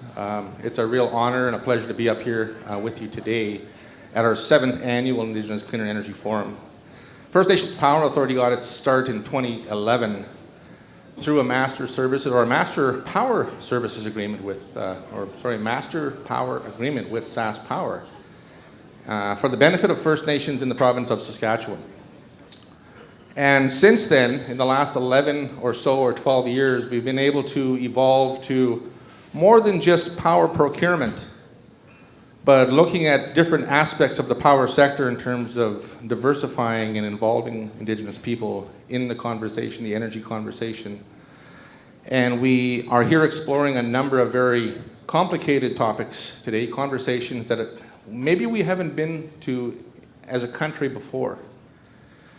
And these ladies and gentlemen have advanced the conversation around Indigenous engagement, inclusion, meaningful economic participation. So my question to each of you to start off is, what does, from your perspective, what does meaningful engagement with Indigenous communities mean to you? And can you discuss some examples of how your organization is undertaking this to advance your reconciliation efforts? I will go to Mr. Rupen Pandya for comments regarding that question.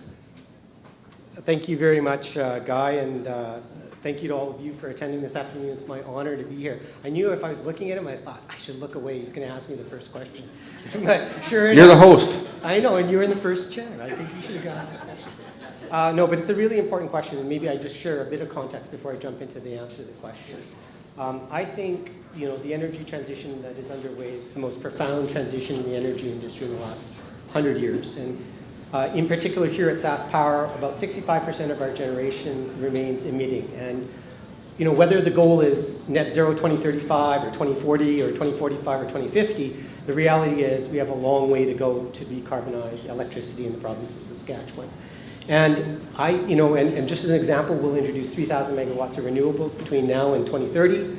And we believe the only way for us to succeed as a utility is to do that in partnership. And we believe Indigenous nations in the province of Saskatchewan are critical to our success in terms of decarbonizing power. And I would add that it is a tremendous opportunity, the energy transition that is, for economic reconciliation. So we have been actively pursuing meaningful engagement with First Nations over the course of the last number of years, and certainly we have much to learn and much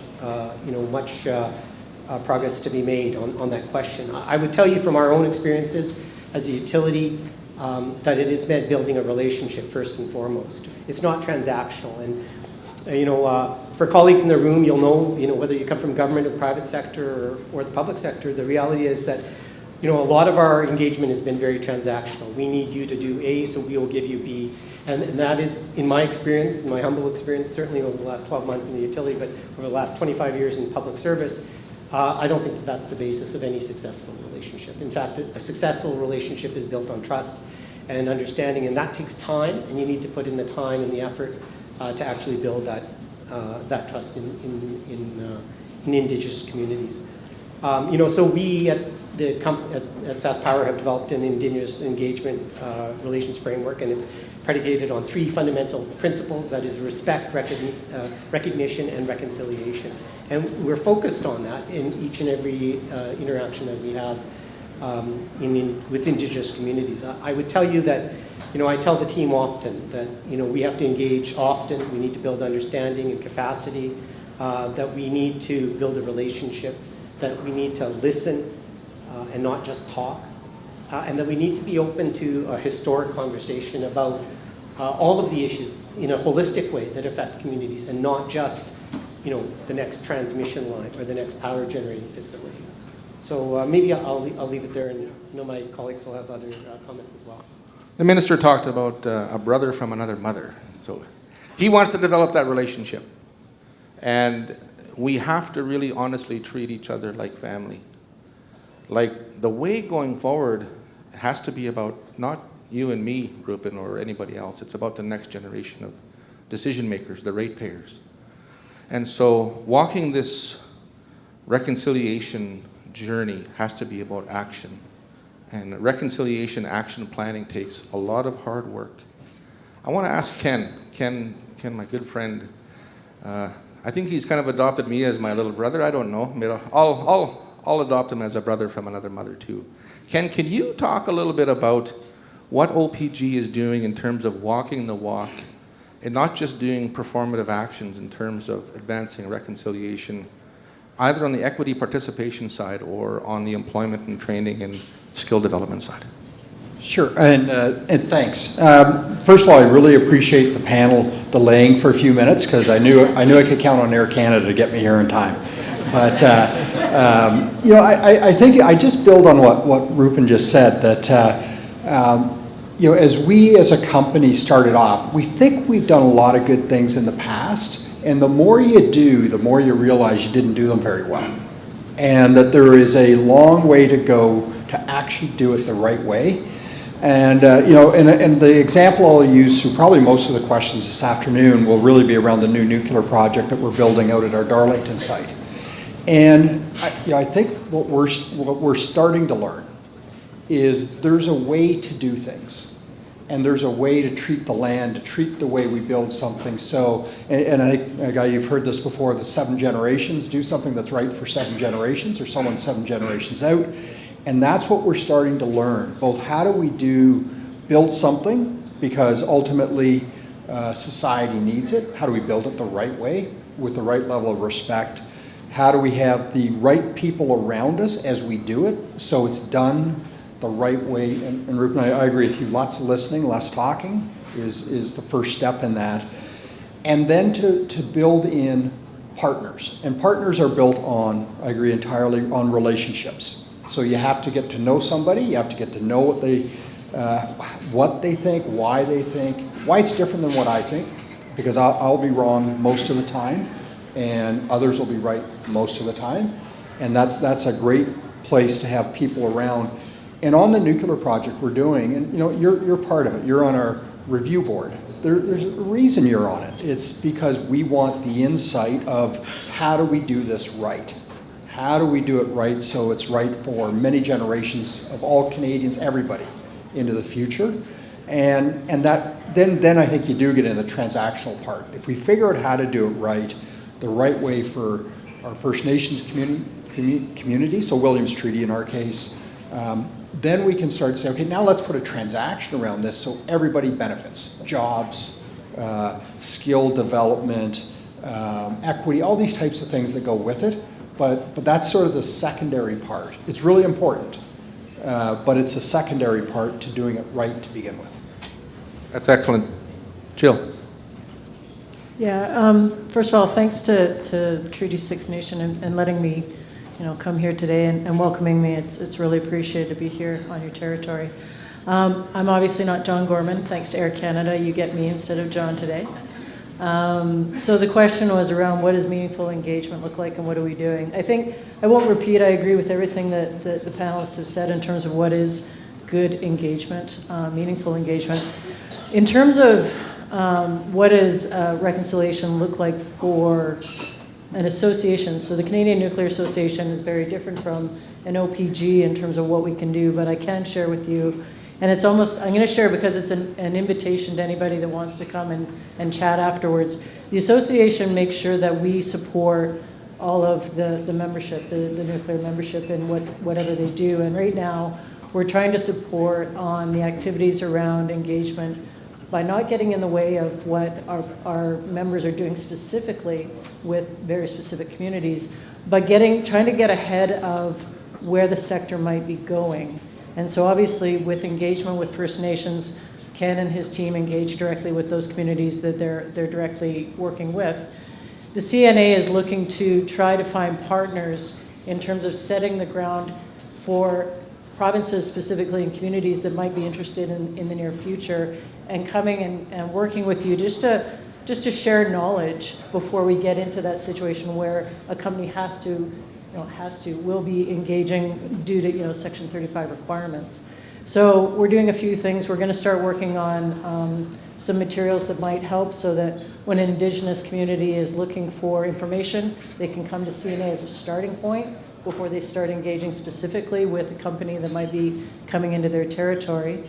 The other thing we're doing, though, that's different is the nuclear sector is a little bit far behind in terms of engaging more broadly across the supply chain. So CNA is developing a reconciliation action plan, and our consultants in the room with us today is working on that with us in terms of what we can do as an association to try to help communities across the country learn more about what is nuclear, what are SMRs. And just to share with you one activity we did this year was we put on a big conference, and it's pretty intimidating if you're not in the sector to come. So thanks to Chief Emeritus Emily Wheatung, we put together this year something called the Ambassador Program, and Paula was part of it. And what it was a program where we're trying to make it more accessible and easier to come into the sector and learn more. And so we put together a group of ambassadors, including Paula, and then we invited chiefs from communities that may be working with the sector going forward and said, come and partner with Paula and the ambassadors and learn more and have sort of like a mentor walking you through the conference. And so that's just a small example of what we're trying to do beyond what our members are doing. Oh, that's great. I'm going to go to my good friend Jim for this question. Jim and I sit on the Indigenous Advisory Council on Small Modular Reactors Action Plan. That's quite an acronym. Jim is the new vice chair of that council. And this question, I think, was crafted for you. What does the future of Indigenous participation in SMRs look like in 5 years and in 10 years from now? And how does a reconciliation action plan create this vision?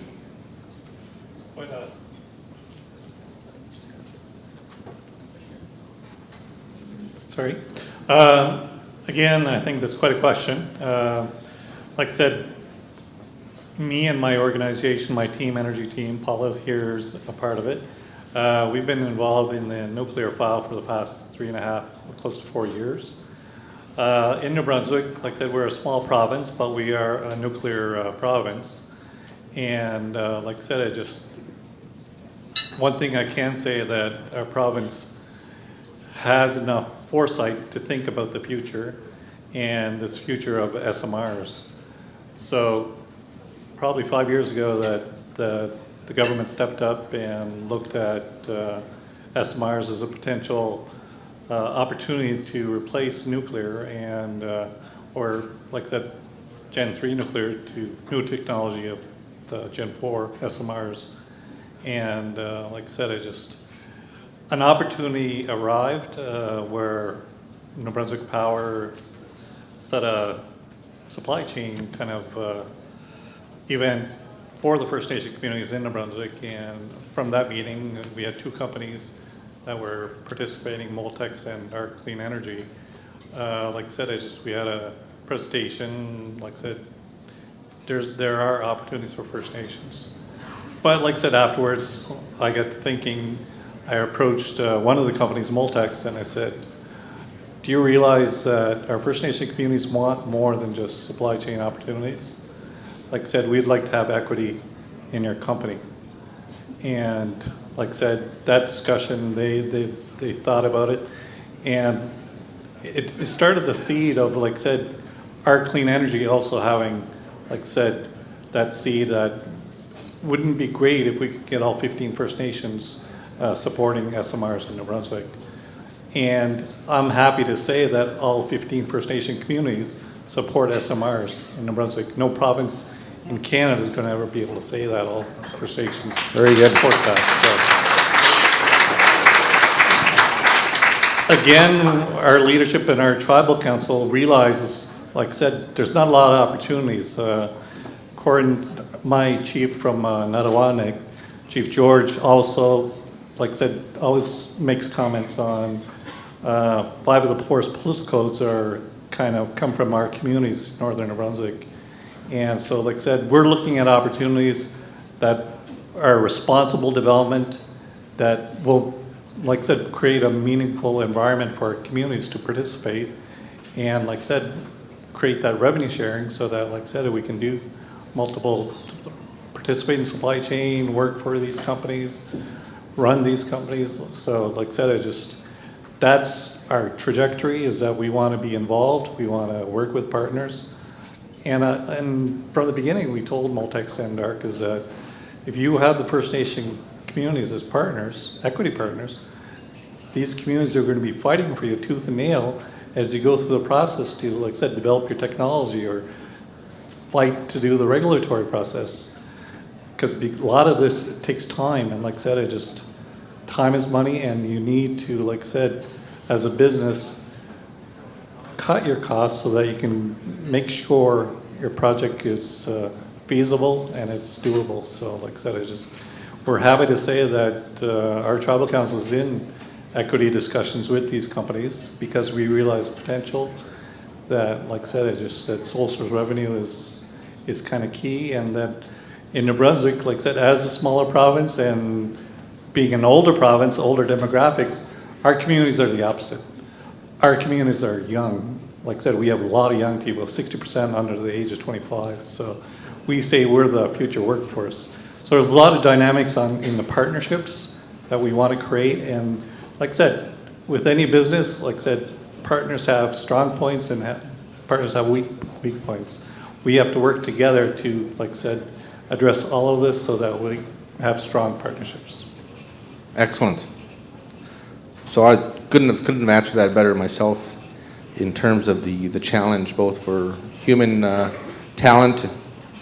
Jill, I want to go to you. This is for the CNA. The CNA conducted a study about maybe a year and a half ago, considering the economic impact in Canada regarding small modular reactor technology. I'm not sure if you recall that report. I'm not going to ask you to quote any numbers, but I will ask you this, not to get you in hot water with the two gentlemen sitting beside you. How do we make sure to keep the nuclear industry honest about actual versus perceived supply chain opportunities in Canada? So how large is the industry? How much can Canada support in terms of the deployment of SMR technologies? How many different vendors? What are your thoughts on that? Do you have any idea? So, yeah, thanks for the question. Sorry about that. That's okay. I won't quote the study. I do remember it actually came out, it was looking at the industrial application of SMRs. And what it actually showed was with the advent of many SMRs across the country, there was actually a GDP gain. It was actually in the benefit of tackling climate change, which many other studies in the country have looked at, not nuclear specific, but this whole business about, oh, it'll be costly to address climate change. It'll actually be more expensive not to address climate change. So I'll leave it at that. But in terms of the potential, CNA is actually undertaking a study with all of our members right now to take a look at what does net zero look like for the nuclear sector. And stay tuned, that's my plug. We did an environmental scan over the last 6 months to take a look at what could the role of nuclear be headed towards 2050. And we're just through the first phase in terms of analyzing the scan of what do we know, what don't we know, and what do we need to do to get there. And the next phase of work is the heavy lifting, where we will be taking a look at what will be required. And we're doing this in collaboration with the entire nuclear sector and all of our members. And so it's a heavy lift. It's a lot of work to be done. And you're probably seeing other similar reports coming out. The NEI, our equivalent down in the United States, put out their roadmap about 2 weeks ago. And so we're looking at doing a similar thing. To get to your point about the supply chain question though, it's not of any interest to, I don't think, the nuclear sector or any sector to not be completely transparent about what the opportunities are or what they aren't. And so I think that the sector, and I won't speak on behalf of anybody, but I think the sector, whether you're nuclear, oil and gas, take your pick, solar, renewables, should be completely transparent and honest about what those opportunities are. When it comes to nuclear, it's especially important for us to understand what that potential is, because the supply chain development will take some time, right? And so in order to get everybody involved, in order to prepare for that potential, which is quite large, we think, we need to be very honest about what the ambition is. Are we talking 30 gigawatts, 50 gigawatts? What is that number? Where will it be in the country, which is the work that we're doing right now with our sector members in terms of trying to understand that over the next year or two, so that we can then start engaging across all of the many, what we call enabling conditions, of which supply chain is one, and jobs is a piece of that, the human factors. And I think Rupen can probably speak to this in terms of SAS Power, because they're in the midst of it right now, and trying to, not to put you on the spot, but to try to figure out, okay, we're going to put an SMR in place in a few years, and Ken's in the same position. Like, what does that mean for jobs and the supply chain, and what might come with it? So maybe I will put you on the spot and ask you, Rupen, what your thoughts are.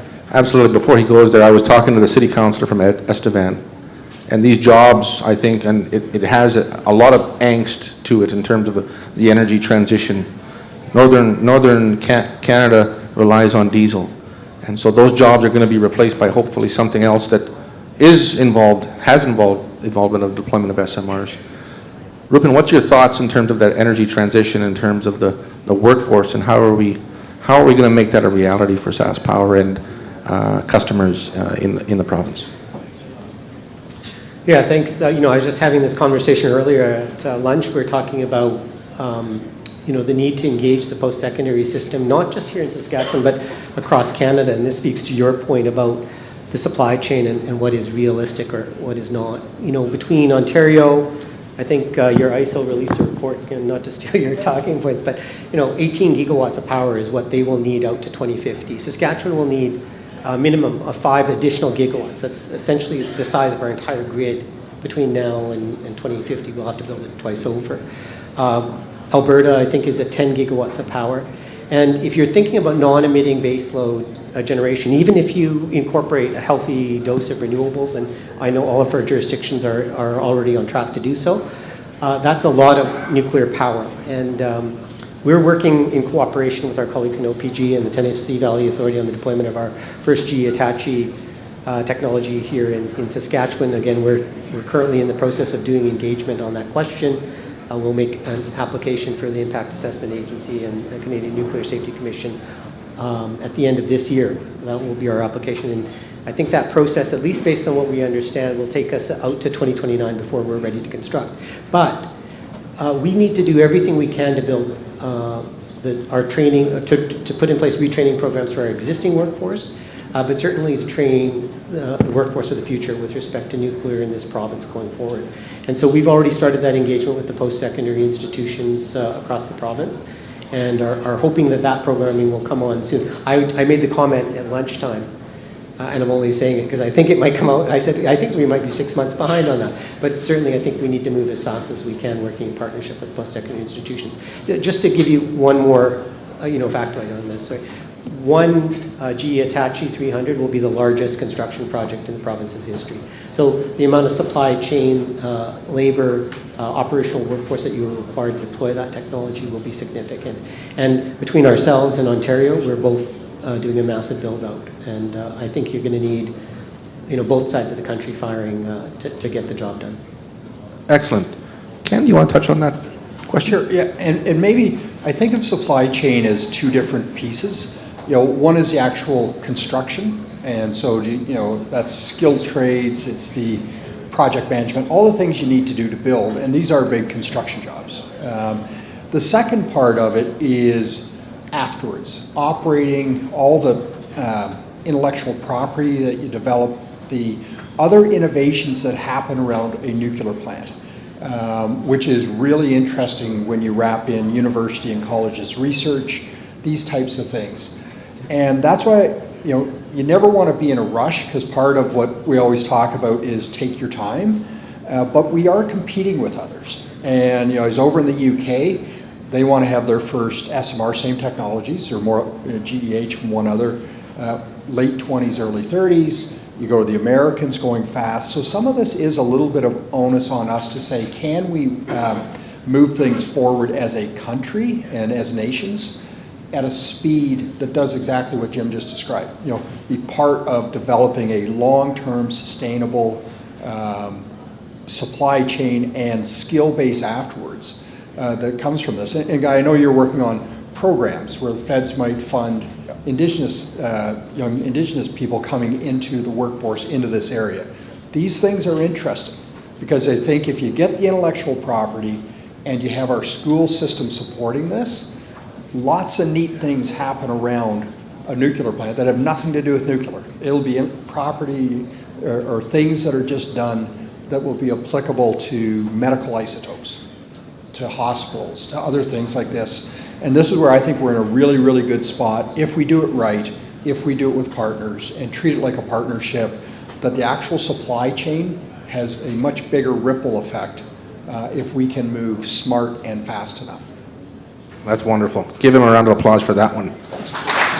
There's more happening behind the scenes than we're saying right now, so stay tuned. There are some interesting conversations that Jim and I have had around creating centers of excellence in various parts of the country. Jim, what does success look like in terms of a center of excellence in Atlantic Canada, and what good work are you doing to help advance that vision?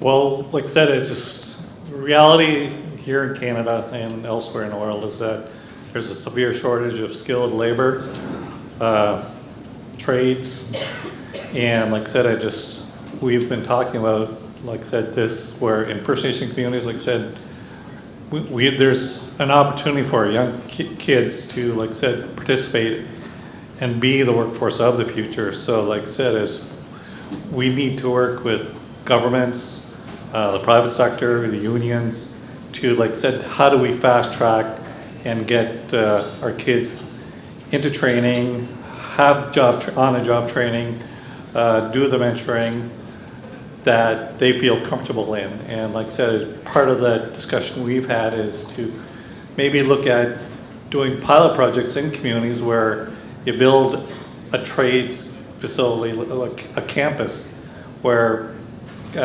kids from different communities can go to a non-reserve location and get their training, learn about construction, electrical, plumbing, whatever, and to, like I said, continue that training ongoing to get the red seals. So like I said, this is something, like I said, that we know we need, and I think, like I said, we'll find the partners to make it happen, because like I said, we have an opportunity in our communities, because all our First Nation communities have trades funding, we all have post-secondary education funding, but we need the private sector, industry, and whatever to let us know where the requirements are, where the jobs are going to be, so that we can kind of guide our kids into those areas. Last question before we go to the audience, and skipped over a lot because we're running a bit behind schedule, but we really appreciate the time. And I'm going to ask the utilities specifically, and then we'll go to the audience for any questions. What role are utilities playing having supporting Indigenous economic participation during the energy transition when it comes to capacity building and financing? Ruben. Yeah, thank you for that question. You know, I think we play a pivotal role in that. And I can tell you on behalf of SAS Power that I've been out to Ottawa to talk in advance of this last federal budget about the question of Indigenous equity participation in energy transition projects in particular. And I was really pleased to see the commitment on part of Government of Canada to use CIB to provide equity funding to First Nations that are interested in the energy transition projects.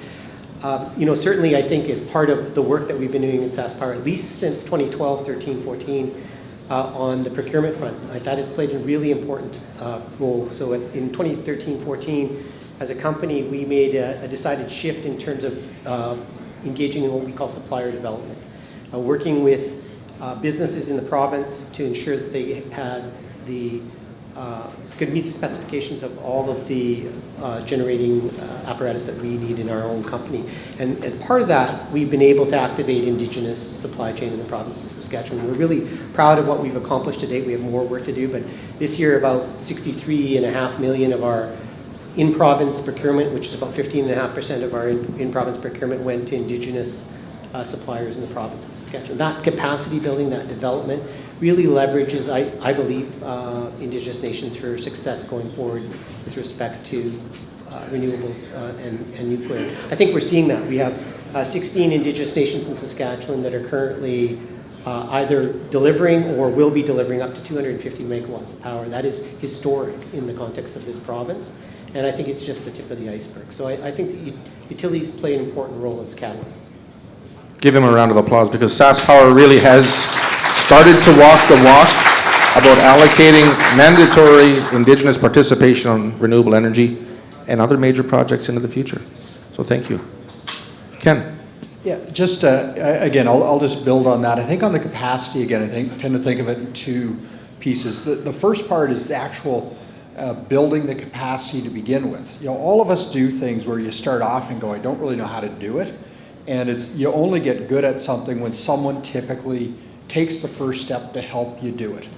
And that's so that's sort of part one. And I think we're doing a lot of that now with a lot of our Indigenous supply chain. And for us, it is, you know, we always talk about inside the fence. So being qualified to work inside the fence at a nuclear station is a very technical process to go through. And we would always tell ourselves, well, we don't have any Indigenous partners inside the fence. That's too bad.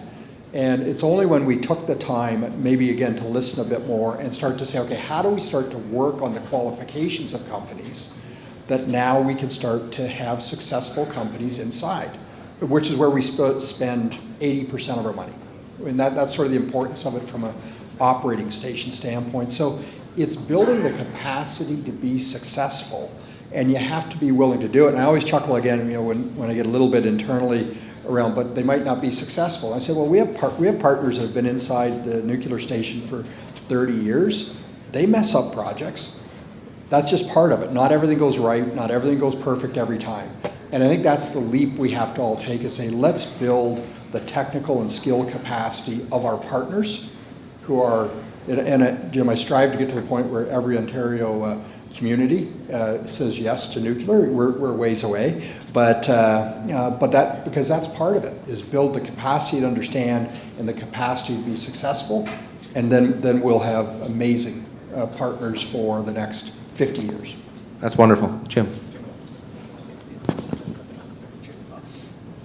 A key kind of success that will help with the supply chain development and a lot of the companies, Indigenous companies, to move forward, and I also see for employees in the industry, is we need to focus on success stories. We need to identify these companies and really talk about them. Talk about them on a provincial level, at a national level. That's the way, like I said, we're going to get the information out there, and like I said, make more and more businesses, more and more people aware that there's an opportunity for me and my company, and I want to know more about this. So like I said, it's success stories. We need to, as a First Nation, like I said, we're not great at doing it because, like I said, we don't have a lot of funding for communications. So, but we know the federal, provincial governments, private sector, they have a lot of communications money. They need to be telling these stories. Really good. I'll pepper Jill with this last question before we open it up with questions from the audience. This came up at the SMR leadership table about a month ago now, 3 weeks ago. And we know that Pickering, I think, is online until 2027 or so, or whatever, 2026, okay. So there is a significant challenge ahead of us in terms of decarbonizing electricity systems in Canada. Nevertheless, we've bought into that, we've committed to that. I think Indigenous communities really want to be a part of the conversation. CNA, why is it important to have traditional values and Indigenous knowledge incorporated to inform new or conventional nuclear technology advancement? And what more specifically we're talking about is UNDRIP. Under UNDRIP, there's free prior informed consent. I think you asked this question earlier, so I'm going to kick it back to you for your own comments.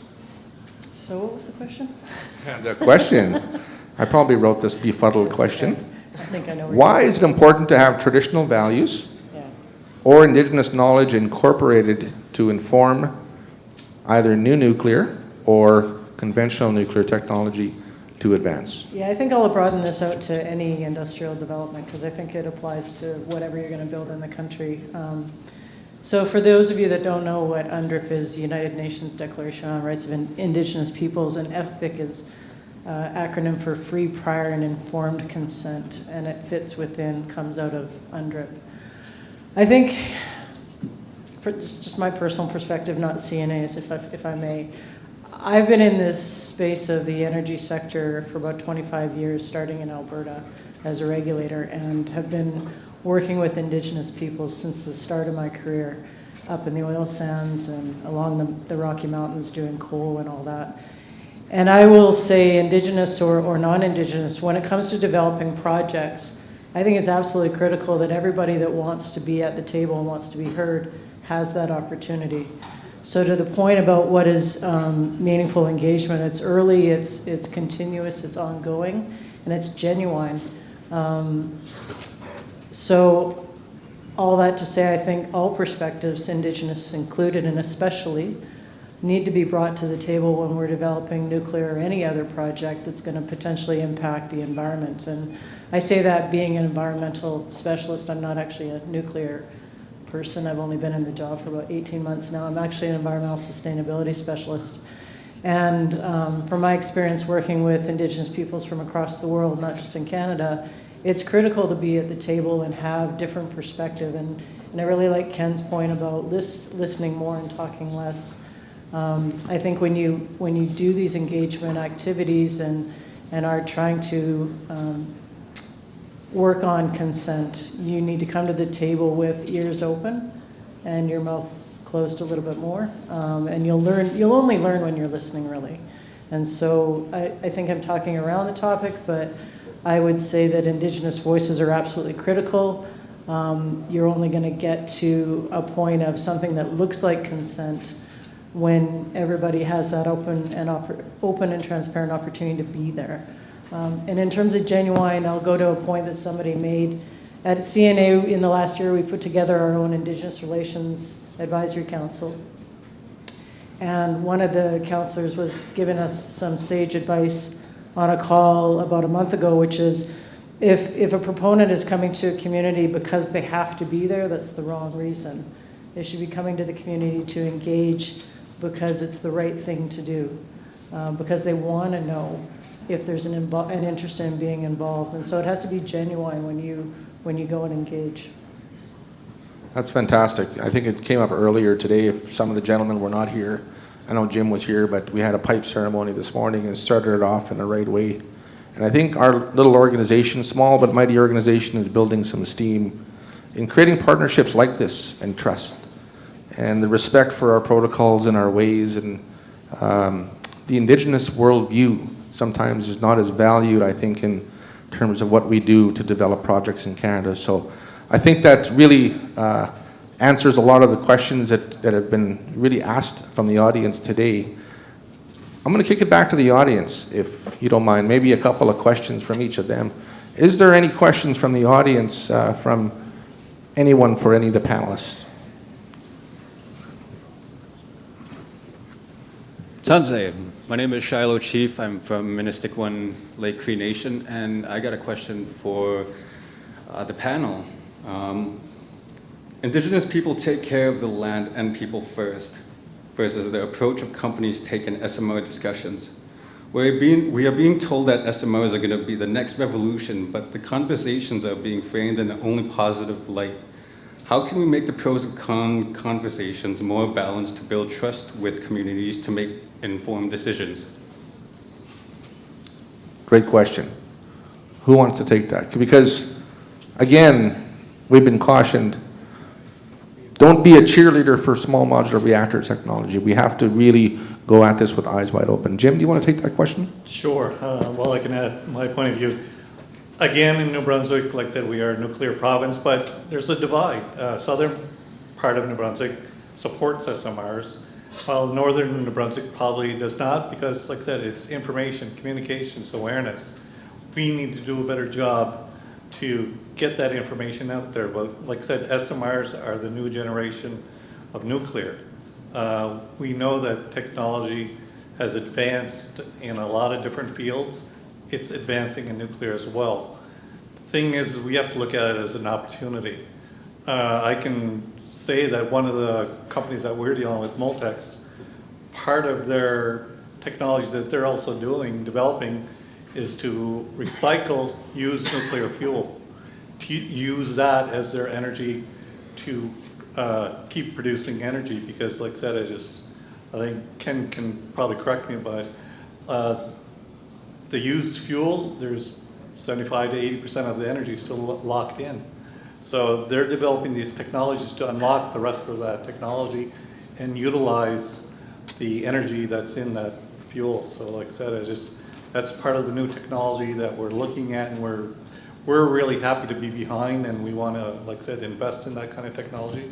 Because like I said, one of the biggest legacies of nuclear is used fuel and cost to, like I said, maintain it and then eventually put it in a repository. So if we have these new technologies that are able to recycle it, it makes a lot of difference. And the thing is, we need to get those information out to our communities. And like I said, in our case, we want to get it out into our schools, into like elementaries, to our elementary kids and whatever, to, like I said, understand that nuclear is not bad, and like I said, there's a lot of good benefits with nuclear. Rupin. Thanks for that. If I could just add to that, I think it's a great question. So we have what we call the Future Power Consultations underway right now across Saskatchewan. I think we've had over 15,000 people participate. And what's unique about these consultation sessions is we'll bring energy experts from across North America, lots of colleagues from OPG, for example, to talk about nuclear and the challenges. So it's not just boosterism for SMRs. It's talking about what are the full range of potentials to solve our energy challenge going forward, including renewables and conventional generation, and to inform as many people as possible. And then just a shout out to Guy and Fnpa. So we had Fnpa lead a session across the province on clean energy Indigenous engagement sessions with First Nations across Saskatchewan. SMRs played an important part, and we put the feedback in real time onto our website. And not a word cloud. Yeah, no, sure, it's called a word cloud when you capture what the primary feedback is through those sessions. And there is a profound concern for Mother Earth and protection of the environment, and that shows up right onto our website, as well as how will we manage spent nuclear fuel. Those are the primary questions that are coming forward. Through those sessions, and we try to inform people. We'll bring people from the Nuclear Waste Management Organization in to explain that. We'll bring nuclear operators from New Brunswick and Ontario in, and from the United States to talk about some of the challenges that they've experienced. But we're trying to make sure that we have a fully informed and balanced discussion on that question. And if there's more we can do, happy to hear about that too. Excellent. Ken, any thoughts on pros, cons of small and modular and reactor? No, I just echo. I think the way you ask the question is amazing, because it is looking to ensure that both sides of a discussion are there. And I tell you, from building a nuclear plant, the ones we have, you have to build intake pipes out into the water. That affects fish, lots of species that are in the water.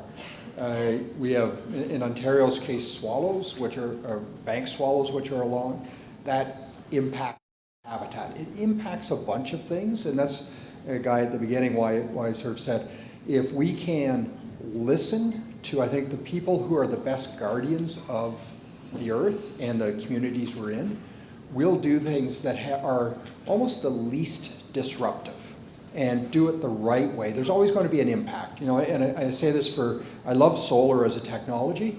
Most of it's made in China, and most of it's made by coal-producing regions. So when we get it here in a box, it's not a perfect technology. The damage was just done in a different part of the world. But I think we have a chance on SMRs. They're not perfect. There's lots of things we need to do better. But I think if we try to do it the right way and have a minimal impact, we'll be happy with the climate result from doing it. Excellent. Thank you. Any other questions? Yeah, Maria. Hi, everyone. Sorry, I'm too short, I guess. My name is Maria Yakovleva. I'm a PhD candidate at the University of Saskatchewan. My research is primarily on SMRs and renewable energy policy. So I had a question primarily for utilities, I guess. So my main question is, I'm just curious, how much decision-making power does communities have? And what are other ways of engagement, except for, apart from the reconciliation plan? I know the OPG has a reconciliation plan in place, and the Indigenous Advisory Council and Fnpa. So, apart from those engagement instruments, what are the other engagement tools you have, and what are your plans of, engaging with the communities more and more meaningfully? Thank you. That's a great question, because that's actually question number 3 that I skipped over. Okay, awesome. Yeah, did you read my notes? No? No, I didn't. What are those main barriers to current Indigenous engagement approaches? And what steps can be taken to overcome these obstacles? Yeah, so thank you. And if I understood the question, it was broader than just Indigenous engagement. Is that right? Yeah. You're asking about more generally? And so that future power consultation that I was talking about is a province-wide consultation on the question of how we will power the future under decarbonized scenarios. So, what's the mix of renewables versus non-emitting hydro and or nuclear. And so, from industry standards, and I think you study this better than I, so you'll be expert, but from industry standards, having over 15,000 people participate in a session in a jurisdiction of, a little over 1.2 million is apparently very, very good. But certainly we're trying to strive to even be better. So those consultations will be ongoing, and we're capturing in real time all the feedback. I think they're all recorded. The stream is actually recorded, and you can actually watch individual consultations on different subject matters on our website as well. So I think, multiple avenues and multiple channels for getting the message out on being involved in the discussions around what our power mix will look like will be one of the opportunities, I think, to engage as many people in the province as possible. Yeah, and it's interesting from an Ontario standpoint. So we already have 3 big nuclear sites, 4 actually, but 3 big operating sites, 2 that we operate, 1 that Bruce Power operates. And the consultation and education and involvement doesn't stop once you've built it, right? Because if you even think about a community, Pickering sort of surrounds our 1 nuclear plant. You probably have 10 or 15% of people moving into the community or thereabouts that weren't there before, 2 or 3 years ago. So this consultation process needs to be ongoing, and it needs to be something, every different medium form that you can do. Both the podcast type of thing, the town halls, into our information centers, politicians into the station on a very regular basis, because they sort of speak on behalf of the voter in most cases. So we do tend to do a lot, even for our existing stations, so people are always aware and comfortable with the station, how it's managed, how it's run, what's going on there, these types of things. So the consultation process for a new plant will just be that much more intense, because you're probably educating a new community on what it's like to be beside a nuclear plant. And by the way, it's really good. So it's, but you have to go through that process for someone who doesn't know and isn't used to it. But it doesn't end. Once you decide to go down that path, once you get community acceptance, Indigenous acceptance, then just be ready to do it for the 30 or 50-year life of the plant, because it's every bit as important the day after. Thank you. So I was just wondering, because how much actually communities have to have a say in that? It's usually kind of one-sided conversation from the utilities saying, we do this, we do that, but then how much actually communities have to have a say in that, and what's the decision making from the communities? So I give you just a specific reference point. So our 1 nuclear station, as Guy mentioned, Pickering, will reach its end of its operating life towards the end of 26. We're doing the study now to extend the life for 30 more years. We'll take it to our board probably in August or September, and then for a government decision. A lot of the acceptance of the extension of that plant is driven by the community outreach that's happened now. So really the people who represent them, i.e. mayors, councillors, MPPs in our case, probably MLAs, I'm not sure. Yeah, MPPs in our case. And again, as we went through to do the study on Pickering, what we consistently found was, especially around our stations, it was sort of high 70s in support. Not everyone likes it. Some would rather build real estate and other things there. And elsewhere in the province was sort of in the mid to low 70s. So a lot of this we find is done through the political process, which represent the voter and communities there, to determine whether or not there's support. Now I will say, there is zero chance ever for any project of any sort that you're going to get everybody supporting it. It just doesn't happen. But that's sort of the mechanism we've used to see, is there community support? And ultimately, our provincial government in this case will say, yes, there is enough support to continue with the station, extend the life of the station. Thank you. Thank you. We'll take one more question. Hi, thank you everyone, and I'm glad that this discussion is happening. And my name is Mamun, but they changed my name into Cree, that is Sisip is a duck, because I'm an immigrant in here. Anyway, so the reason I'm in here, like, just I go with this type of consultation, and in many ways, indigenous communities say that it is like insultation to us, because like whatever the recommendation comes, in most cases, it is kind of like hardly addressed. So we saw that there is always a situation that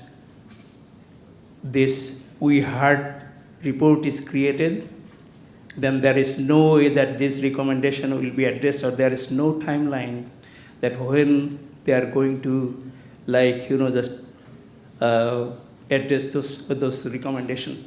The second thing is, like, this is provincial legislation and also the federal legislation always conflict. In most cases, if you know, and I understand that you all know, mostly all of you know at least, that there is a new legislation, this Impact Assessment Act, 2018. So at that time, we have switched from the previous Impact Assessment Act to whatever we do in relation to Canadian Impact Assessment Act 2012, and now we have done this Impact Assessment Act 2018. So it is moved from environmental assessment to impact assessment. It's two different things. And the most important thing is that we have a tendency to use this previous legislation rather than using the present one. So this is kind of, let's say, if I go to the mining commission meeting or somewhere, if I tell that, like, why, if you are digging a hole today, then why are you not using this new legislation? This impact assessment has given you the highest power, indigenous community-wise. It talks about 97 times indigenous. So look at the trend, like previous legislation has only one word was there. So why is that happening? How can I just make people know that, okay, we have a new legislation. If you are a province, if you are a federal, it doesn't matter. It is impacting the northern nations. It is impacting these waters. It is impacting this bird. Sorry that I took too long, but I thought like I should speak about that. Okay, not necessarily a question, but more of a point in terms of Canadian Environmental Assessment Act. Okay, so my point is, like, why don't we use the new legislation rather than we say, okay, this, let's say, if I talk about Key Lake Mine or something like this, so then they are saying, okay, we started this process like 20 years ago. But my point is, like, we are digging the hole today. So why don't we use the present act? I can take that one. Sure. Yeah, I think Jill will fill that question. So the Impact Assessment Act of 2019. Sorry, 2019, yes. Sorry, I forgot. That's okay. Sorry, 2019, yes. That's all right, just so we're talking about the same thing. I actually was am in favor of the 2019 Act because it brings in the social aspect, which is so important to the assessment, because the environment is critical, but people was brought into the 2019 piece. In terms of your question about why something will be evaluated under 2012 versus 2019, gets very technical, but basically what it comes down to is, when did the proponent provide the Impact Assessment Agency of Canada with the project description? And if they came in under the window of the date that the Impact Assessment Act was put into legislation, then that was sort of cut off, if you will. So to be fair to companies that were working in 2019 and knew that they were going to put a project in place, if they came in with their project description formally, was submitted to the agency before a certain date in 2019, before the act was put into legislation, then it fell under the 2012 legislation. If they came in with the project description after it was enacted, then 2019 legislation kicked in. That said, before this lifetime that I'm working with the CNA, I did work for a consultancy that worked in Saskatchewan on a new uranium mine up north, and the proponent I was working for as a consultant recognized that the communities in the area of their development would be very interested in having certain aspects of the new act be considered. And so I think they did the right thing. They said, look, people are going to be very interested in the health impacts. So they did a health impact assessment. They didn't have to, but they did it because they knew the community, the four Indigenous communities in that region would be very interested and would be asking. So although there are strict, you must do this under 2012, and there's these factors under 2019, I'm seeing proponents that are right in that 2019, 2020 gray area, if you will, trying to do the right thing, and they're trying to respect the questions that are coming from the communities, both Indigenous and non-Indigenous, in terms of what do you care about, and we will take a look at what we can do with our studies without studying everything under the sun. And to Ken's point about, you're not going to please everybody. You can look at the studies, you can do the analysis. It's still not necessarily going to make everybody happy with the fact that the project's going to go ahead and whether or not one aspect was looked at or another. But that's a very dry and cut answer to your question. If you came in with the project description before a certain date, you were under 2012, and if you were after, you're under 2019. I think Jill has talked about that in the past with us in terms of maybe a new social impact study or assessment for northern Saskatchewan and many other places, and I think that's something that should be looked at. So, very good answer. Thank you, everyone. All right. So very, very good. Give them a round of applause. So knowledgeable and very gracious in their answers, and thanks very much. So I will step up here and present some gifts. We have some gifts for speaker gifts. Maybe I'll just speak while you're doing that. Is that Sure, okay? yeah. All right. So right before we take a break here, I just wanted to emphasize this is the last chance of the day to go visit our illustrious vendors. I've seen a few of their works now. I saw a handmade beaded poppy, which I thought was an incredibly beautiful and environmentally conscious way to show support for our Indigenous veterans. And please do take a peek at the Fnpa silent auction, again supporting local artists and artisans from the communities in Saskatchewan. So we'll see you in 15 minutes, so 3:40, where we'll hear from our last panel, Decarbonizing the Fossil Fuel and Mining Sectors, moderated by John Desjardins in the back, who I think just showed up. Give a hello, John. Heather Bishop of Cold Lake First Nation, Ryan Laverty of TCE, and Noel Voikin of FNPA. Thank you very much. And one more last round of applause for our CEO panel. Thank you very much. See you at 3:40.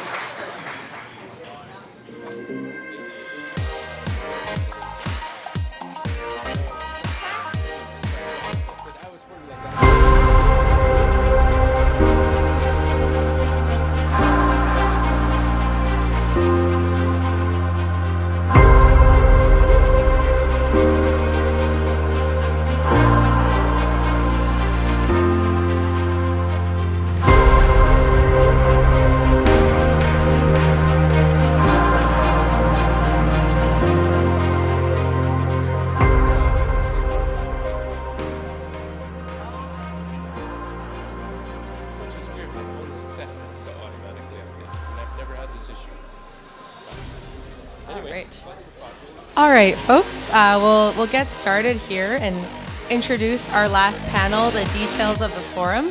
If you can please take your seats. And if you can hear my voice, I make a request as your MC and Master of Ceremonies to please ask others around you to also take your seat. Miigwech, thank you. Or what is it? Astum? Is that all listen or come here? I can't remember. All right, Astum, let's go. Astum Oka. Astum Ota. Come here right now. All right. So, I think first and foremost, we have a lot of fun and recognition for others planned ahead of us for this evening at our gala. As I mentioned this morning, back in the corner chatting at the OPG office, we have Albert DeRoche. He will be chairing our gala and awards ceremony this evening. So doors open at 6 p.m. I believe dinner will be served around 6:30, 6:45. Your entry includes one drink ticket and a delicious buffet dinner. And then following, Albert will be recognizing 5 different awards for Indigenous Clean Energy Excellence. All right, things are slowly calming down. Yeah, I think that covers it. Right, and we have a series of, I think YB Nakota will be performing a little different this time. So his colleague Eli is a rapper, so it'll be both drumming and rapping. Then we have, and hoop dancing. Then we have our singers and drummers from today as well.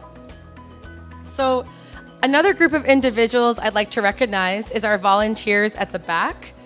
So we have Josie, Sylvester, Ronalda, Morgan, and Caitlin, as well as we have Tamika, Abriana, and Nathan. So please, and Christina, please give a round of applause to our volunteers who are helping with registration. Thank you.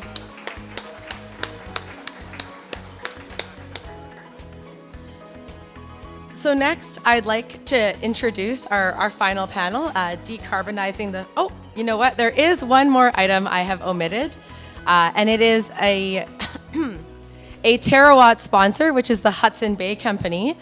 So our board member, Braden Parisian, through his role at the Hudson Bay Company, has graciously donated 10 brand new laptops as to be the award that we will present this evening that goes along a scholarship for a Master's of Sustainability, all remote through the University of Saskatchewan. So please, a round of applause to the Hudson's Bay Company. Thank you.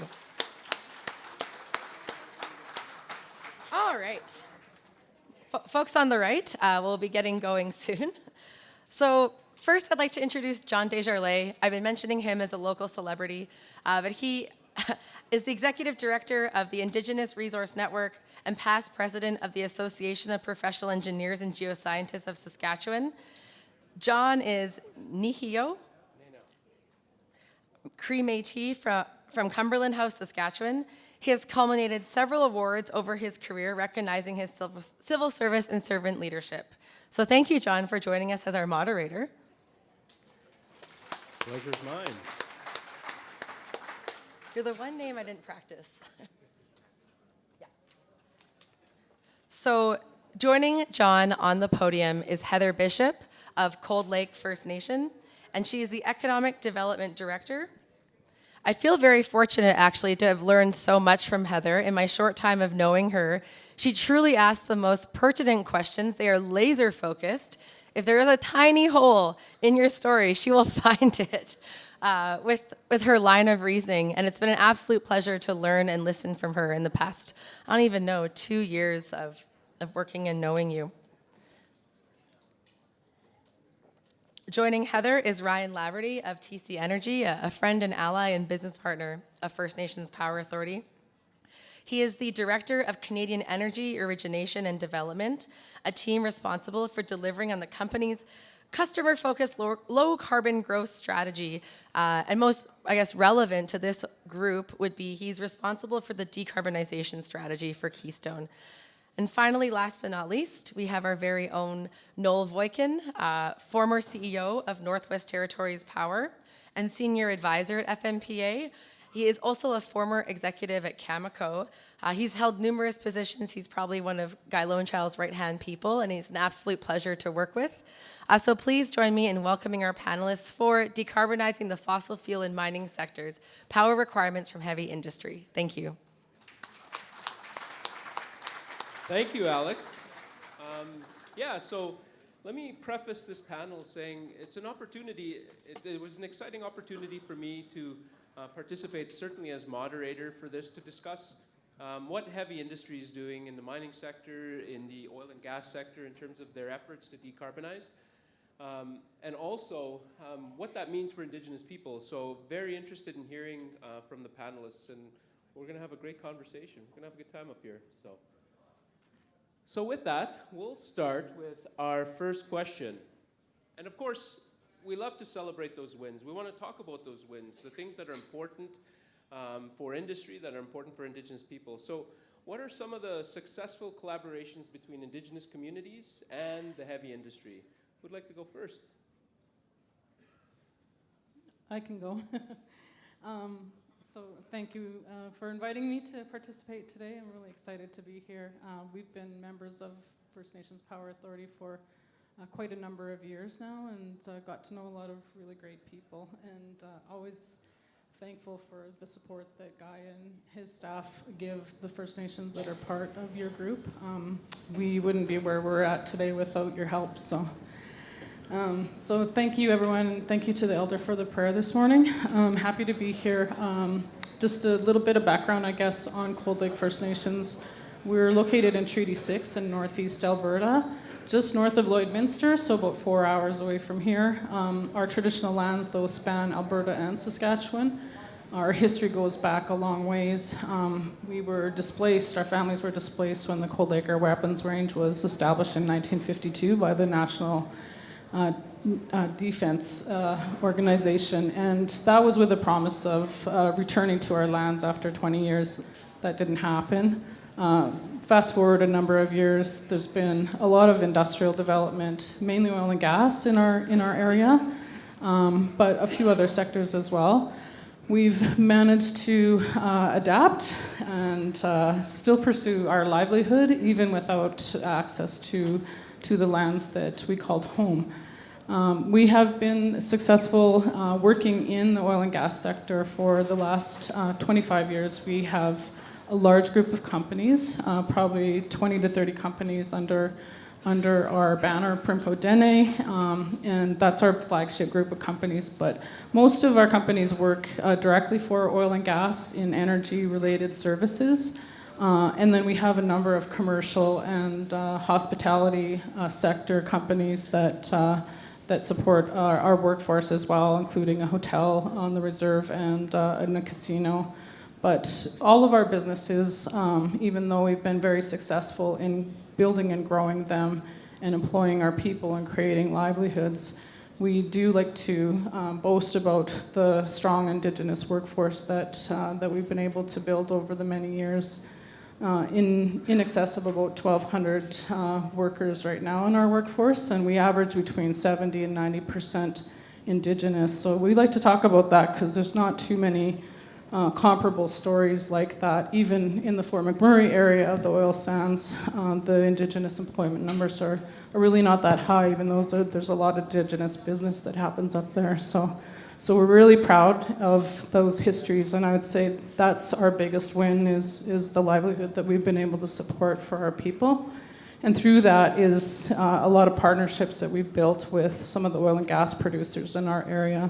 We've also been able to pursue our own oil development on reserve and gas development with partners, and we've learned a lot of lessons over the years, and we continue to learn those lessons. But we started, I wouldn't call it decarbonization, but I guess at that time, we started about 5 years ago when we first started working with First Nations Power Authority to diversify and look at other ways that we could be strategic in growing the nation's economic development portfolio. So at that time, the province of Alberta had a number of programs in place that they were working with Indigenous communities that allowed them to complete community energy audits. There was a lot of capacity building programs to educate communities on renewable energy sources, renewable energy opportunities in terms of both procurement as well as initiatives that you could implement in your own communities to help lower your own environmental footprint and create efficiencies in your buildings and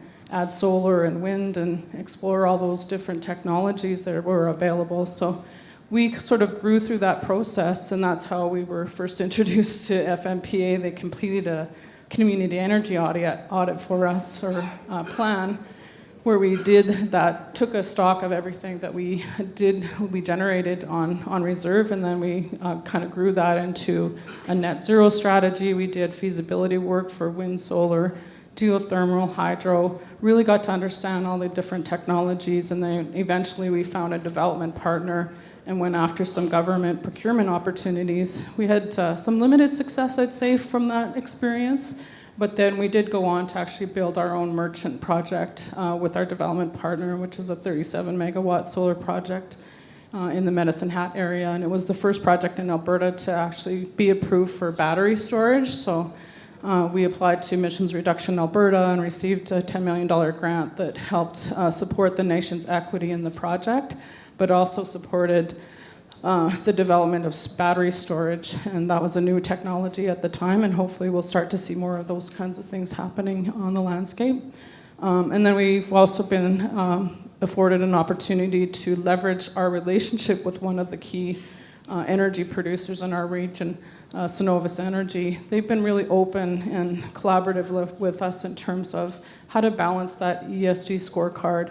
They've been providing many First Nations, including our own, with housing projects. They've worked with us and listened to us when we approached them on working on solar projects, and they actually signed up for a 15-year PPA, much to our surprise, but worked out really well. We were able to go into development for a 150 megawatt solar project in southern Alberta because of it, and that put us into a situation where we were exposed to the Alberta Indigenous Opportunity Corporation, which is the loan guarantee program in Alberta. And I think that there's been lots of discussion on today's panels about expanding that across the country. I know Saskatchewan has something similar, but I think that's the way for our communities to grow and to be able to pursue some of these projects. So with that, I just wanted to say that what all of these experiences provided our nation was the ability for us to really understand, what does this clean energy transition look like? How can we work with the oil and gas sector that's in our backyard, but leverage those relationships and grow? So now we're looking into, some of our partners are here today, looking into sustainable aviation fuel and renewable diesel and hydrogen and cleaner ways to produce oil and gas.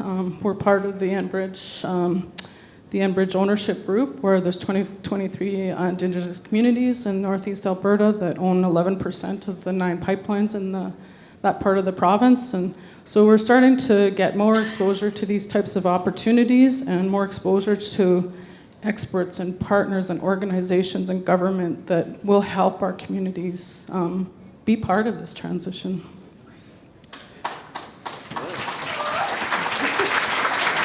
Thank you, Heather. That was incredible. Those are some profound examples of how a community can leverage its industry relationships to build sustainable capacity. And so therefore the capacity to diversify, enter different markets, different industries. So incredible examples. Yeah, pretty proud. You should be pretty proud. So in terms of successful collaborations, do you guys have any examples that you'd like to talk about?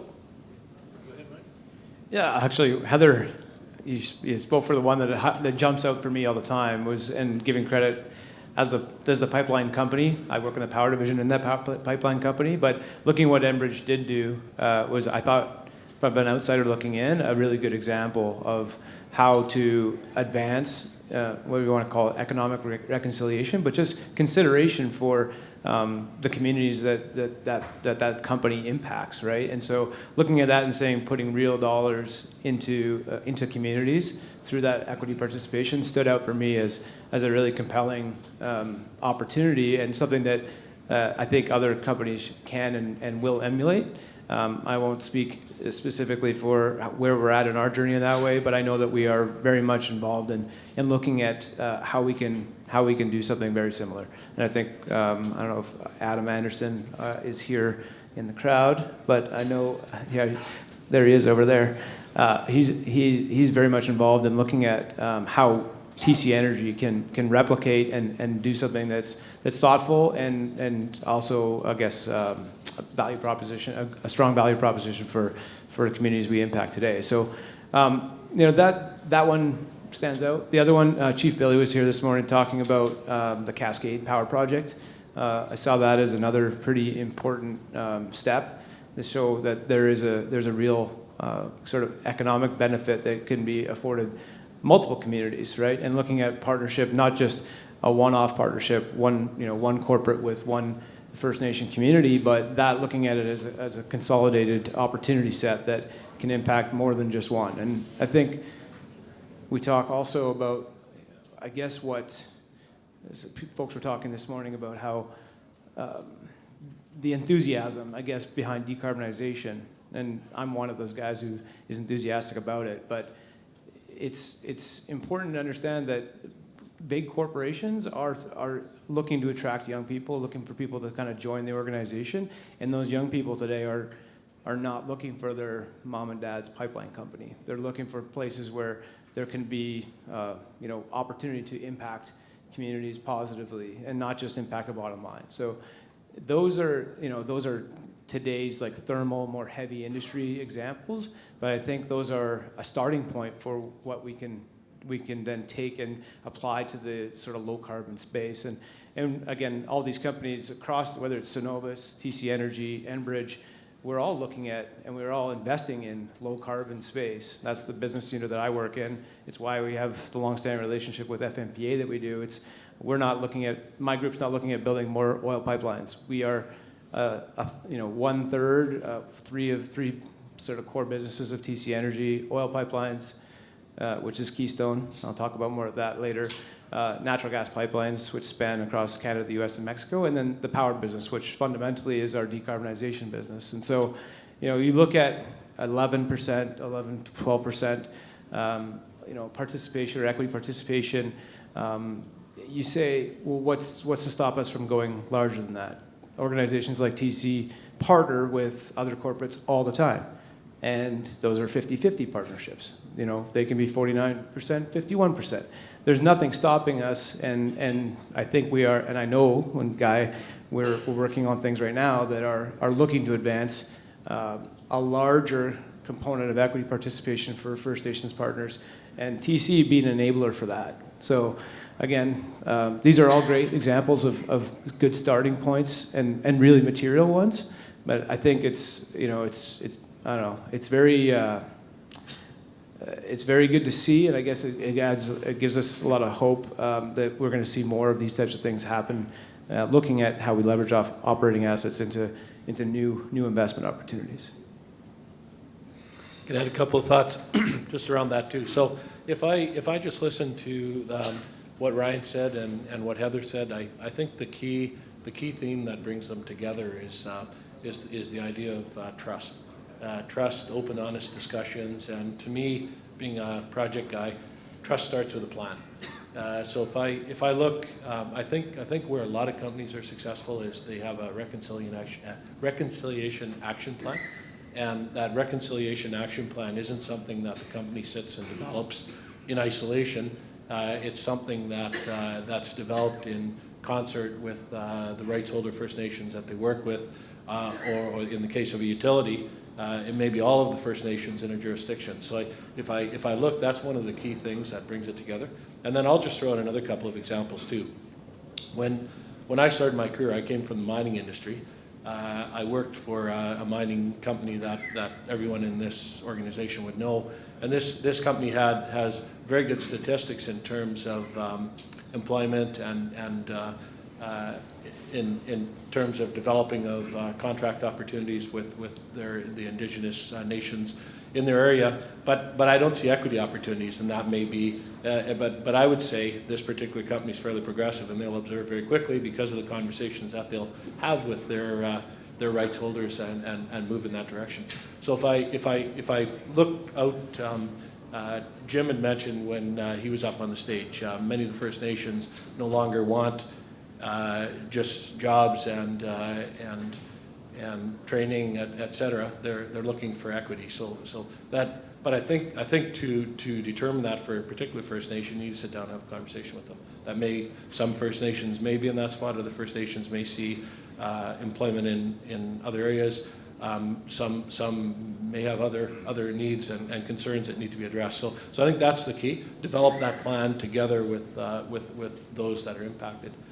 As far as examples, there's two examples I also want to throw on the table where I think some of that's happened is the Hydro One discussions and acquisition that occurred in Ontario, and then what I see generally happening in the nuclear industry. So if I look, many of the SMR manufacturers are having discussions with First Nations around potential equity opportunities. Many are thinking what they can do to develop relationships directly with their First Nations, and then the utilities as well, right? So I think there's a ton of money going to be spent. I was just just listening to the comment Ken made on the stage here around 33 gigawatts potentially in Canada before 2050. So if we pull that forward, we're talking tens of trillions of dollars that are going to be spent. So where could you find a better opportunity for economic reconciliation than that? And then out of all of that is going to come all the industry that's going to be driving that load growth, the supply chain, et cetera. So yeah, sort of a broader answer, but. No, thank you, Noel. There's some incredible points there. One I think that you made, Ryan, was I think there's a misconception, especially for young people, and I've heard a compelling argument that if young people want to help decarbonize or reduce global emissions, then the best place to do that is probably the highest emitting in terms of innovation, technology, and everything like that. And so I think, yeah, it's fundamentally, I think, how we view the opportunities, how we view emissions and everything like that. So that's a great point. And the other one, there's a real common theme here in terms of ownership, and it's exciting to hear that in terms of it being, I think, a great opportunity for economic reconciliation in terms of recognizing communities as partners, sharing in the reward, the risk, the decision making. So those are incredible examples, I think, that successful collaborations between industry and communities. So a little on, not so much on the flip side, but everything could be improved upon. There's always opportunities to learn. Could you guys share some of the lessons in terms of those collaborations, some of the lessons learned, things we might not do again potentially in terms of working with Indigenous communities? So who wants to take that one first? What didn't work and why?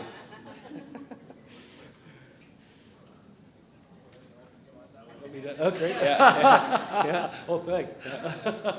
So I would say what didn't work is trying.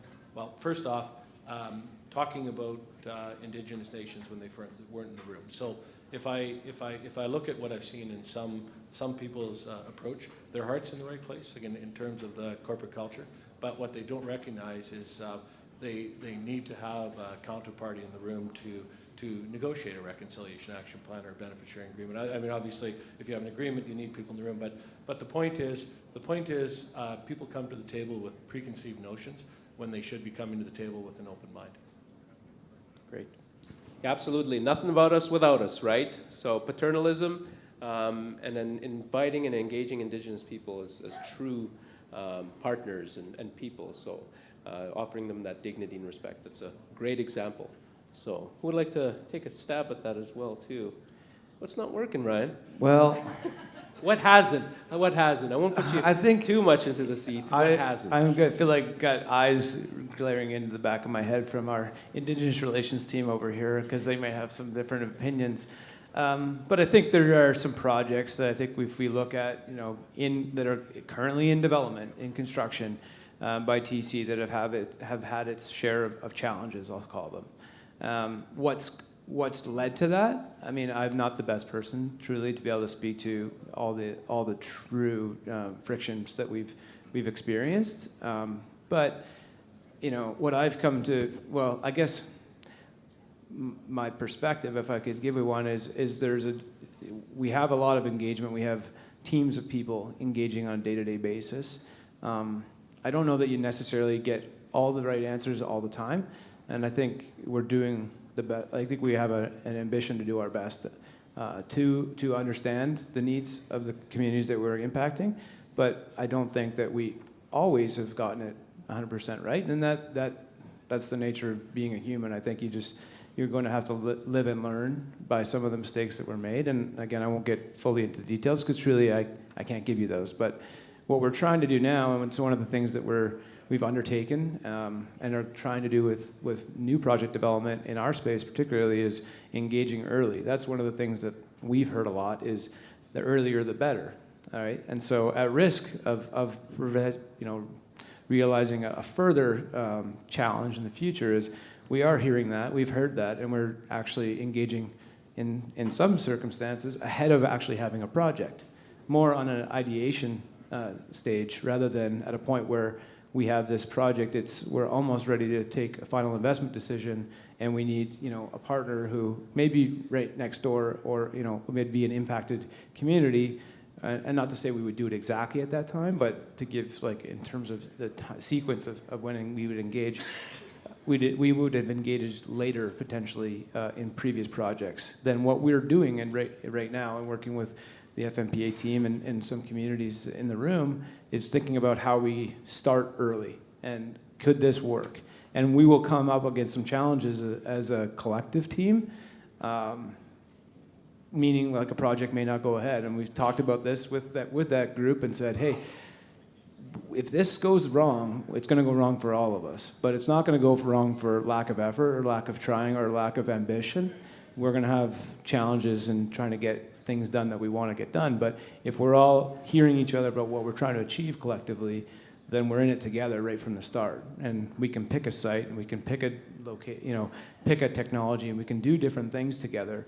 And starting really, really early. But that could also come with disappointment in the future. So, understanding that not everything's worked in the past, not pretending that doing it this way will necessarily work, in the sense that everyone will be super happy by the end of it either, but saying we're hearing the ask to be there early and talk more frequently, and so that's what our team's going to try to do for a go-forward basis. And it's here. We've actually heard it. We were at the Canadian Hydrogen Convention in Edmonton in April, and we met with the Grand Chiefs of Treaty 8, and they told us the same thing and said, come to us as soon as you're ready, as soon as you have that thought. So I was like, well, I have thoughts in the middle of the night. I don't know if you want me to call you at 2 a.m., but that's the type of thing, okay, I can wait in the morning. Try it. Try it. Like, leave me your cell phone number. But those are the types of things we're saying, okay, let's try and work this out early, so that we're not in a situation later that we are, bringing into something that's sort of more fully baked. That's great. Yeah, you can hear that, I guess, prevailing theme in terms of prior, right? And before a decision's made. Because community, in my experience, community can sense that. They can feel it. They can feel the decision's made. This is a process. We're blowing steam. It's note-taking. But they also feel, and there's a lot of trust that comes in that, and that's built. And that's where you, I think, start to move to maybe a consent, versus a procedural or consultation, and expand the social license, right? So incredible example. And so let's hear from the community's perspective. What has not worked? How much time do we have?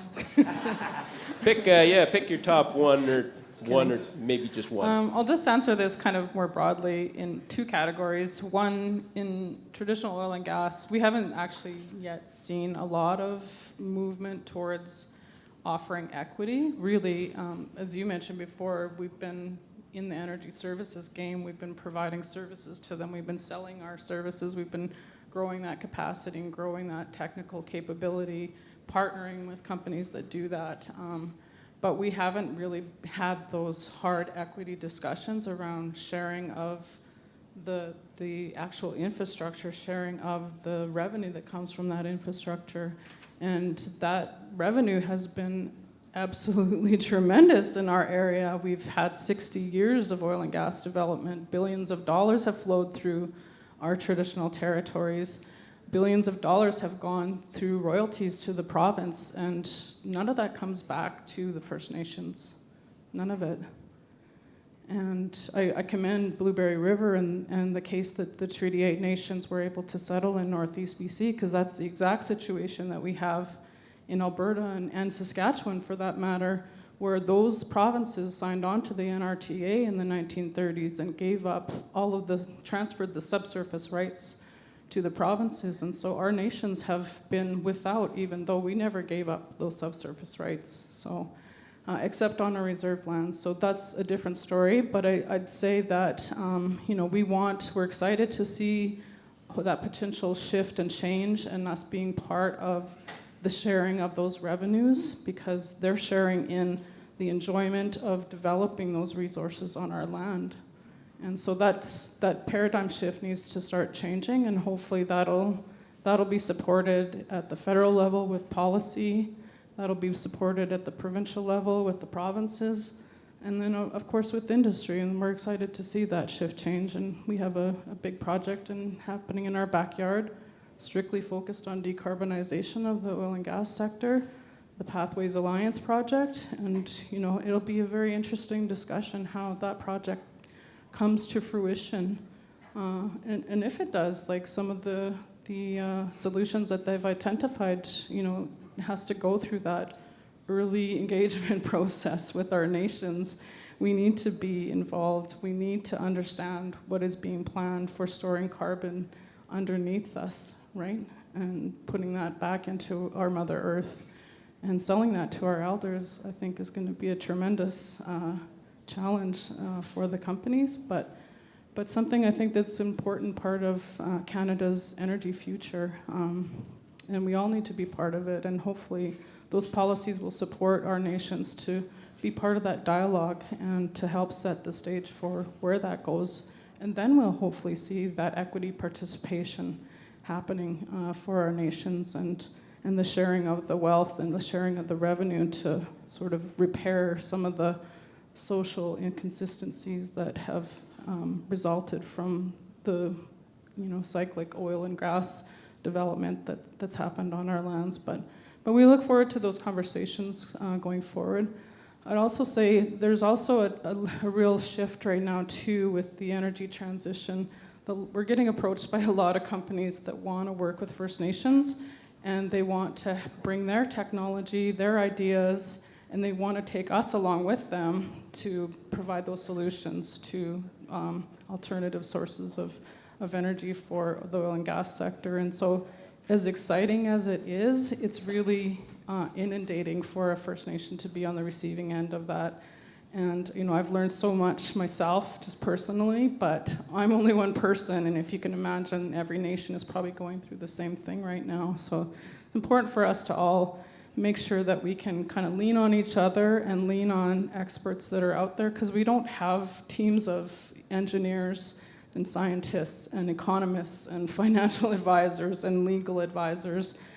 We have to pay for all that stuff and bring that in. And so it's important for our nations to be able to have a leg up when we are sitting down at the table with these companies and being in a position so that we know how to apply a sense of due diligence around this, because there's lots of stories where nations have been led astray, or the business deal didn't work out, or they somehow invested a bunch of money and then the project didn't go forward. So we have to be mindful and careful, as much and as excited as we are about new technology and being part of that scene. I think there's a lot of education that needs to be done, and we need to proceed cautiously.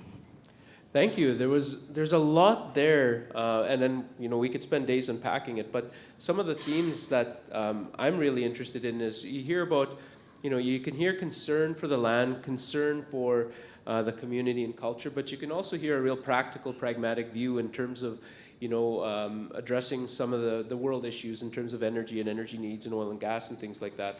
And so there's certainly a balance there. And so I think the next question is fitting. And then also, I'd like to mention, you spoke to, there's a recognition in terms of capacity, the gaps, what's needed in terms to meaningfully participate in service and development and ownership. So there's a lot there, and being very aware of it is inspiring. And so when you think about those impacts, industry has, and I'd like to hear from all of our panelists, what are the impacts? I think the impacts we're most proud about when it comes to Indigenous communities getting involved in these industries, in terms of economics, but in terms of also social, culture, livelihood, language. How are we making the lives of Indigenous people better with good relationships with industry? Who wants to start? Yeah, I'll go. I mean, that goes to, I think, a comment I made earlier around kind of attracting talent, right? Whether that's Indigenous talent or otherwise. You're trying to, you want the best people for the jobs. The best people for the jobs generally have a conscience about these things and are trying to do the right thing, is a general belief. So I think, impacting a community positively makes, a paycheck's one thing, but knowing that you've left a positive impact is quite another. And that does get people, excited to come to work every day and excited to, especially in the decarbonization space, invest a lot of time and effort. And I'll speak for my team alone. There's a lot of time and effort being poured in across this country, and then we've got a team in the U.S. doing the same thing, focusing on growing our decarbonization suite of products, and that takes a lot of time away from family, time away from other activities, but it's because people are passionate about it, right? And so I think knowing that you can do well by your shareholder, do well by your stakeholders, and positively leave an impact is, that's panacea in some respects, right? So I think you are going to see companies are attracting people with that sort of mindset, and I know that I talk to my kids every day about kind of what are you leaving behind. And I think that's kind of consistent with the 7 generations mindset that Indigenous people have held forever, is just saying, don't think about just today. Think about what else what are you leaving behind, and I think that's the biggest thing that I would see, is that it's really fun to go to work every day when you have an opportunity to make a positive impact. Thank you. I think whenever you step into a new role, there's always going to be those legacy issues you have to deal with. I think there's a real satisfaction in being able to work with the communities and work through some of these legacy issues in a way that when you're no longer in a role, the community welcomes you. So I think to me that's true reconciliation. That's also a true genuine trust has been developed, and if that happens, if you can get it to that point, you've made a true impact on the community. So and when I say true impact, the impact that I always tried to make when I was the CEO up north on the community was what did the community want, and how could we work together to find a way to make things work. So I realized I work with Guy and the team on the Indigenous Advisory Council, and I was describing a discussion that I'd had with one of the communities, and he and a community that I'd actually developed a fairly strong trust with, and I was describing the way the conversation progressed. He looked at me, he says, you participated in a grievance ceremony. He said, you didn't realize it, but you participated in a grievance ceremony. And then I have to admit, after we'd gone through that, the community members had described to me where they saw the traditional problems with the utility and the things we need to work on and move forward on. And after we had those discussions, we put that behind us and we moved forward. And I, as I said, I didn't realize that had occurred at the time, but that's what this Grand Chief had told me, and I did notice very much that we were able to move the conversation forward after we'd had that discussion. So those sorts of things. I feel if I went back to that community today, I would still be welcome in that community, even though I'm no longer the CEO of that utility. Right? So that, to me, that's the feeling of satisfaction I get. Thank you. Heather, do you have some thoughts on that? Yeah, I think for any of the industry folks or any of the businesses and organizations that we deem as partners, we expect to be treated as family, right? And as Guy said, like that's how our people are. We embrace each other, and so if you're gonna be a partner, embrace the culture, embrace the language, get to know our community, get to know our leaders, get to know our elders, participate in our events, come to our school, talk to our kids, be role models.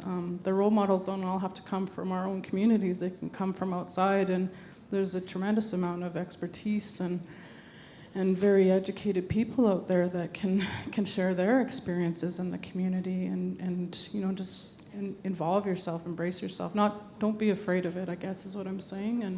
And maybe sometimes you feel like you're not always welcomed with open arms into a community. You got to kind of earn your way in. But that's part of the process too, in building those relationships and establishing ultimately that trust. So I always encourage our partners and industry in general to come out to our events and just like slowly get to know each other, and then those relationships will prosper. And I think that's how our communities will start to see that change, because we do need the support from our partners, from industry, to support our community. Every one of our communities needs help in whether it's education or social programming or infrastructure, community development. All of those are huge needs in our communities, and to the extent that you know how to build a building or upgrade a water system or what have you, right? Like we can use that expertise, and sometimes it's just a helping hand at one of our events. But we always encourage community engagement, community involvement, and sometimes you have to separate that from the business discussions and sacrifice some personal time to do it. But that's how that trust gets built. That's awesome. Yeah, Nitutem, Wakoto, and connectedness, kinship. There's certainly a theme that I heard came out, I think a little different than it was intentional, but exciting, in terms of the relational aspect of that partnership. And so I think the advice that I always gave is party first, sign the deal later.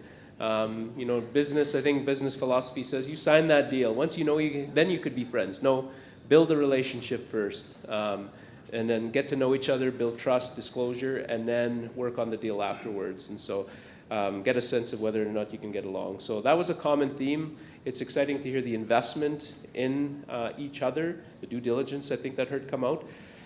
And so we talked quite a bit about communities, the impact. We talked about industry and what it does. We'll pivot a little bit and talk about, I want to know a little bit about the science and some of the innovation that's happening in industry. And what that means to Indigenous people. And then we'll, if we have opportunity, we'll talk about maybe what our federal government can do, and our regional governments or provincial governments, particularly our federal government, could do to support these efforts. But first, we'll start with the science. What do you think we can do to increase the energy literacy, especially as it relates to heavy industry, as it relates to oil and gas, to the people out there that might not be as informed in what's happening in decarbonizing and innovating? I can start. There's not one answer to that question. I think it's multifaceted. Oh, I asked like 5 questions in one. Yeah, exactly. Yep. But there's probably a million different ways that you can do that, and I'm still learning every day. I learn about a new topic, it seems like, and it's always changing. But there's organizations like Fnpa. There's a lot of Indigenous energy-focused organizations. We've had a lot of outreach from some of the educational institutions, the universities, the technical institutes that really want to help bridge that science gap or technology gap with our community, so that we can have a better understanding of what's going on and what's behind the science, what's behind the design of some of these projects. And it's so complicated. Alexandria, she offers her services to us all the time. She mentioned she is a physicist, and she's actually just amazing in us understanding our greenhouse gas emissions that occur in our traditional lands. But the more that you can broaden your network and get that exposure to different organizations, it's the corporations of the world that you can lean on. And the academia community that is very helpful. It's all these science-based and technology and research organizations. I've learned a lot from Emissions Reduction Alberta that's active, and Innovation Alberta. I'm not sure what the equivalents are in Saskatchewan or other provinces, but that's it's a continual exercise, and we're constantly learning about new organizations. I just met with the CSAF, which is a Canadian organization for sustainable aviation fuel. They just produced a roadmap to sustainable aviation fuel for Canada, and they have an eye on what's happening globally. So that was a new learning for me. But almost every week, I'm learning about a new technology of some sort related to clean energy.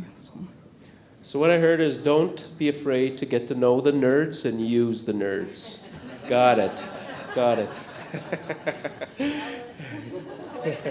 Yeah. Hi, nerd. Fellow nerd. Yeah. So, yes, would you guys like to what can we do to increase the energy literacy of those that might not understand what's happening in decarbonizing our heavy emitting industries? So I think Heather mentioned quite a few interesting ideas in there. Just to unpack a little bit, I think coordinated approach would help. So that there's lots of different people out there sharing information through various organizations. If there was a way to better coordinate some of that knowledge so that it was a consistent knowledge and not overwhelming to the people that are receiving it. So to me, that's the first thing. The second thing, though, is it needs to be a knowledge sharing, not a one-way knowledge transfer. So if I think of my experiences, when I've gone into communities or when I talk to the Indigenous Advisory Council, I learn as much as I provide. So I think it's the attitude and approach is important as well. So those would be the two things I'd throw out. Thank you. I agree. Awesome.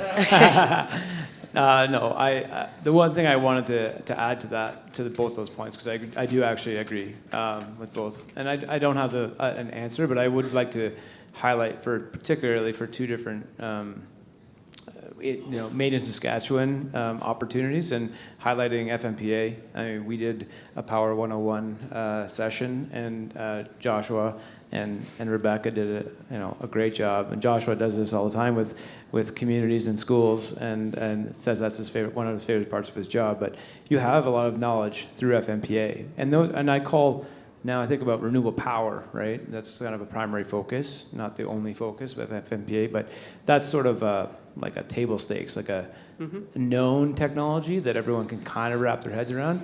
The other things that are going to be coming, the new things that you're hearing about, new things every day, Heather, is like hydrogen, low carbon hydrogen, which we're focused on. We're investing in, green hydrogen, sort of electrolysis-based electricity and water, steam methane reforming with carbon capture. What does that mean? How do I participate in that?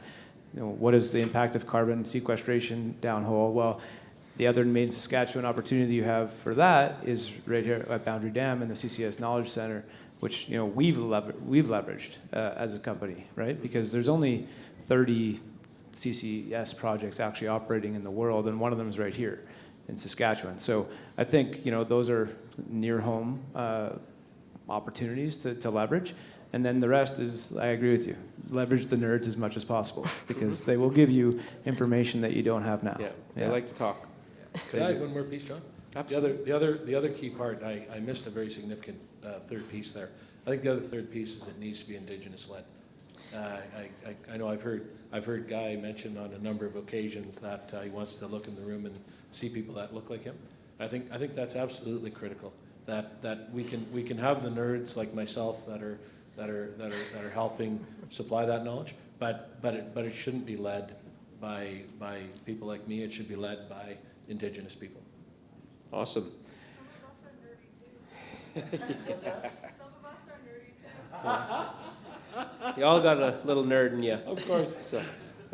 All right, so we'll kind of wrap it up here and then we'll pivot to questions. And so is there any last comments you'd like to make before we move to questions? All right. Well, you're welcome to make comments. Yeah, you do have time. it's totally fine. I want to address one thing, actually. Please. The one question you didn't ask, because I wanted to talk about. Yeah. The one around funding, I guess, right? Yes. And I think there's a big opportunity. I think it was talked about already earlier today, whether that's corridors or otherwise. But thinking about how we actually enable more economic prosperity, and we're focused. A lot of the programs that are being contemplated federally really are focused on decarbonization projects first, which a lot of them are in operation, like wind, solar have been operating for a long time. As I said, they're kind of core business, and a lot of developers out there who've done a lot of projects.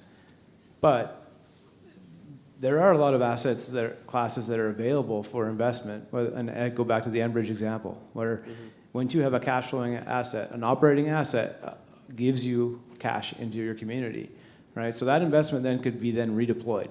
So it kind of creates that knock-on effect, right? It's sort of compounding your growth opportunities by giving you access early. And it goes also to, your comment, is that the biggest opportunity to impact decarbonization is in a company or in a place that emits a lot of carbon. Yeah. And so if you are now a partner in an asset base that emits, you are now afforded probably a better opportunity to then invest in the decarbonization of that asset. So it gives you a relationship and it gives you money to actually invest. So thinking about it as we only can support, you know, a decarbonization investment for First Nations means you limit the amount of investment opportunity that could be there, and it probably delays sort of what would be more, you know, economic prosperity or self-sufficiency if you're sort of limiting that asset class. So I just wanted to address that because I know that was a question you had that we didn't get to, but I think it's important to cast that net a little bit wider. No, absolutely, and the funding mechanisms to support that type of investment and support an industry that, while we transition, is still very much going to be here and going to be supplying the world energy for years to come. So, great comment. So now we'll move to the audience. Would the audience, anyone from the audience, like to ask our panel some questions?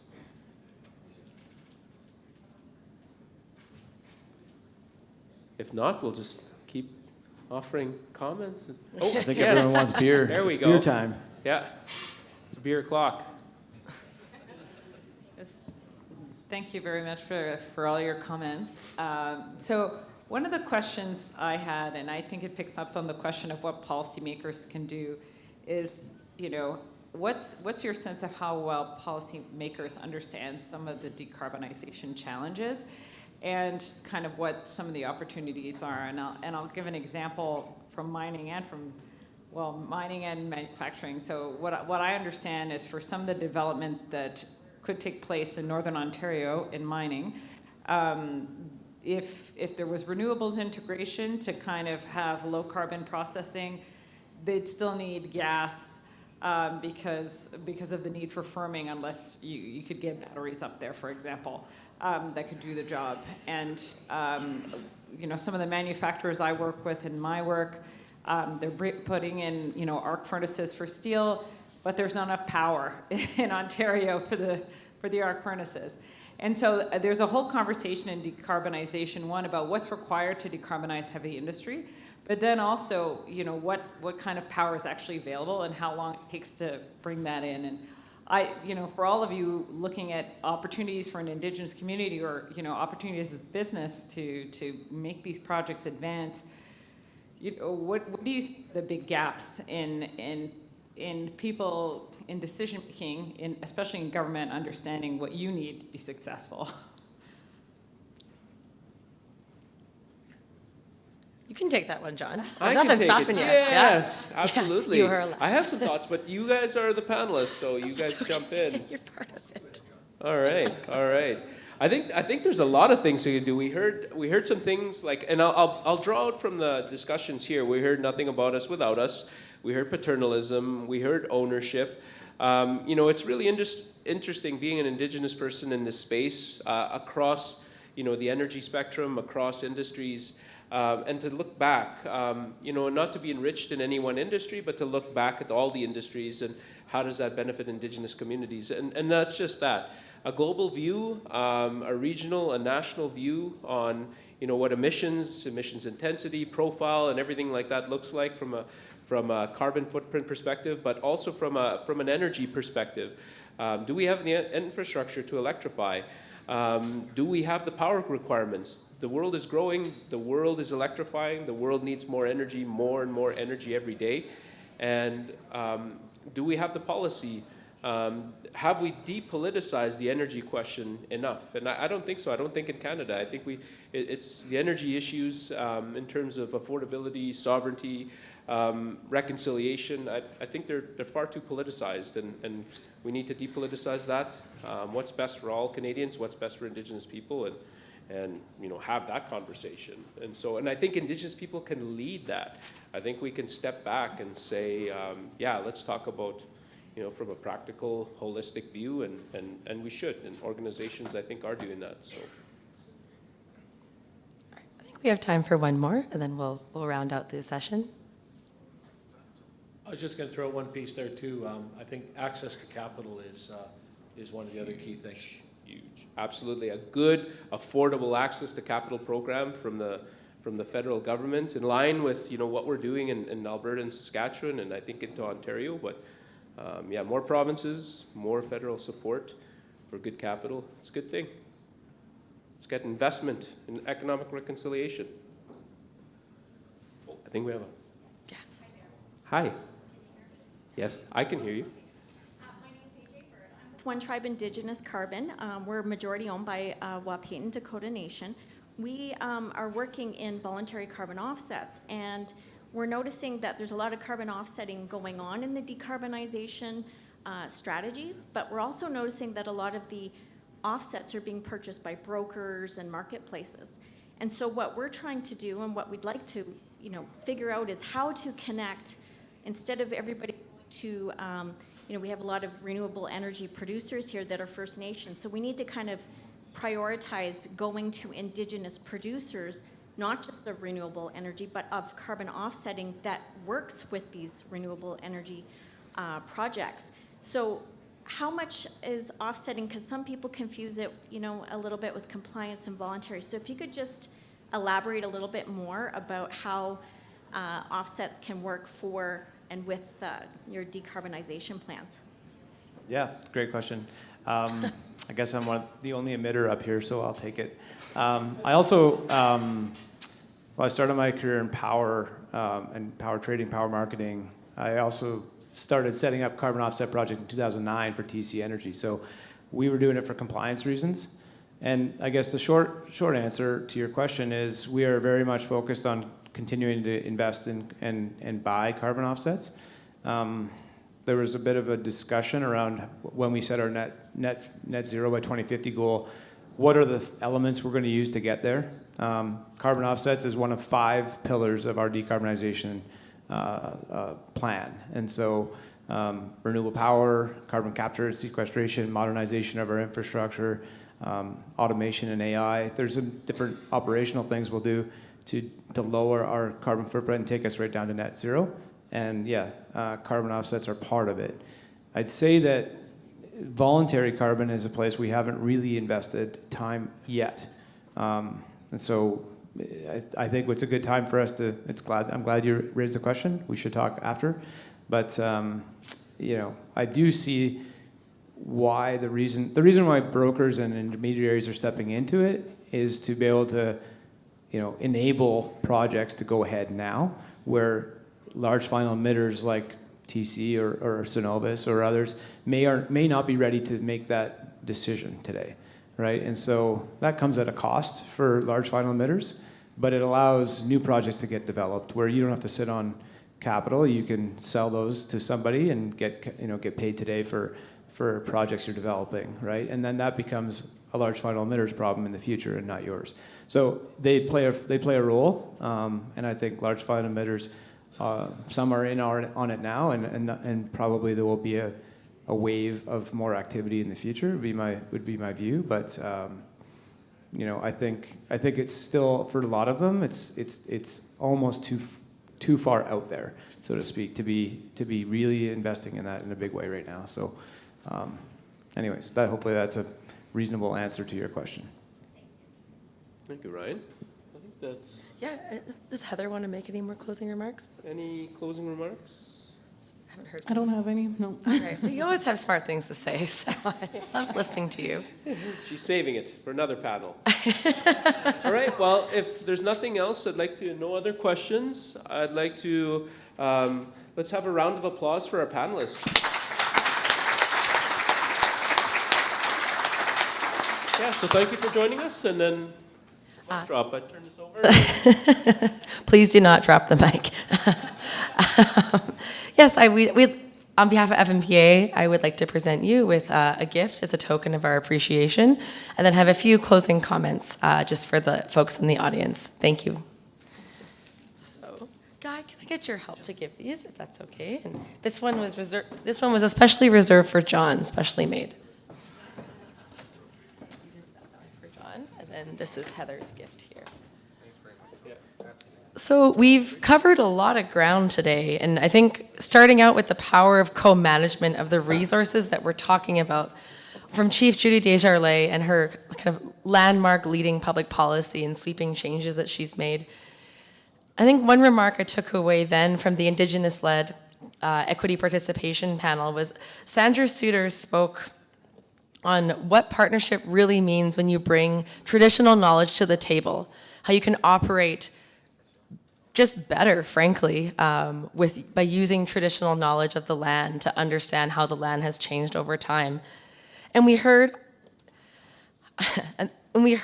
how incredibly important it is to learn from our partners and tribal nations, specifically from our friend Brett Isaac and his learnings from the Navajo Nation, and just that there is the potential for so much collaboration between sectors.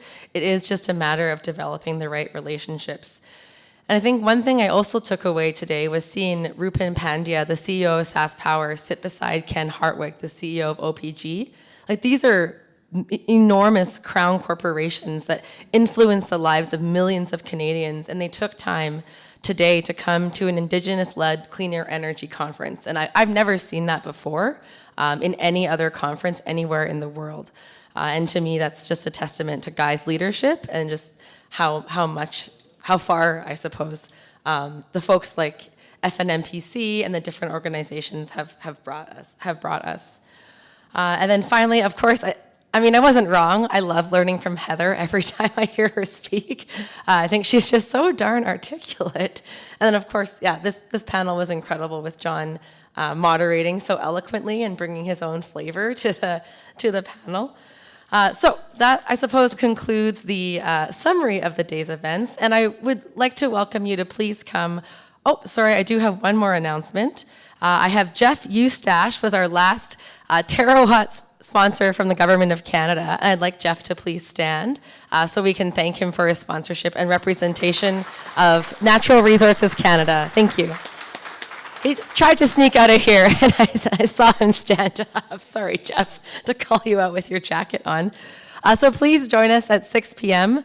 For some food and drink in the lower level of TCU Place. We'll be having our awards gala hosted by our very own Albert DeRoche, honoring 5 different components, I suppose, of the Pathways to Powerful Opportunities Awards ceremony. And we'll have amazing dancers as well, tons of local talent. Rebecca, the mastermind behind so much of this. Am I missing anything?